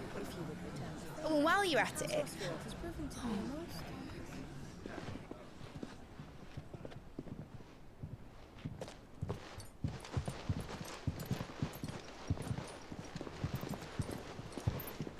Clive, if you see me dad up there, tell him we were right to leave his legacy with you. Tell him he'll be in the front row. There's no way he'd miss this. Well, behave yourself, Mitt. We'll see.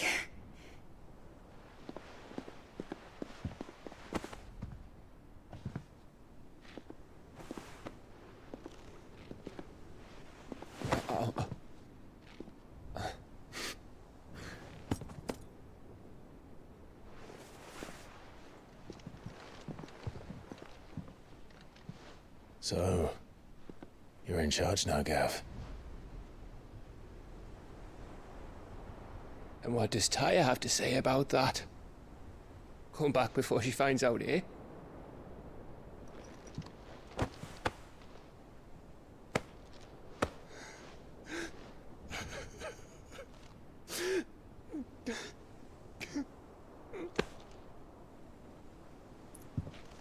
Thank you, Yote.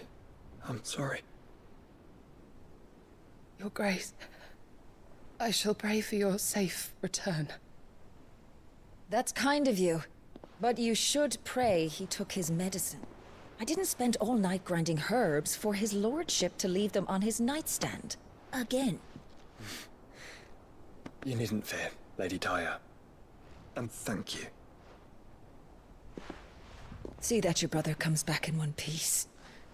Or, at most, two. Any more and you can heal him yourself. I'll keep that in mind.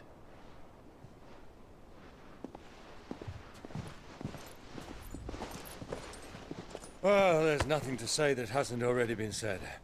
But that's never stopped me before, so just you do what needs doing.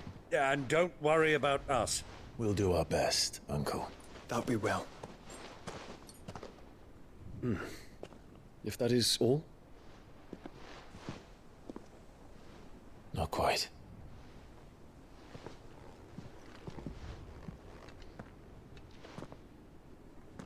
Jill.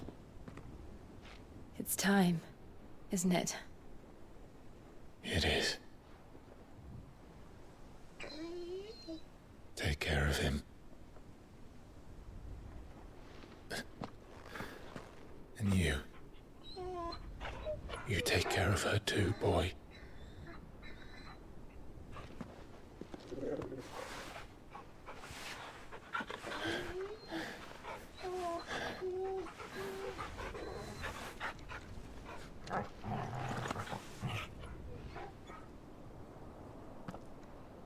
Don't forget, Clive.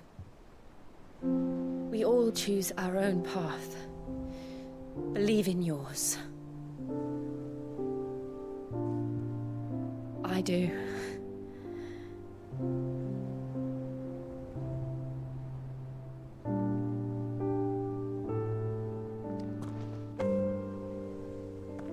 I'll be back. I promise. I love you, Jill.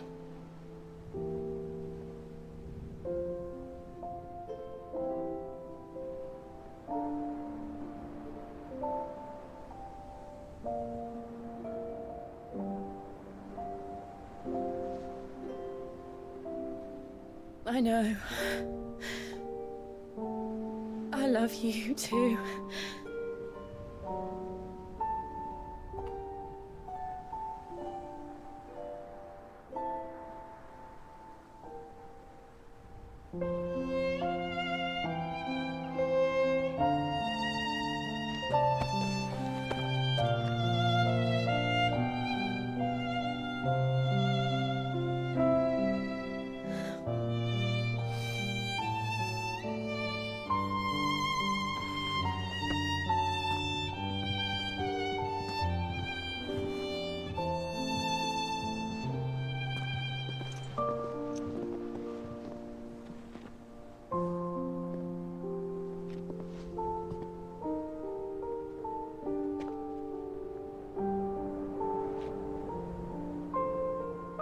Now, we have a god to kill.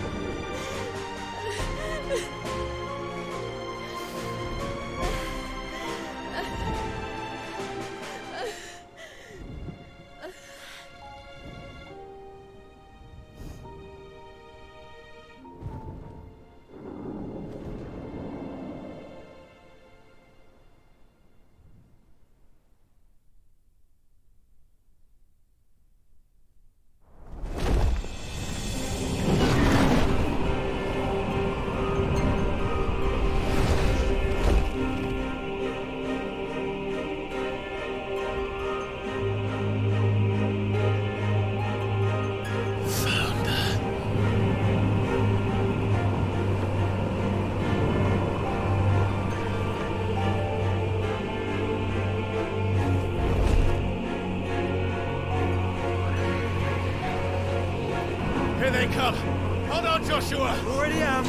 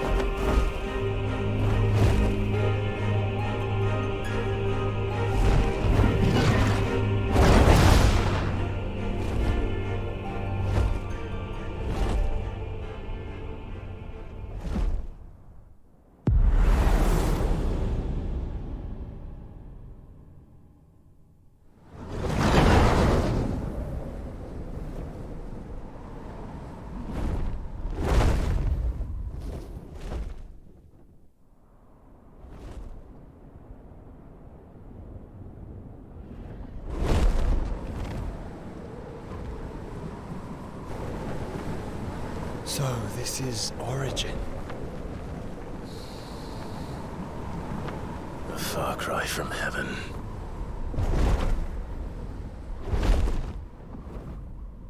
Where it all began, where it all begins, our ark, your architect. There you are. It was here that we slumbered, here that we waited for centuries, clinging to our decrepit shell, for fear that we might have need of it once again. But you have come at last. And now we shall be truly complete.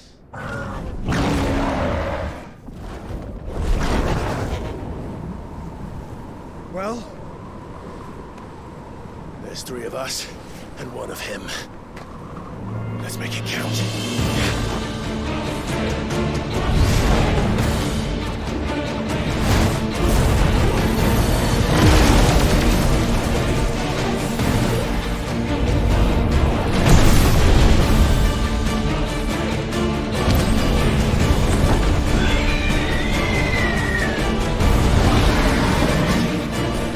Dominance.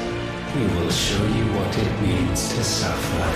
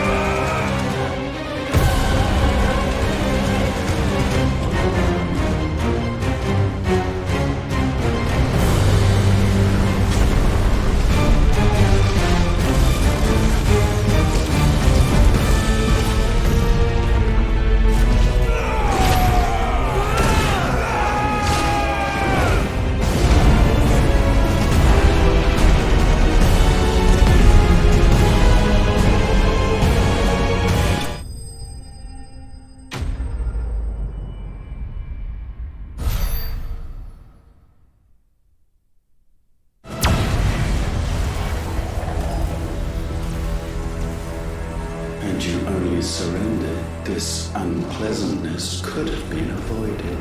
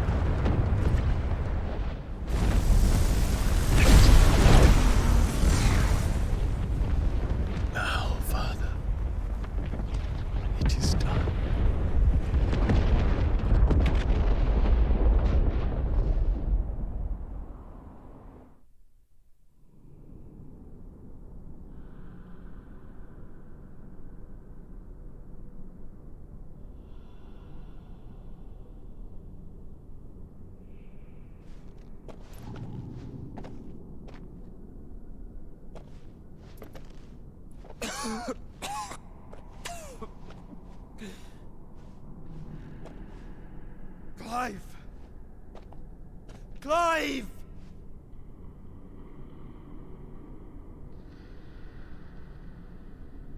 No.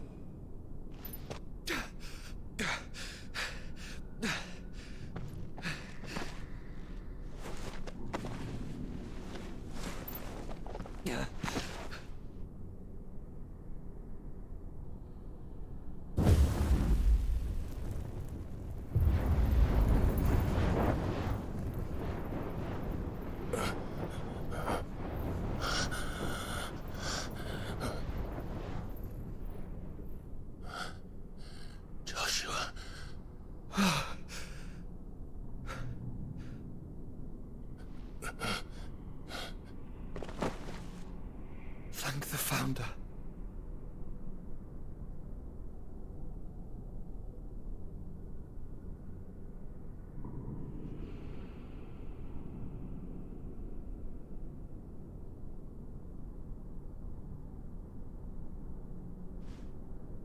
Did I mention you look terrible? That makes two of us. Oh, I'll be alright. And Dion.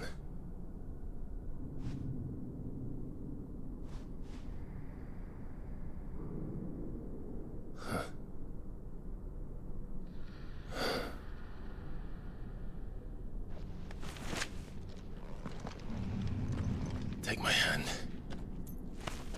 I told you, I'll be...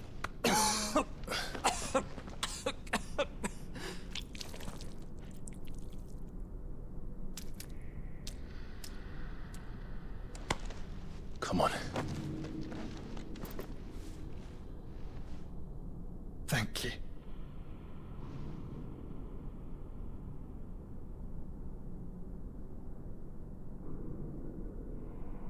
Press on. Always.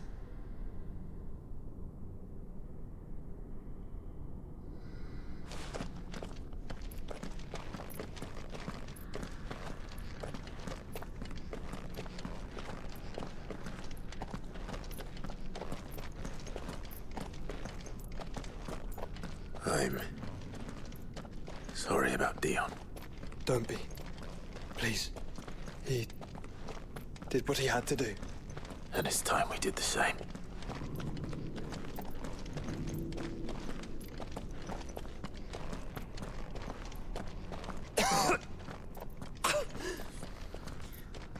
Should we stop? Because of the cough. No, I think we're past that, Clive. I suppose we are.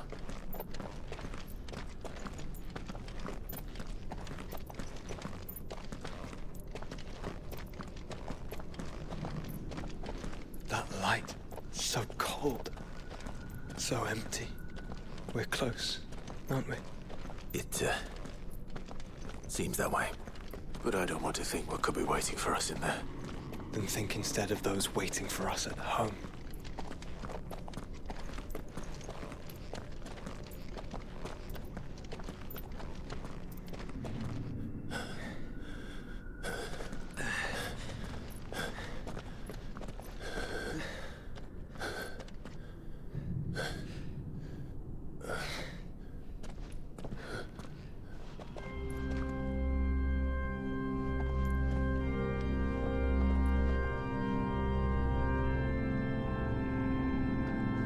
Clive.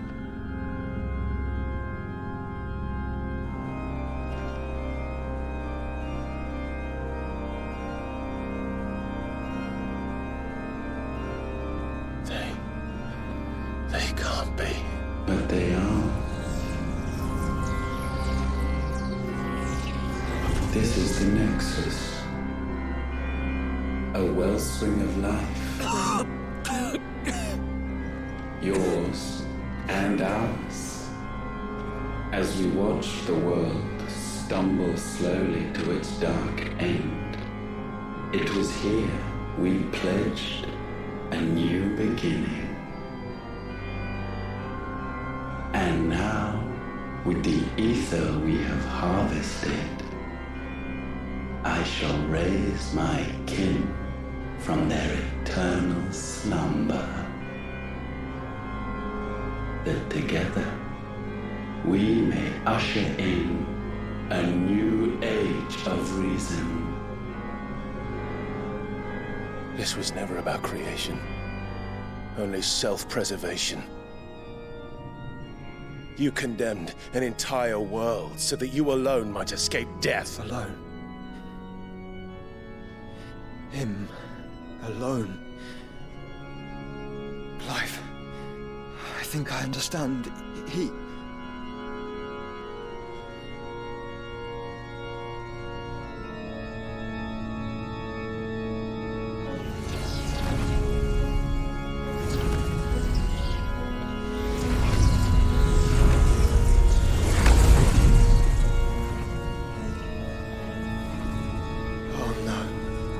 They sacrificed their flesh to become beating hearts of crystal that pumped the land's lifeblood from the depths of the earth unto this very chamber.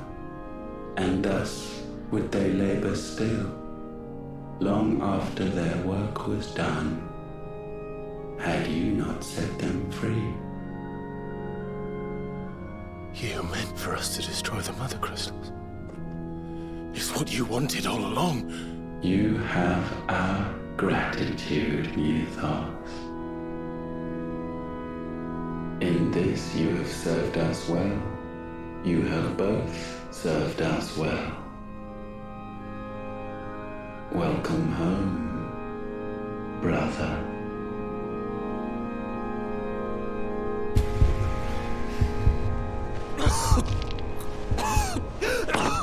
Joshua.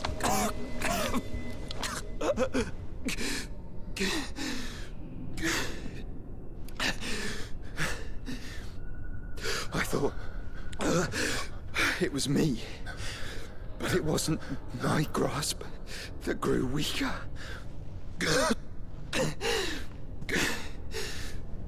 It was theirs that grew stronger.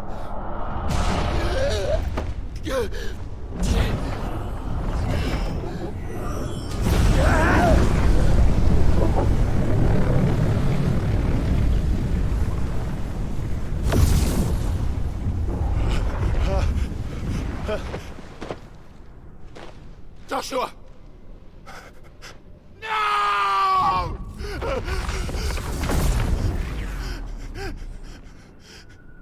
And now we can become one.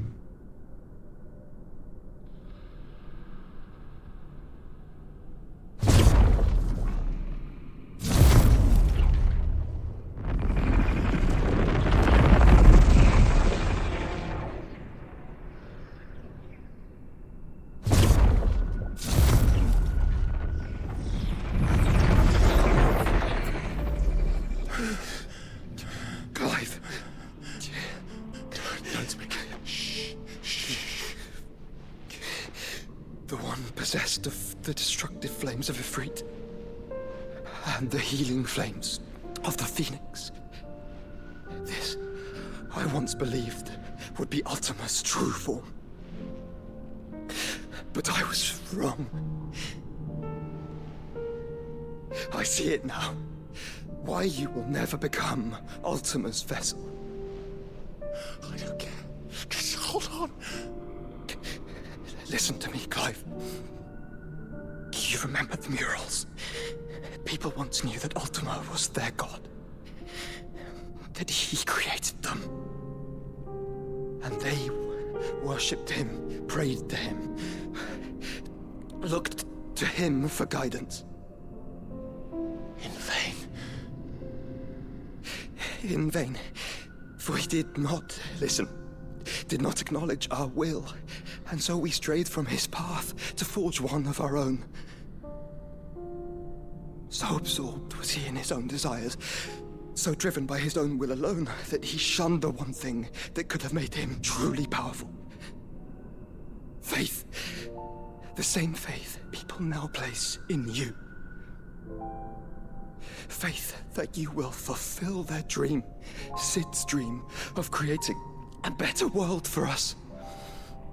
Faith that you will follow in Father's footsteps and save those who need saving most. Faith that you will answer Jill's plea to save yourself. The difference is, Clive, that you chose to listen, and that is what has steeled our bonds. Bonds that helped you stand firm when Ultima's pull was at its strongest. His power may be absolute, but so is ours. And so will yours be. With my light in your heart, not even a god might stop us. Joshua!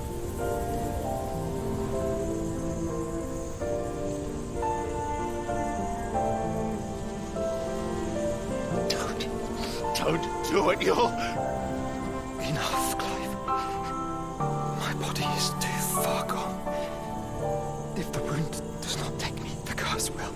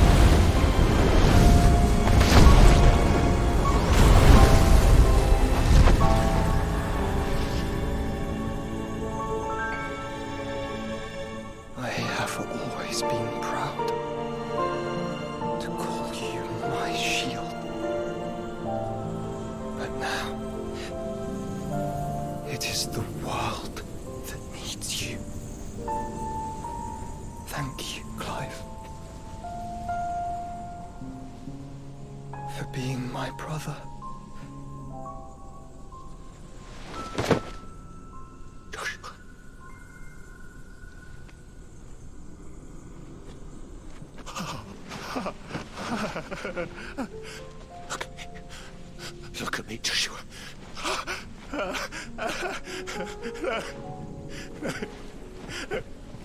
Open your eyes!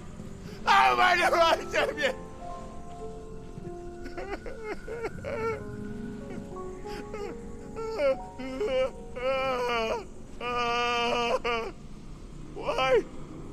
Why did you do this? Joshua!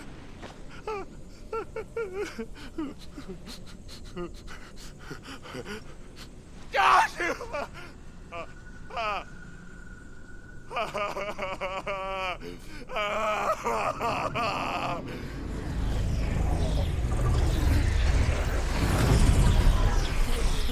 And thus does the final piece fall into place.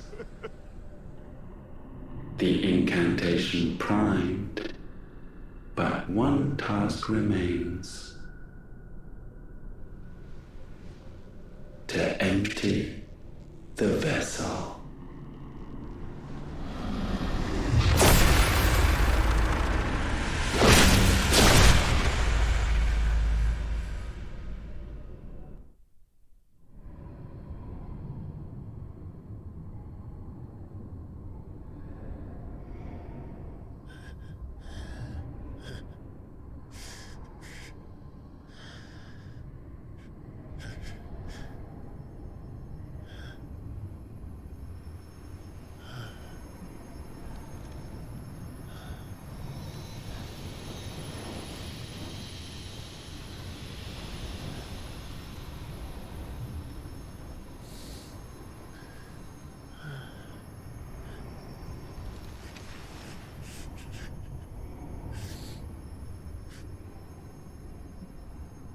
Still here.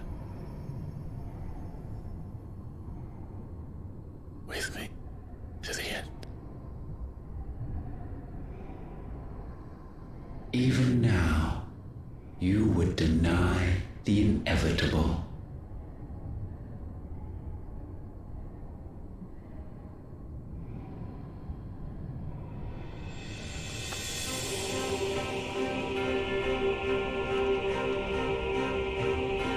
That's what you always have. And always will.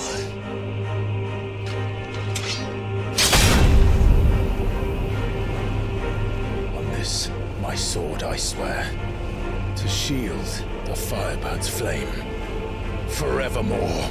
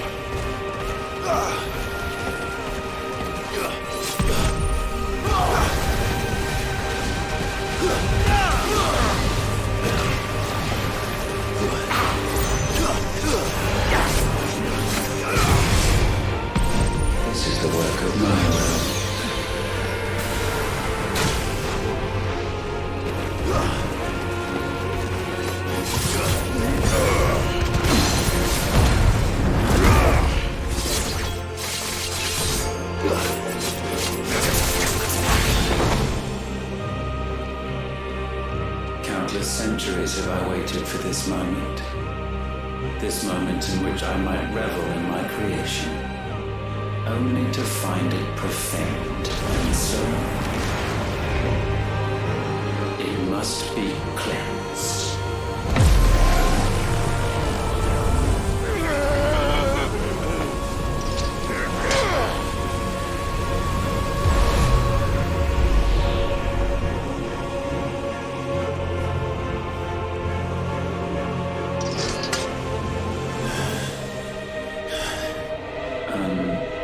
expected, how is it that your will yet endures?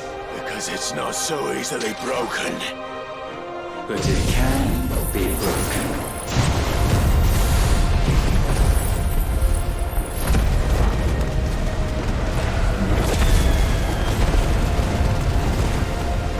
And I shall see it so. For such is my will. Try it.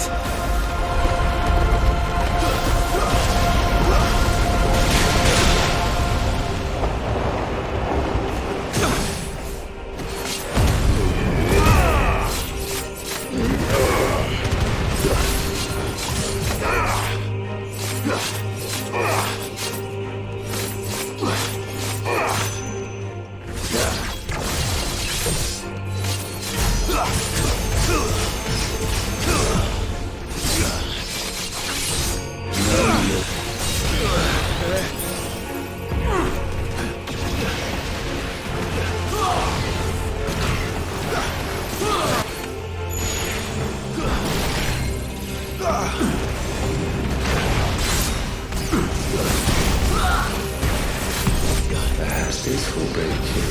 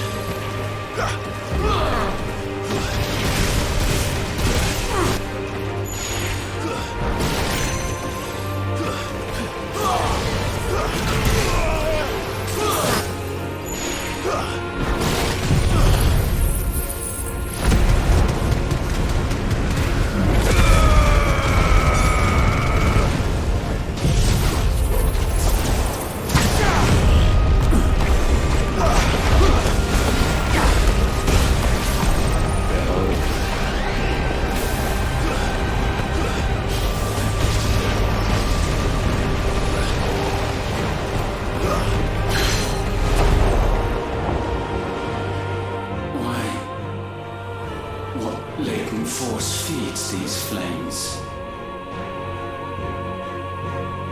I sense more here than mere will. Is this Logos?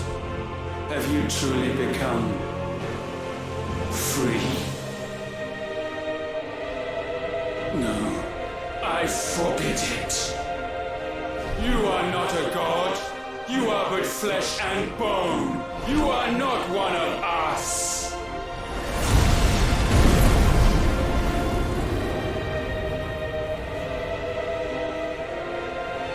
I created you, all of you. And what is mine is mine to destroy. Once, perhaps. But we are no longer yours.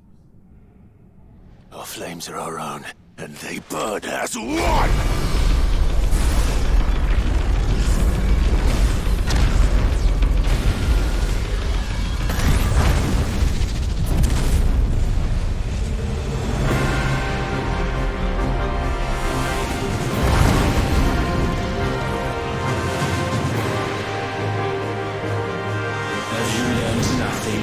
Damned is the slave who would turn the scourge upon his master!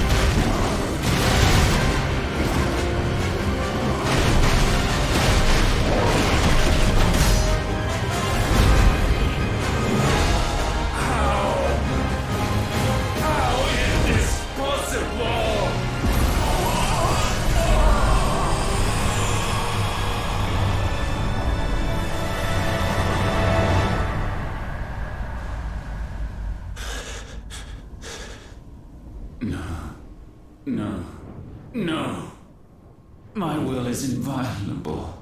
Something is wrong. You're afraid. You always have been. From the moment the Blight exposed what you were, weak, you conceived us to prove otherwise.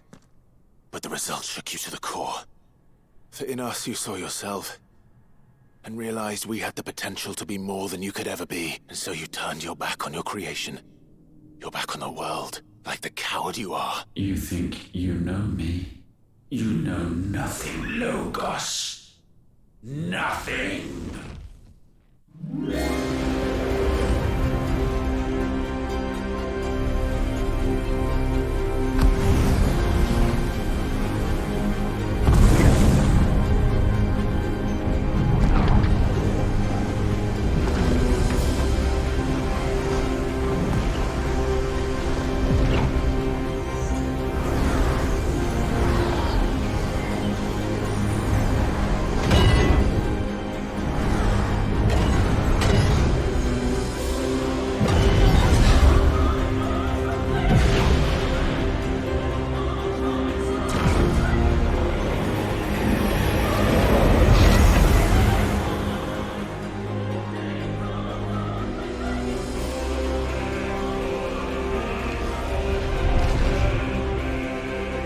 Bathed in light, I stand above you, my rebirth complete.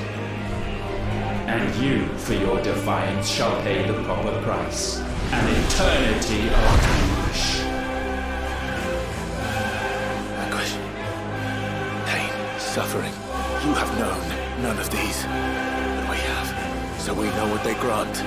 They bring us together. And that makes us strong.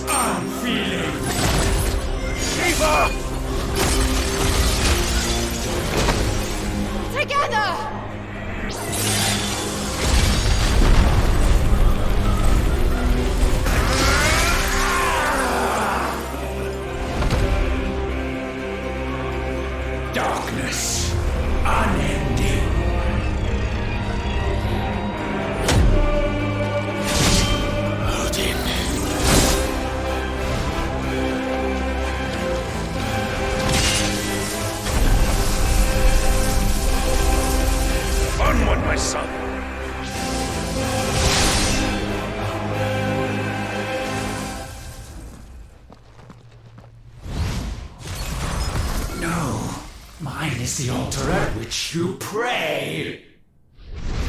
Mine are the eyes that look down upon you all! And yet still you cannot see. You are no better than us.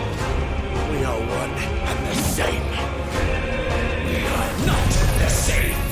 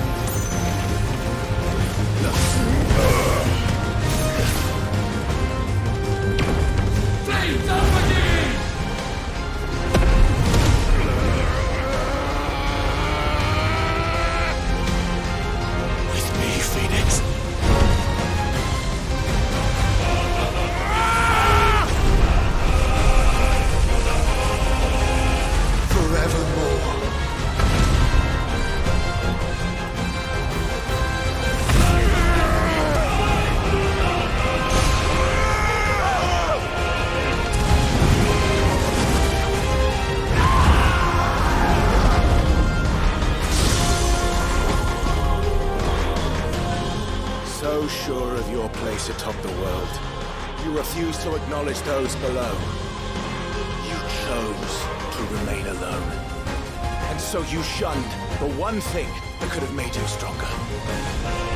Pushed away the hands that could have raised you higher.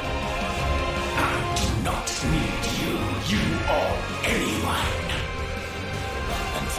is where we are different. I could not have made it here on my own. I carry with me the hopes and dreams of my brothers, my sisters. And it is they who will give me the strength to end your reign.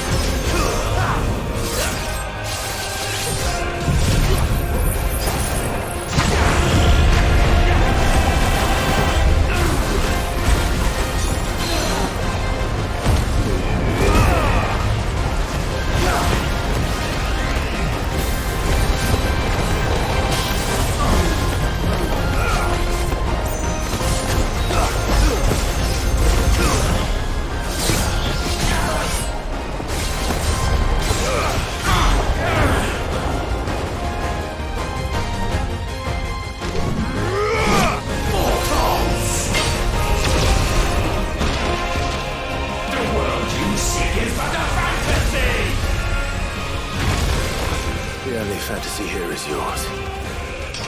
And we shall be its final witness.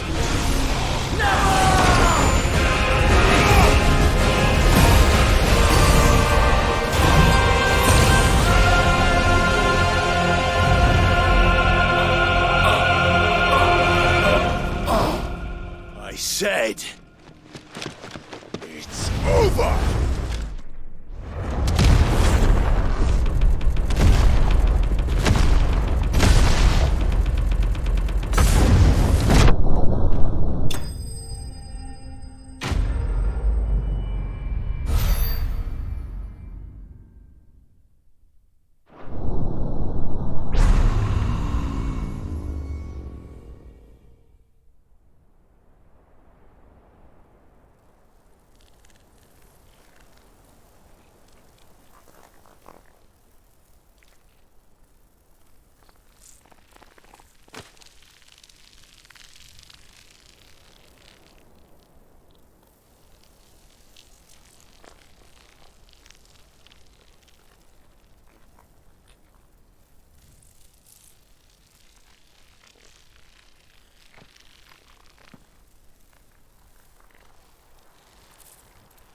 Tell me, what do you imagine will befall this world now that you have gained your precious freedom? I honestly don't know. But I doubt it will be pretty. A sorry tale of sin and suffering, hardship and pain.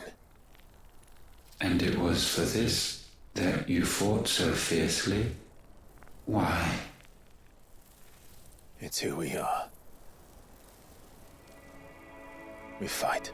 We survive. We endure. We don't need a reason. We are imperfect creatures. When we stumble, we reach for a shoulder to lean on. When we fall, we stand back up.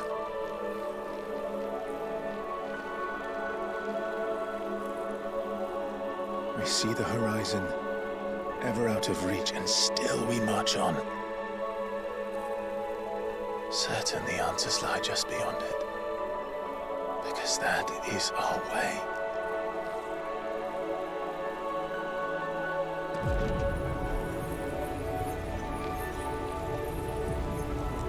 My congratulations. Relish this victory, knowing that you have but delayed the inevitable. Your world is already dead. May you enjoy an eternity on its blackened husk.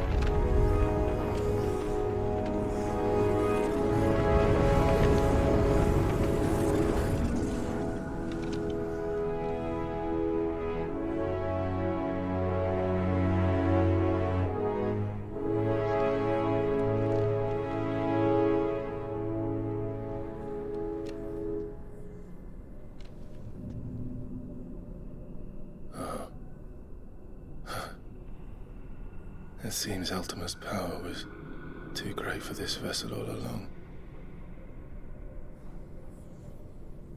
But while I have it,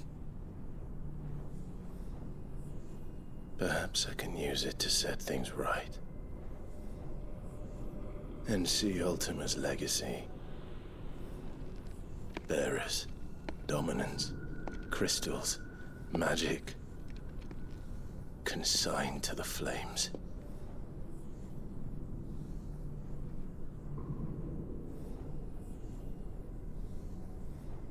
Even if it means the end of me.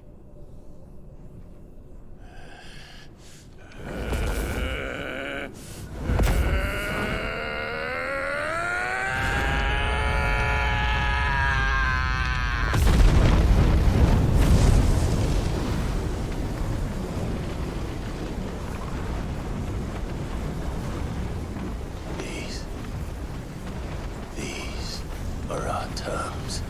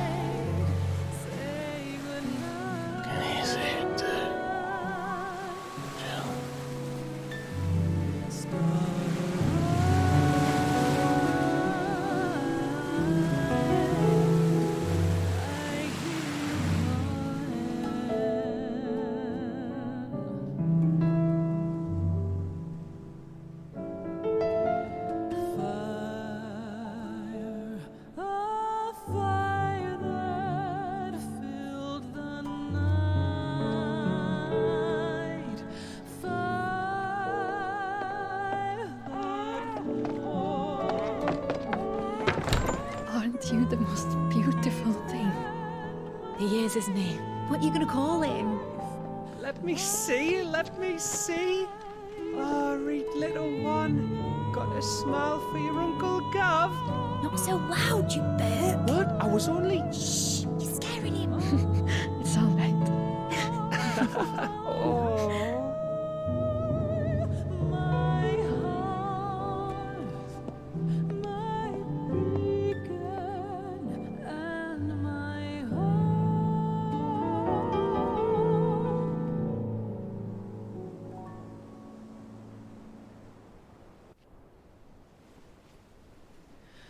A sky of scattered tears,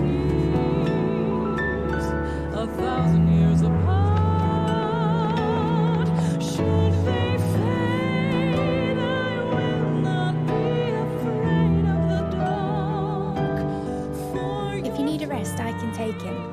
I'll hold you to that.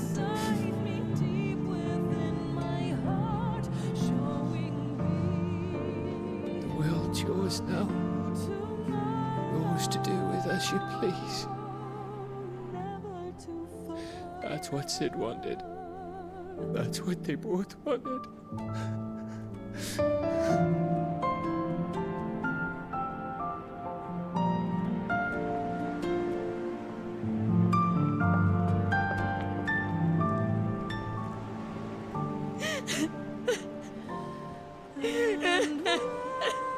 the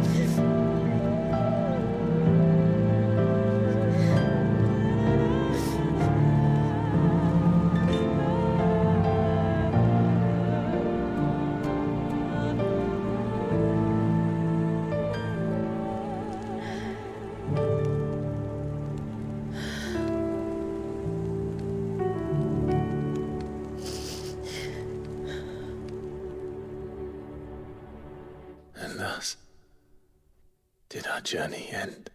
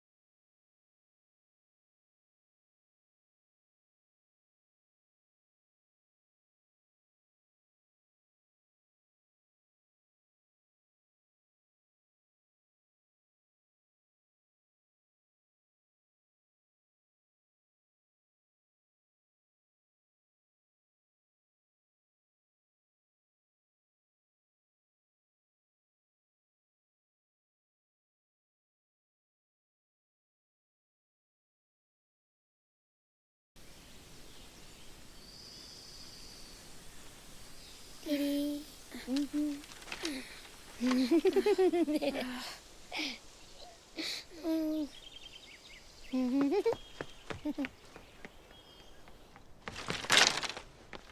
Oh.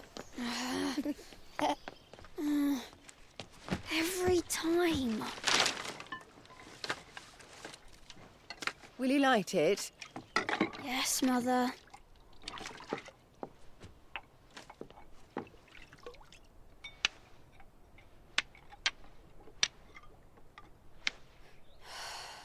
Come on. If only I had the flames of an icon. Icon? Have you been reading that silly story again? Magic belongs in fairy tales, and fairy tales don't boil kettles. You see? Well done.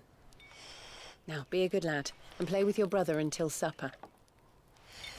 Come on, hurry! Hurry! All right.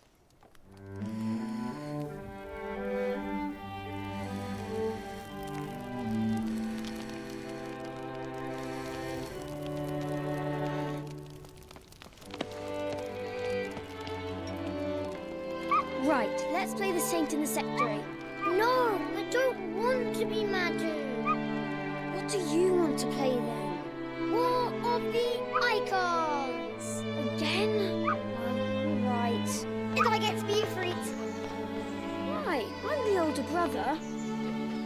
Because the Hermit says so.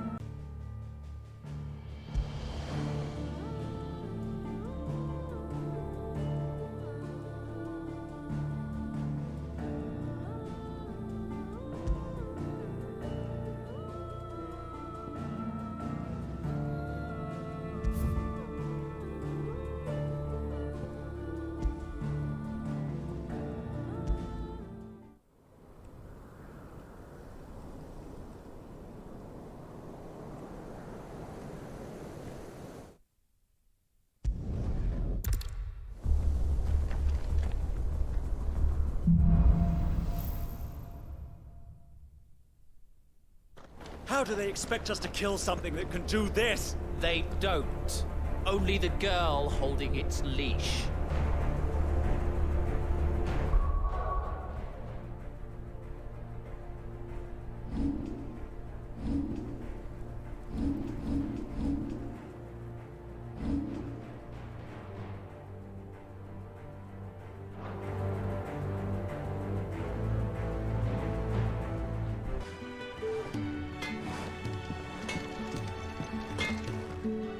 I see I'm busy here. What do you want?